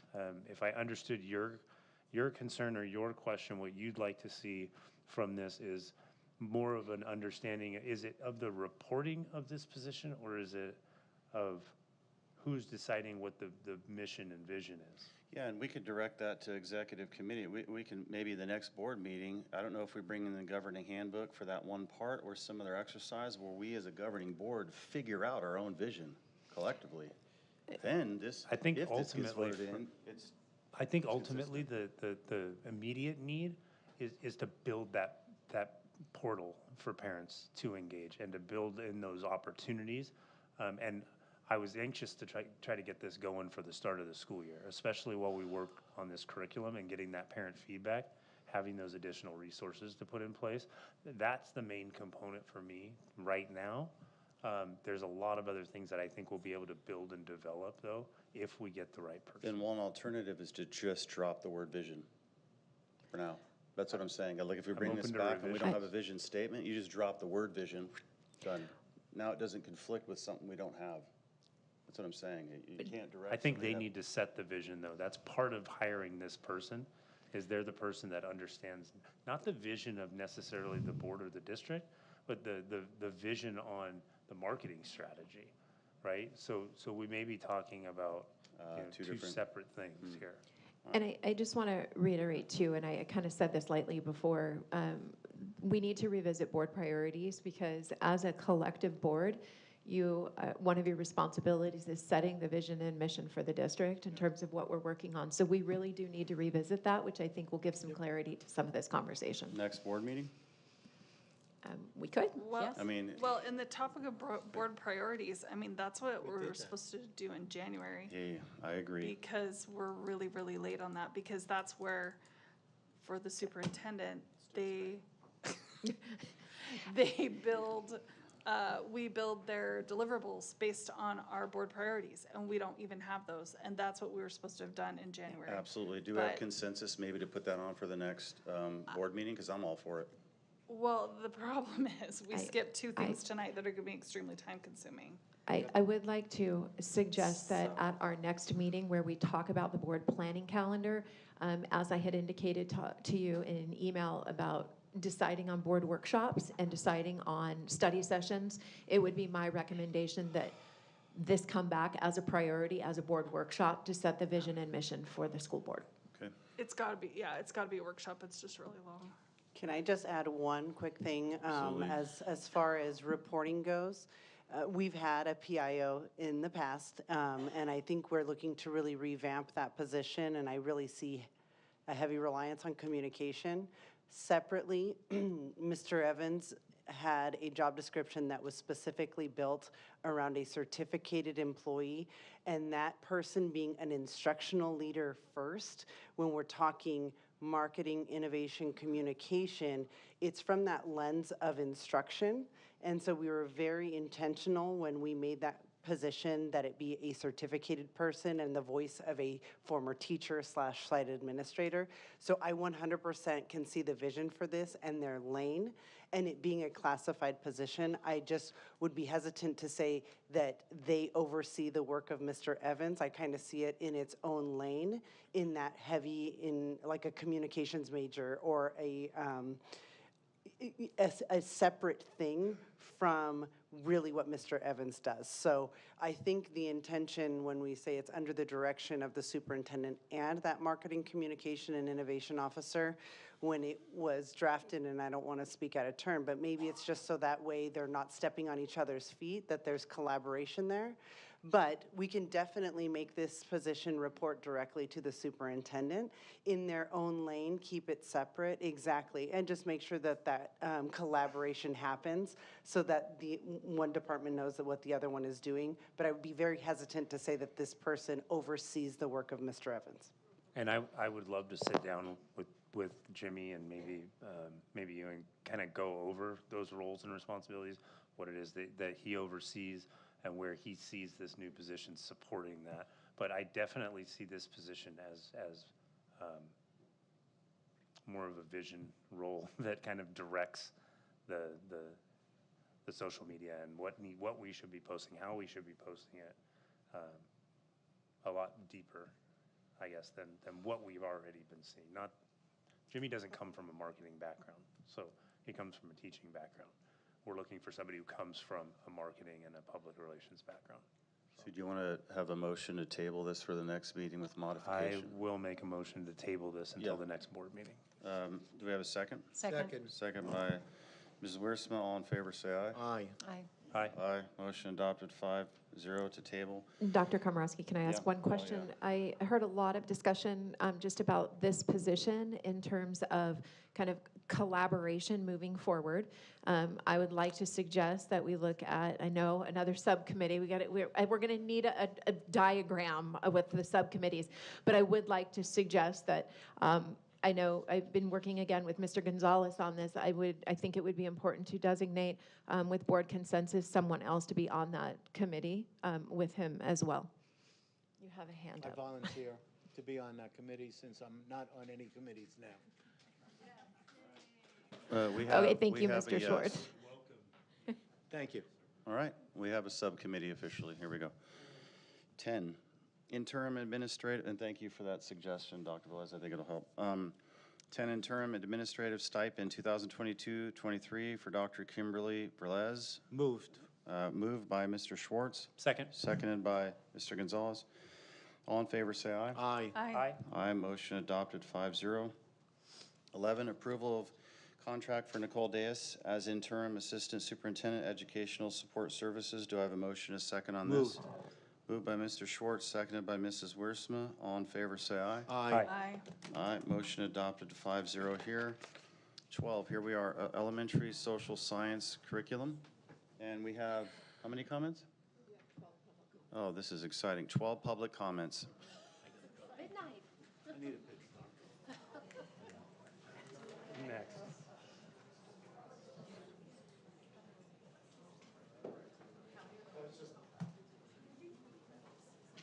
Do we still have closed session items? And just a friendly reminder, if you've already spoken on this topic in public comments, maybe you don't want to now. Just saying. Okay, first up, we have Christy McClure, followed by Julie Geary.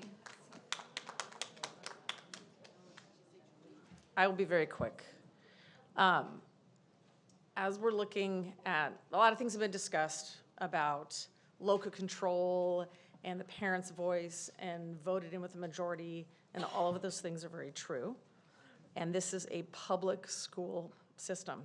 And so there are all of these rules and guidelines that you all have to follow in your jobs, that you can't just choose to do whatever you want because of voters or personal opinions or values.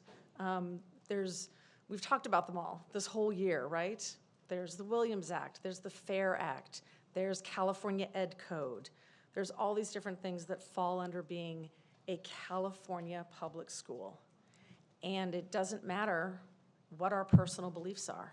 And I think all of us in the room, everyone up here, we love these students. We care about the students, and genuinely deep down inside, we think we're doing what's best for them, even if we disagree, even if we let emotions get the better of us and we say things and blurt things out and get kicked out of here. We genuinely all care about the students of this district. I believe that of all of you. I don't think there's malicious intent on any of your parts, but you have to follow the rules.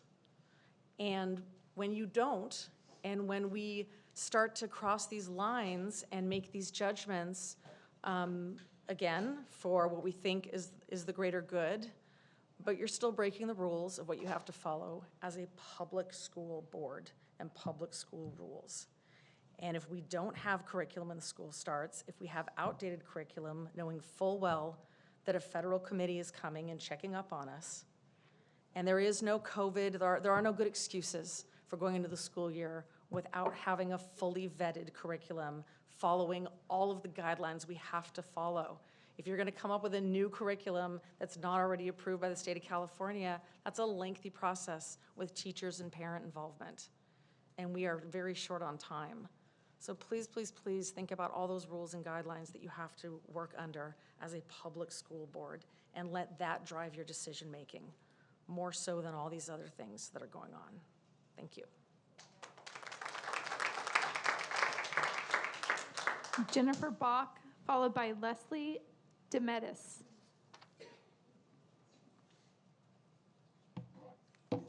Hello again. As Christy just mentioned, I also believe that the intentions are good, rooted in good, and that everyone legitimately and truly cares. And I think that I hope that the progress we made towards the processes available to reviewing curriculum and books and resources can apply to these textbooks and curriculum as well. And I won't spend time going over all the wonderful resources that we stand to lose, because we've already covered that in earlier meetings. If you weren't here, you can review that. But I do believe that not adopting the materials because of the connections linked to individuals like Harvey Milk, or groups that were mentioned by Mr. Gonzalez about the Gay Rights Liberation Group, I believe it was, implies that we also may have to ban and remove material that includes similar subjects or people that follow under the same rationale. Some were already given as examples earlier. Ms. Wiersma, you stated earlier that you want content and not controversy, but I argue that you can't have comprehensive content that's not going to have any controversy in it. It's just, in a quick search online, since Mr. Gonzalez brought up the Gay Rights Liberation Group, I found several examples that demonstrate this. Grover Cleveland raped a woman and had her wrongly committed to a mental institution. Albert Einstein had an affair with his cousin and then married her. There's letters by Gandhi titled to Adolf Hitler titled "Dear My Friend." Henry Ford was a known anti-Semitic and was even praised by Hitler in Mein Kampf. There's Winston Churchill, there's Christopher Columbus, there's George Washington. These examples will go on, and so if we don't want to be hypocritical, and as Ms. Wiersma said, we want to be consistent, our goal is consistency, then how do we not adopt textbooks because of a mention of Harvey Milk when it's going to only lead to banning all kinds of textbooks and topics and resources that are essential to learning? So I hope that we can resort back to our previous discussions on implementing the actual processes that are in place and advocating for parents and teachers and the school boards and all of us to be using these processes instead of banning and limiting the resources and the educational tools that are going to be provided for our kids in their learning. Thank you. Leslie Demetis, followed by Melissa O'Connor.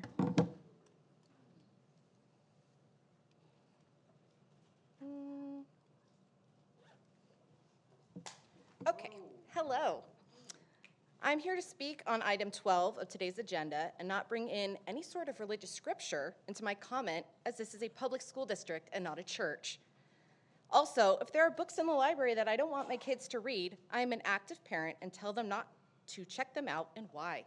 I don't take away the ability for all students to read those books, as I support parental rights. I'm the mother of 3 TVUSD students, with one of them being part of the TCI pilot. When I asked my son about it, he told me that he thought the lessons were interesting and he liked it better than the old materials they had used. I trust our TVUSD teachers with their choice of textbooks, as they are the experts on the state standards as well as appropriateness for their grade levels, the grade levels they teach. Because of that, I did not look at the books in the school office at first. But I did take a look at them after they were available online, and I did not see anything that is considered inappropriate or any of the other terms board members are using to ban books. I also had no complaints or concerns about the curriculum. I liked that it was current and not outdated. We've been told by Mr. Komorowski that part of the reason it was denied was because of a possible lack of support for EL and special education students, and that is just a deceptive talking point. The online portion of the TCI curriculum allows adjustments for EL students, those with special needs, and students with varying reading and writing ability with just a click. If the online material is removed because of one paragraph in a supplemental article about a historical figure, those additional EL and special education resources are gone for all students. We've also been told that TCI was not approved because of lack of parent input, but when input has been given, it has been ignored. In fact, the same process for approving textbooks has been used for all books this year. Yet because TCI mentioned one historical figure in the LGBTQIA+ community in supplemental materials, the parent input was now considered lacking. The LGBTQIA+ community is not just about sex, but for some reason, some of our board members always distill it to that. Students learning about this community do not mean that they are learning about sex. As an actual TVUSD parent, not a person called to attend by a certain board member or church on Instagram, I would like to share my support of the approval of the TCI curriculum, all of the curriculum, including the online part. I ask the board to please approve the entire TCI social studies curriculum to allow for access for all students. We need current textbooks, not 17-year-old books, not books older than all but 2 grade levels out of 13, 14 if we count TK, but current and accessible social studies books for our kids. And because it's not a ballot measure yet, I want to please ask you to join the recall effort to return our school board to one that represents all members of our district. Thank you.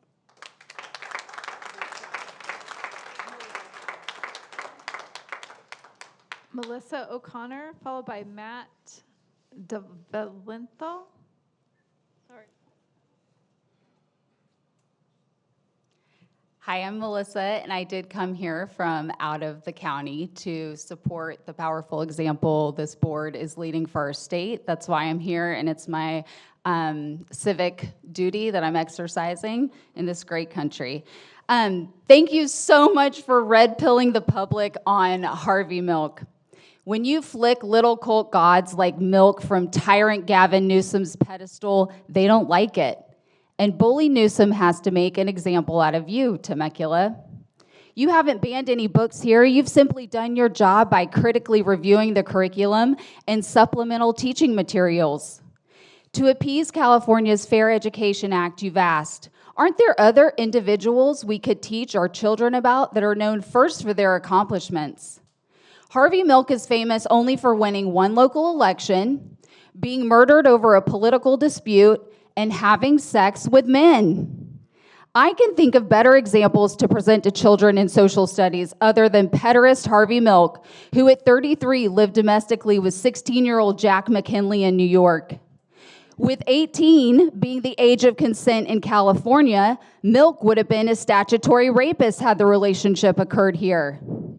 Tyrant Newsom, you failed to include in your brazen Twitter tantrum that Harvey Milk was close with Jim Jones, Marxist cult leader of the notorious People's Temple, who helped Milk win his election before mass murdering 900 Americans. Or that Milk's greatest political achievement was winning only one election and passing an ordinance for San Franciscans to clean up their dog poop. It's time to rewrite your Harvey Milk Day proclamation to be a day where we include the true history of Harvey Milk that is certainly not G-rated.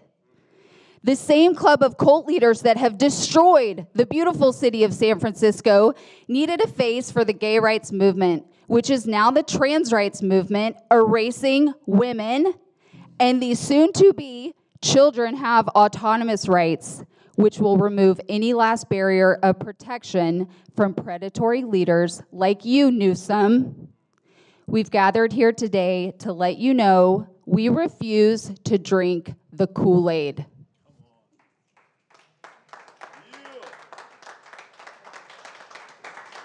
Matt?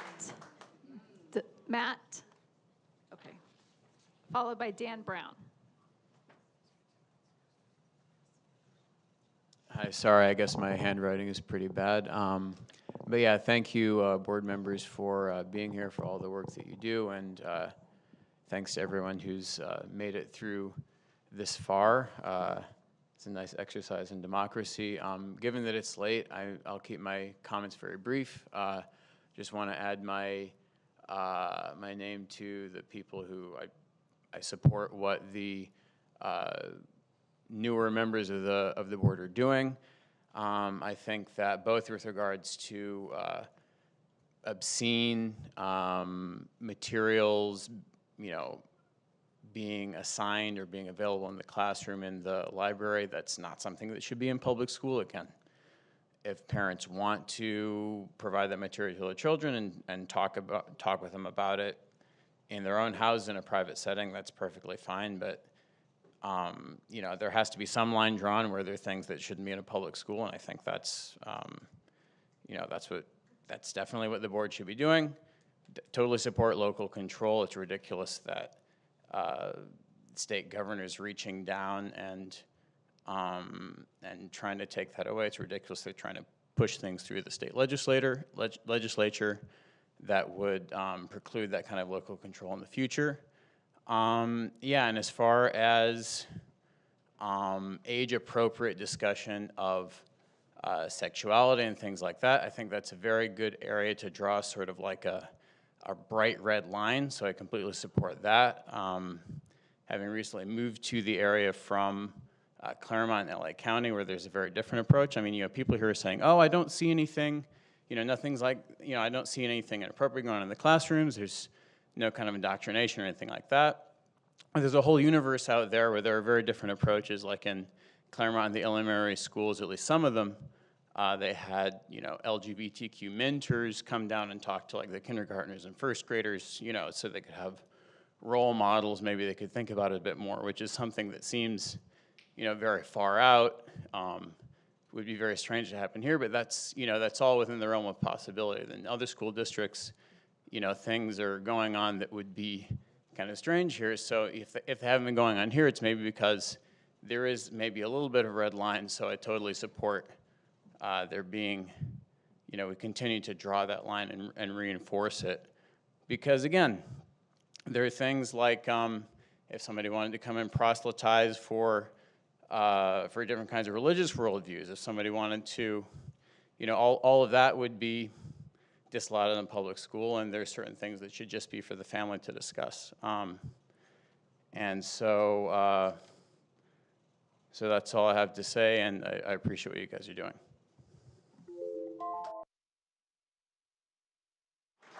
Dan Brown, followed by Shane Fredrickson.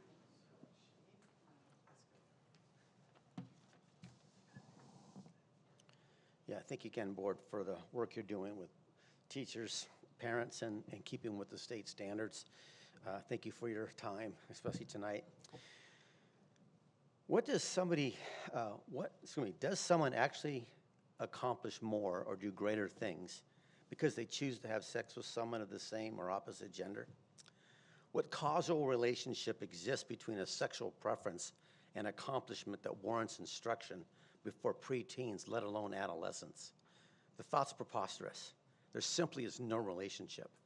So why the threats and the anger at the questioning of it? Why the slander? Why the failed recall effort? This is not a free speech or a free access issue. We know every teacher can pick and choose what lessons out of their textbooks they want to cover. They can access Seesaw or the internet or get other lessons from supplemental materials. We know that there are some educating outside the curriculum.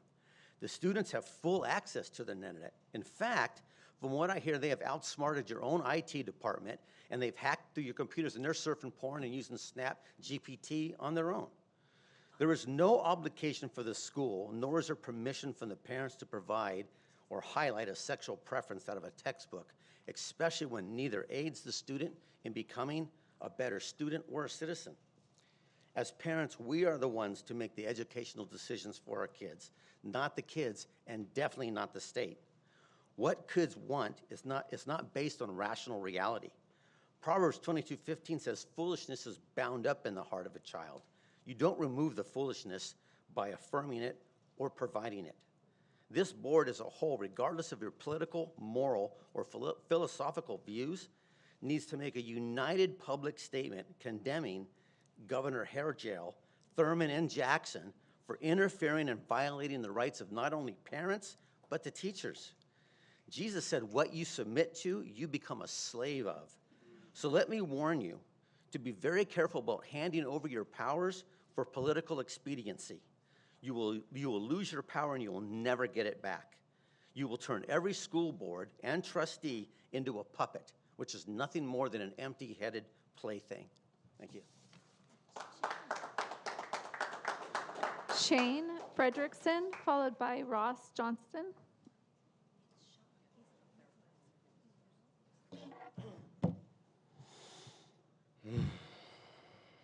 Good evening. My name is Sean Frederickson. I was blessed with the opportunity before this meeting to go out and speak with the people that are in this room for a moment, just briefly asking them what brought them here. Why do they feel compelled to speak? Why are they sitting through a 5-6 hour meeting to share their opinion? And it's amazing how divisive it was. It was so divisive, it felt much like a high school prom. The girls were on one side, the boys on the other, terrified of each other, not sharing any ideas, more or less just staring, hoping somebody would say something. That was me. What I found is we all have something in common. We want our children to be healthy. We want to ensure our homes are secure. We want to have food in our cabinets. We want to ensure our bills are paid. We want to... Hello again. I have a 3.5-year-old living with me at home, and he's coming. So I'm watching, and I'm concerned about this curriculum.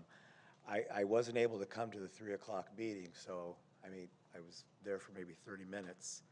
But I don't know if the kindergarten curriculum was discussed, but Mr. Gonzalez had made a point about DEI, for example, and I don't know if that was addressed by the publisher, but I had some concerns about that. Not about the diversity element, not about the inclusion element, but about the equity element and how that fit into how that was going to be presented, for example, to a kindergartner. I want my little guy at home to work hard and to earn his rewards. And I'm not a believer in equal outcomes.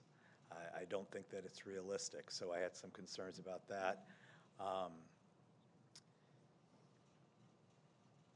I don't want to have to explain unless it comes up in the natural course of conversation. I don't want to have to talk about Harvey Milk. And I know he's going to ask, if he sees gay activists in a 4th grade curriculum, he's going to ask, what is this? If it comes up in the natural course where he sees posters of families with 2 mommies or 2 daddies, I want to be the one that talks to him about those things. But looking at that curriculum outside of that, I thought it was a pretty good curriculum. I mean, as a social studies teacher at the high school and the college level, I thought it was pretty good. I mean, I didn't really see anything else that was objectionable outside of the discussions on climate change, which I thought were one-sided. And I would hope that if those topics come up, which I think that they should, because I think students need to know about both sides of climate change. And those are my concerns about this curriculum. And again, the teacher, no matter what curriculum you adopt, the teachers are going to drive the narrative. That's just the facts of the matter. And as a parent, I'm going to go back to what I said during my public comments. I want to be able to be engaged with what's being taught on a daily basis. And I think, you have your policies that, I can come here and I can disagree or whatever. I want to be able to see what my little guy is going to be learning. Thank you. Last comment, Skylar Temple. Wow, I get to round out the evening. It's glad to be back. Hey, everyone. Thanks for sticking it out till 11:41 p.m. And since it is actually still the 18th, I think it's a little poetic that today is July 18th, because exactly 1 week ago today, on July 11th, a ship, the USNS Harvey Milk, was accepted into service by the United States Navy. I think that's commendable. I think that the United States Navy, recognizing that a former Navy sailor had an incredible impact on his community and that he deserved a ship named after him. I believe they vetted him correctly and that ship's naming honors his legacy. And it's really interesting that folks like to attack Harvey Milk, a man who they like to simplify down as a guy who we remember in history because he was gay. We don't remember him for being a successful business owner who started a business association, who used that business association to help get him elected to office, and who was assassinated for his views while in office. It's really interesting that that's the point of contention, and that's what we're choosing to spend our time on. Not the fact that our community has always thrived from having great educational materials. It's interesting, I was surprised to learn that this current social studies curriculum for K-5 was originally adopted back in 2006, if my understanding is correct. That made me 8 years old. I learned this same curriculum that our students now are still learning. I think that's a little outdated. I'm 25 now, right? I've gone to college, I've been able to live life and understand it. And I truly wish that this TCI curriculum was adopted, because I fully believe that it prepares students for the real world, to understand the world, because it is not black and white. It is multicolored with a lot of gray in between as well. And this curriculum prepares our students for the real world. That is what public education is here to do. Whether you want to go into college right away to pursue a career, go right into a career straight out of college or straight out of high school, that is what public education is here to do. By choosing to debate a who actually had significant contributions and is worthy of a simple little paragraph. The fact that that is your hang-up, it sickens me. I really think that we can do better for our students. Time and time again, you've shown that you can't serve our students. Time and time again, you've shown me as a former student that you are incapable of my belief that I want to raise my kids in this district. With that, don't forget, recallall3.org. Thank you.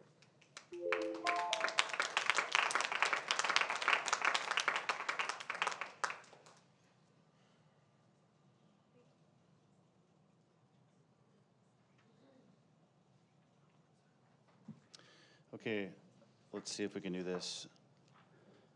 We can separate. I can call for a motion on kindergarten. Then we can deal with the 1 through 5. Call for a motion on kindergarten. Second. Moved by Mrs. Wiersma, seconded by Mr.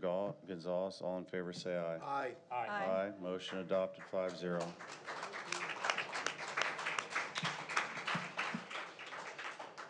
Now we're on to the 1 through 5. Now I know we've had quite a bit of discussion on the board workshop. We have all TCI, no TCI, hybrid between 1 through 5. Call the question. We've discussed this ad infinitum. There's definitely more discussion to be had, and I I don't know the called best way to the do it. question. That's right, you did, Steve, but do we have a second? Because if we don't have a second, it's not calling a question. Do we have a second? There is no second, so we have a discussion. Thank you, Mr. Schwartz, for calling to question, and thank you, board, for, so here we are.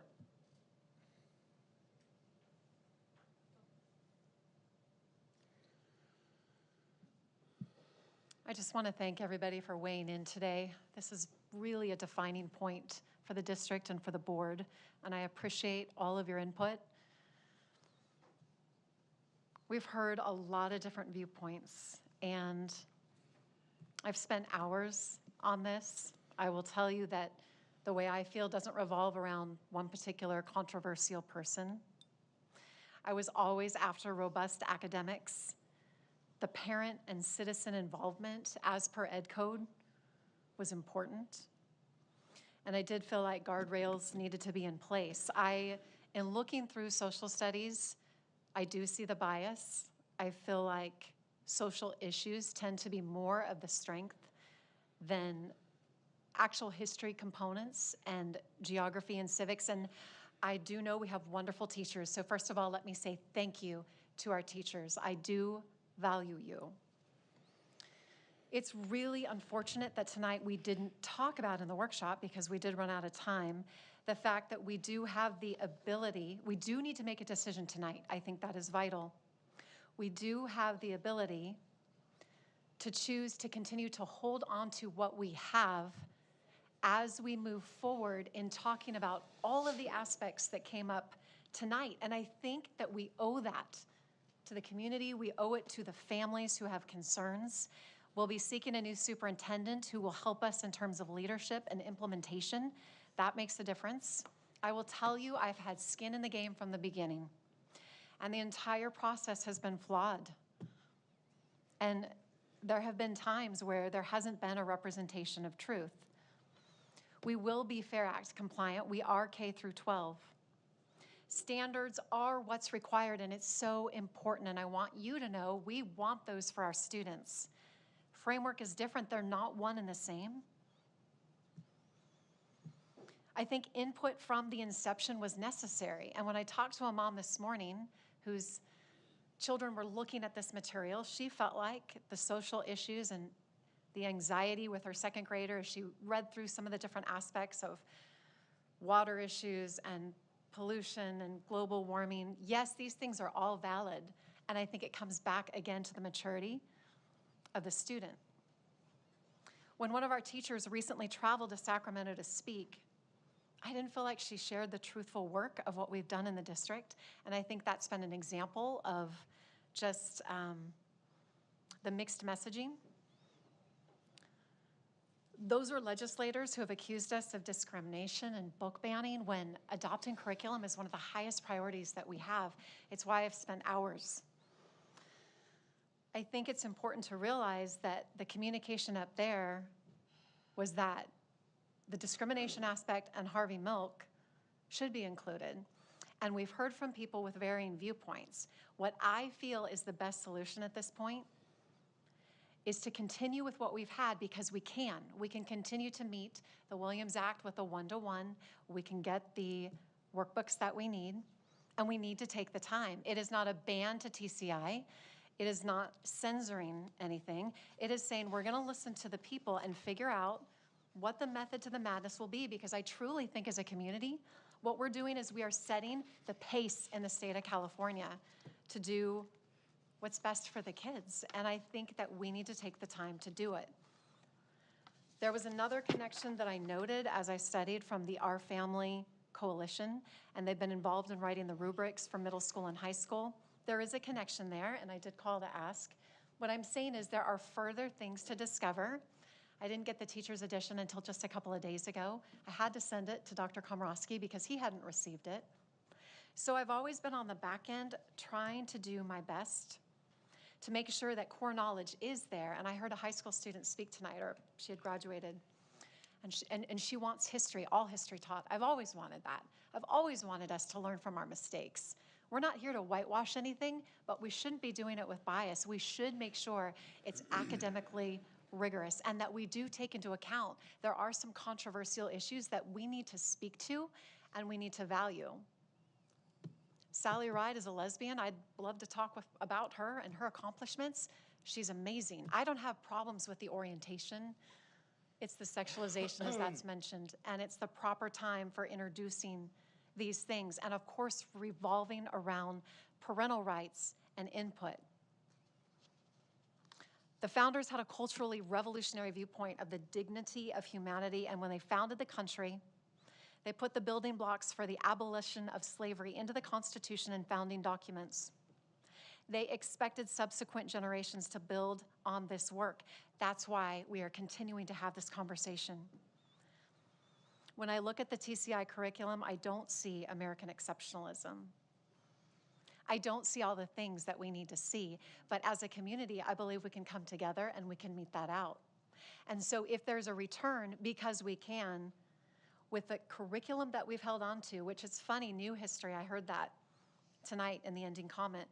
I've had so many parents say, oh, it's the older history, it's the standards, it's understanding what we might be losing as Americans. And we have to be sure we're not going for the most slick and what the governor might want.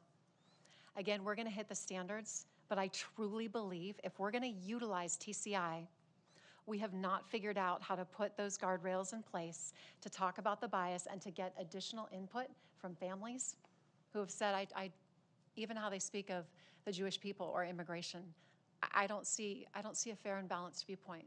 I don't see enough civics. And because my student went through a charter school in elementary, we did go through quite a continuum of all the things with history, world history, American history. And again, it's about minorities, it's about diversity. But at the end of the day, I really feel like this is the best thing to do, to hit pause, not to say we're not gonna have curriculum, we are. And so many teachers I've talked to have said, I don't even use a book. I hit the standards. So my point is, we can do this because it's viable and we haven't talked about it tonight, and then we revisit it. That is what I feel families are asking us to do, and it's what I'm advocating for.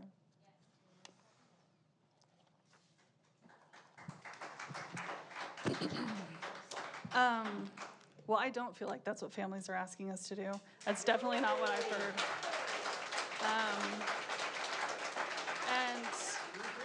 And we formed a subcommittee, and we made a decision in that subcommittee, and then we came here and you changed your mind. And that's not how a subcommittee works. The point is that we do the hard work in the subcommittee and do all the details and dig in, and we come back and present to the board. And I don't know why we even had one, because you turned right around days later and changed your mind. All history includes gay rights in the state of California. And when you study the state of California, I don't know how you can accurately discuss it without saying the word gay. I don't know how to do that.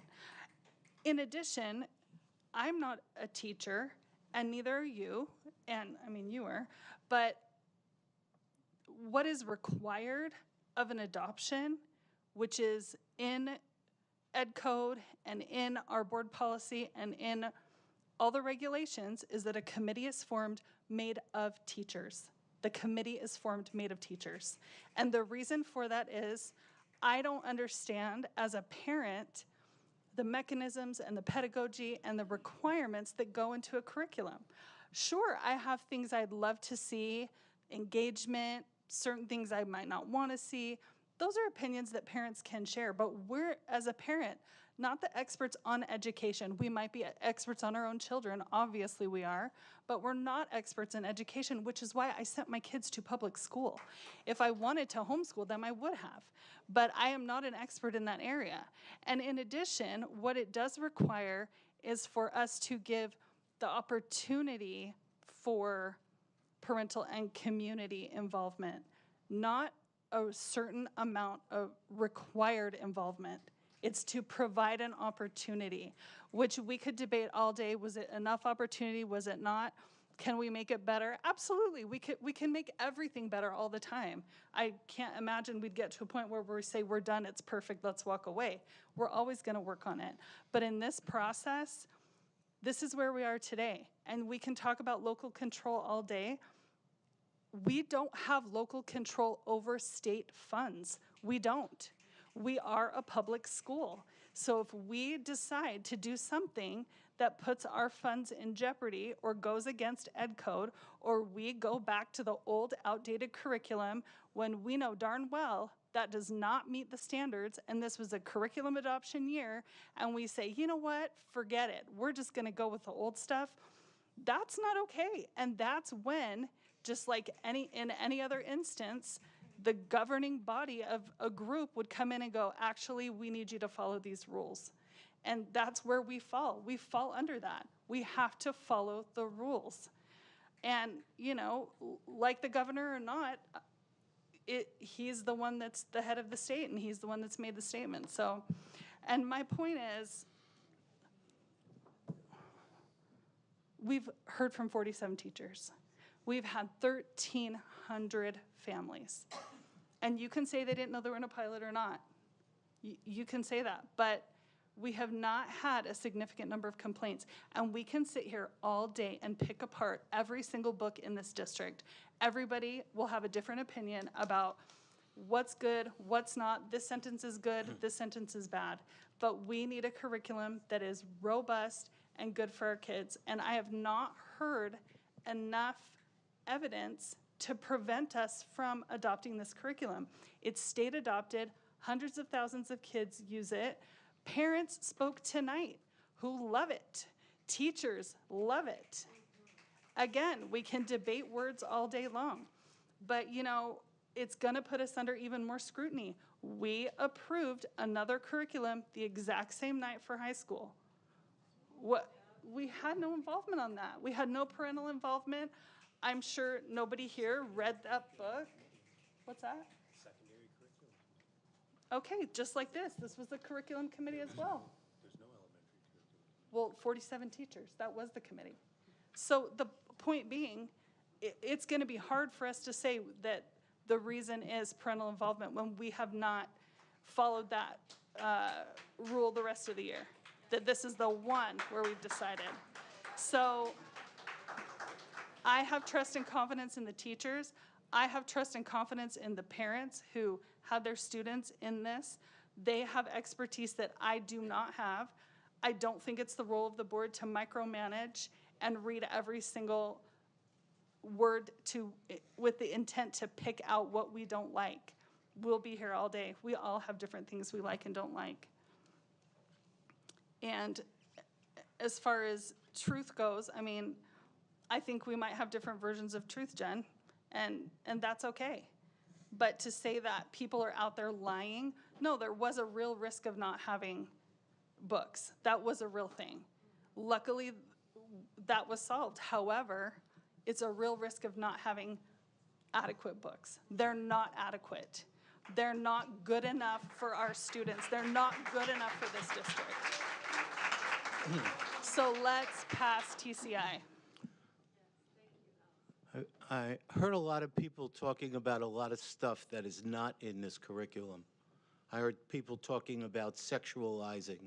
I didn't see anything in any book that talked about sexualizing or pornography or pedophilia or any of the other things that people talked about, and I would be opposed to those things too. Second of all, very interesting, people talk about the governor. Well, people tried to recall the governor, and he was reelected. So when that process worked, that's not good. So let's kind of, you know, be equal about what we're talking about. Third of all, I object to people who are not residents of this community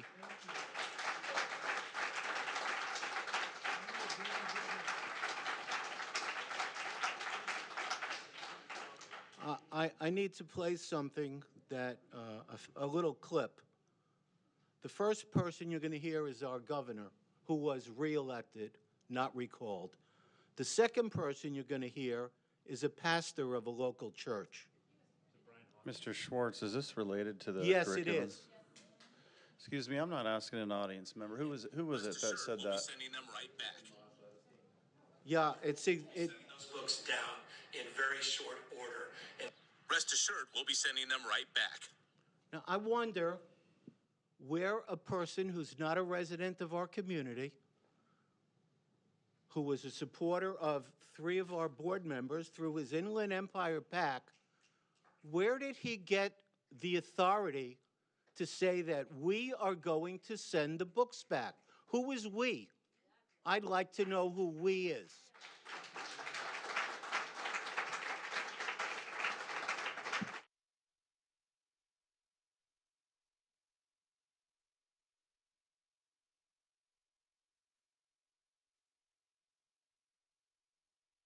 You know, I'm going to address that, Mr. Schwartz. All right. Since you brought up the governor, when I reviewed the Social Studies Alive, I noticed that 3rd grade's California Communities Interactive Student Notebook on page 81, it had an assignment that drew attention to the distinction between state government and local government. I noticed the same with the 4th grade textbook on pages 208, 211. The very irony of the books you support, and now I'm referring to Governor Newsom in your tweet on July 13th, where you state, your kids have the freedom to learn. On 212, it reminds you, Governor, that they can indeed learn about this wonderful distinction on government in the modules titled Governing California. Voters elect a school board to run our school district. Notice how it doesn't say the voters elect a governor to run a school board? So I'll remind you, Governor Newsom, of this very important distinction, Governor. You do you up there, and we'll do us down here, parents and patriots down at the local level. I've already instructed the superintendent, if books come from shipping and receiving, to say no, we'll ship them right back. This is not your school district, this is ours. So I'm just addressing that. Since you brought that up, Mr. Schwartz, I have no problem calling out the governor for being a tyrannical governor. I don't care if he's listening to me right now, because I'm addressing him. There is a distinction between state and local government, and this is how we govern here. And I will call, you know, the fact that on Huffington Post or whatever, you both were like, you were for what the governor's doing. Are you for a tyrannical governor trying to impose his force on our district? You don't know what I'm talking about? No. I'm for children having adequate textbooks. Right. That's what I'm for. Yeah. But are you for the Joe. governor? And unfortunately, if someone outside of this community has to make that happen because this board won't do it, that's unfortunate. So you're for tyrannical rule? I am Forget that. absolutely not for No. tyrannical rule. See, you're not answering the question. I made it very precise. I am telling you, I am not for tyrannical rule. However, if we break a law and we are not following we're not ed breaking the code, law. and we don't have adequate books, meaning they are outdated and we know it, and we choose not to put in our district a book that is adequate for our students, and that's breaking ed code, then somebody's gonna come down and correct that for us. All right. Time to call the question. Do I have a second? Unless you want to discuss, Which are Mr. we Gonzalez. discussing? Is it TCI? Yeah, 1 through 5. We've already voted in kindergarten. What about the existing? Is that a second consideration? That's Sorry, not was on that the weird? agenda. The agenda. Yeah. So It is. it'll be by default. If there's a no, majority of the board say no, then it'll just be a default with what we have. Gotcha. Yeah, I just want to be clear. I'll be real brief in my comments. I've said I've done way too much talking tonight for my own taste. I'm in favor of moving forward with TCI curriculum at a point. I'm not okay with the amount of parental engagement. I've said it from the beginning. I don't care about the rehearsed talking points that keep getting regurgitated about me using that in some way to further my homophobic viewpoints on the public. It's ridiculous. It's not valid.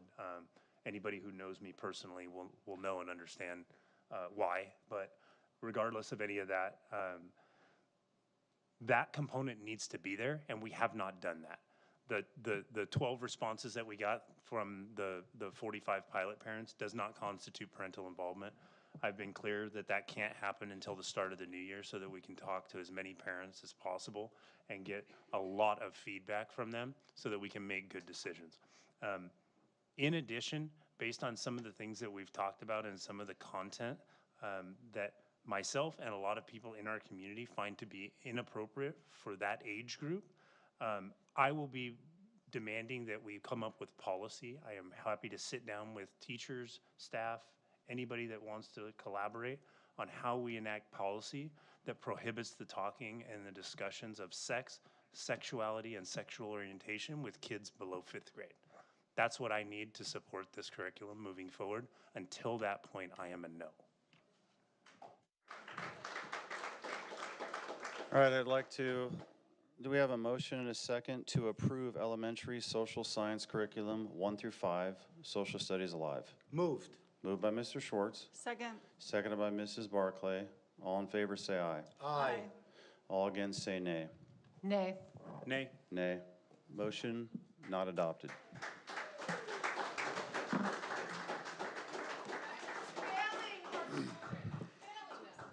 Please see yourself out. Thank you.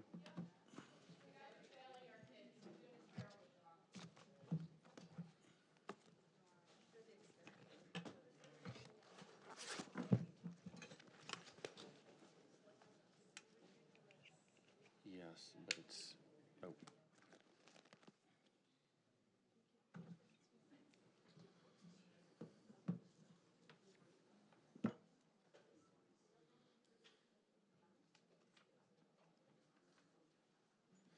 Okay, so negotiations update. Okay, board comments? Nope.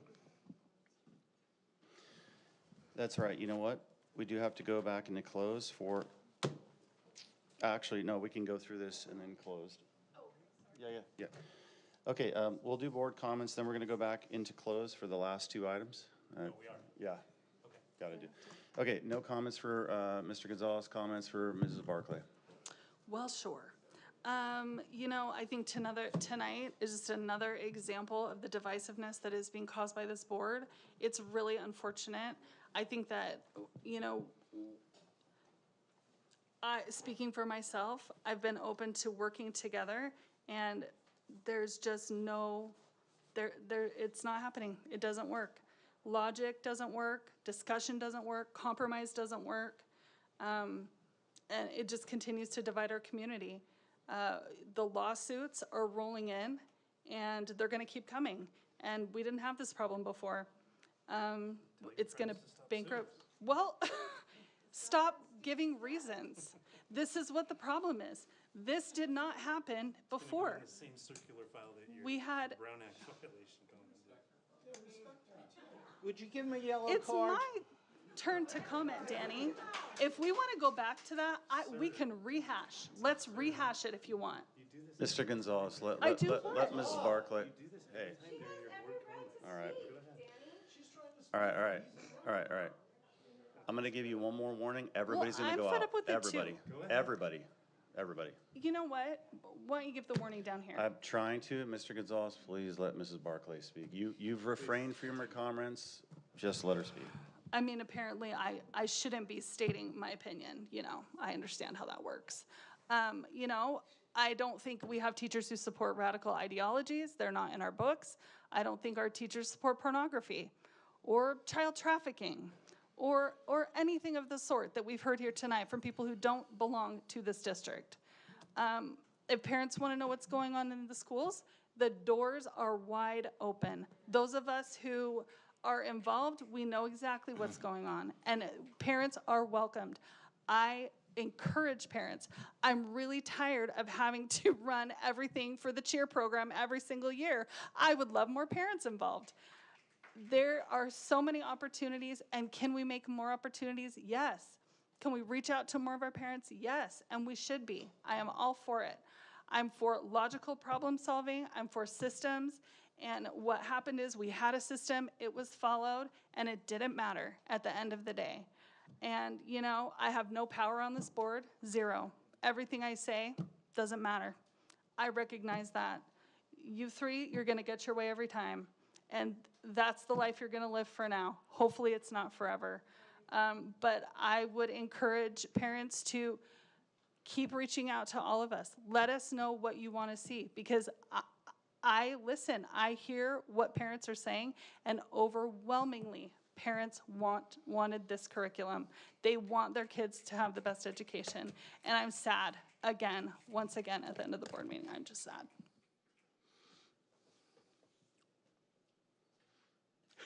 Mr. Schwartz? I wish we would do something for the children of this district, because since this board has been in power, we have done nothing to improve the education of this district. Not one single thing, except waste a heck of a lot of money on nonsense. I apologize to our staff and our teachers who are so disrespected by this board that we do not recognize their expertise and education. It's a really, really sad state of affairs. And I agree with Allison. We might as well not be here, because every vote goes, yeah, I see, and I also want to say that one of the things that is not allowed in school board meetings is campaigning. And there was a mention of campaigning in this meeting by one of our people, so I'm going to file a formal complaint about that. Good night.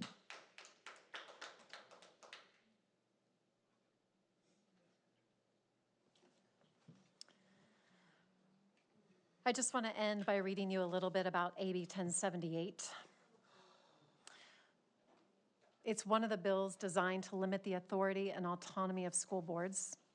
Trustees are elected by constituents in their community as fiduciaries and are bound by law to make the best decisions in educating and protecting kids while upholding parents' rights.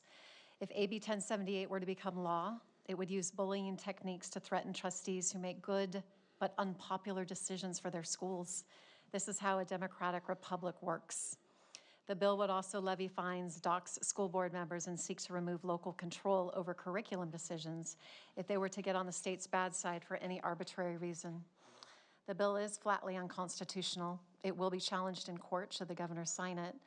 I think the bill is an attack, a direct attack on voters, and parents have a duty to connect with their legislative representatives and remind them that their school boards need to be protected from state control so that they can best provide the best content for their children's education. Change is always hard. Our students will have social studies material this fall, and we are going to continue to work together with all stakeholders. We're going to work hard to make it happen with all of you. Thank you. So it was a very difficult decision for me. I'd like to thank all the teachers that did pilot it, but it's not about the teachers versus the parents. This sort of tribalism, I just want it to go away. There is a board priority that stresses community, and community means teachers, parents, and get this, Ed Code 60002. Other members of the community. These are non-parents. So it's not just teachers and parents, it's teachers and parents and other members of the community that don't even have kids in the district. But maybe they have a say in how they want their neighbors' kids to be raised. Just saying. So, you know what? You've already gotten a yellow. You are out of here. That's it. Just go. Anybody else? This is our board meeting, not yours. Please see yourself out. Please see yourself out. You can Jerry or Springer yourself right into the parking lot. It's very frustrating when adults break down like this. This is not your meeting. You want to act like a child, you can be like a child in the parking lot. I don't think we need to start name calling You here, know what, Joe. Mrs. Barclay? I mean, you're name calling now. You're not the just board same. president. You are not running the meeting. It's my call. She's out, and we're going to govern. I'm not arguing about that. Yeah, I'm you know saying what? you're name calling That's her, it. just like you've asked people not to name So call. I'd like to finish my comment because I get interrupted by the public, and now I'm being interrupted by you. Thank you. What crystallized for me is this ed code is that we need proper teacher involvement. Yes, we had it. We want better parental involvement. We pulled the e-brake on the district. As much as I'd like to speed ahead, we're not speeding ahead. Now we've got the attention of the district. This is what we want. We want better parental involvement with other members of the community, which is often so overlooked. So with that being said, I yield the floor, and now we're into superintendent comments. So I'm actually going to keep my comments pretty short, but there are some people that I want to thank. I want to first start with thanking all of our individuals for being on subcommittees and really trying to resolve not only the parent input piece, but as well as working. Our teachers have worked really hard on trying to come together in subcommittees and work together to get to a consensus. I would like to have one point of clarification because I wasn't able to get a word in edgewise, but I want to be very clear about this. If we are to receive textbooks from the governor, it actually takes an agendized item and a board majority to make a determine that those textbooks need to be sent back. That is an action that would need to be agendized. So I want to clarify that point. But I do want to kind of give a reach out and kind of shout out to our centralized enrollment staff who have been working long and hard all summer long. While many people are off enjoying their summer, they have been working. I will speak to the parents who I know are probably not up at about 12:20 at night, but if you are a parent and want to enroll your child in our district, now's the time. We want to kind of get your children enrolled. We want to get them rolling so that they are able to start school with us on August 14th. We have had a lot happening in facilities, maintenance, and operations. Pava Valley and Margarita have been fully painted. Our facilities department continues to make significant progress on the science buildings at Chaparral High School, as well as the Vintage Hills modernization and the Phase 2 of Summit. Lastly, we're starting to see our school administrators kind of trickling back into work this week, so welcome back to all of them. We hope our staff has had a wonderful and truly relaxing and memorable summer. But we're all starting to gear up for the 2023-24 school year. We're ready to invite over 26,000 students back to school in simply just 18 days. Well, actually, now it's 17 days since we've crossed the midnight mark. We're excited to hear the hum of our students back on campus. We're excited to have our teachers and administrators back on campus. And as always, as I always kind of close this out, a thank you to our deputies and our campus supervisors for being here tonight. We truly appreciate you.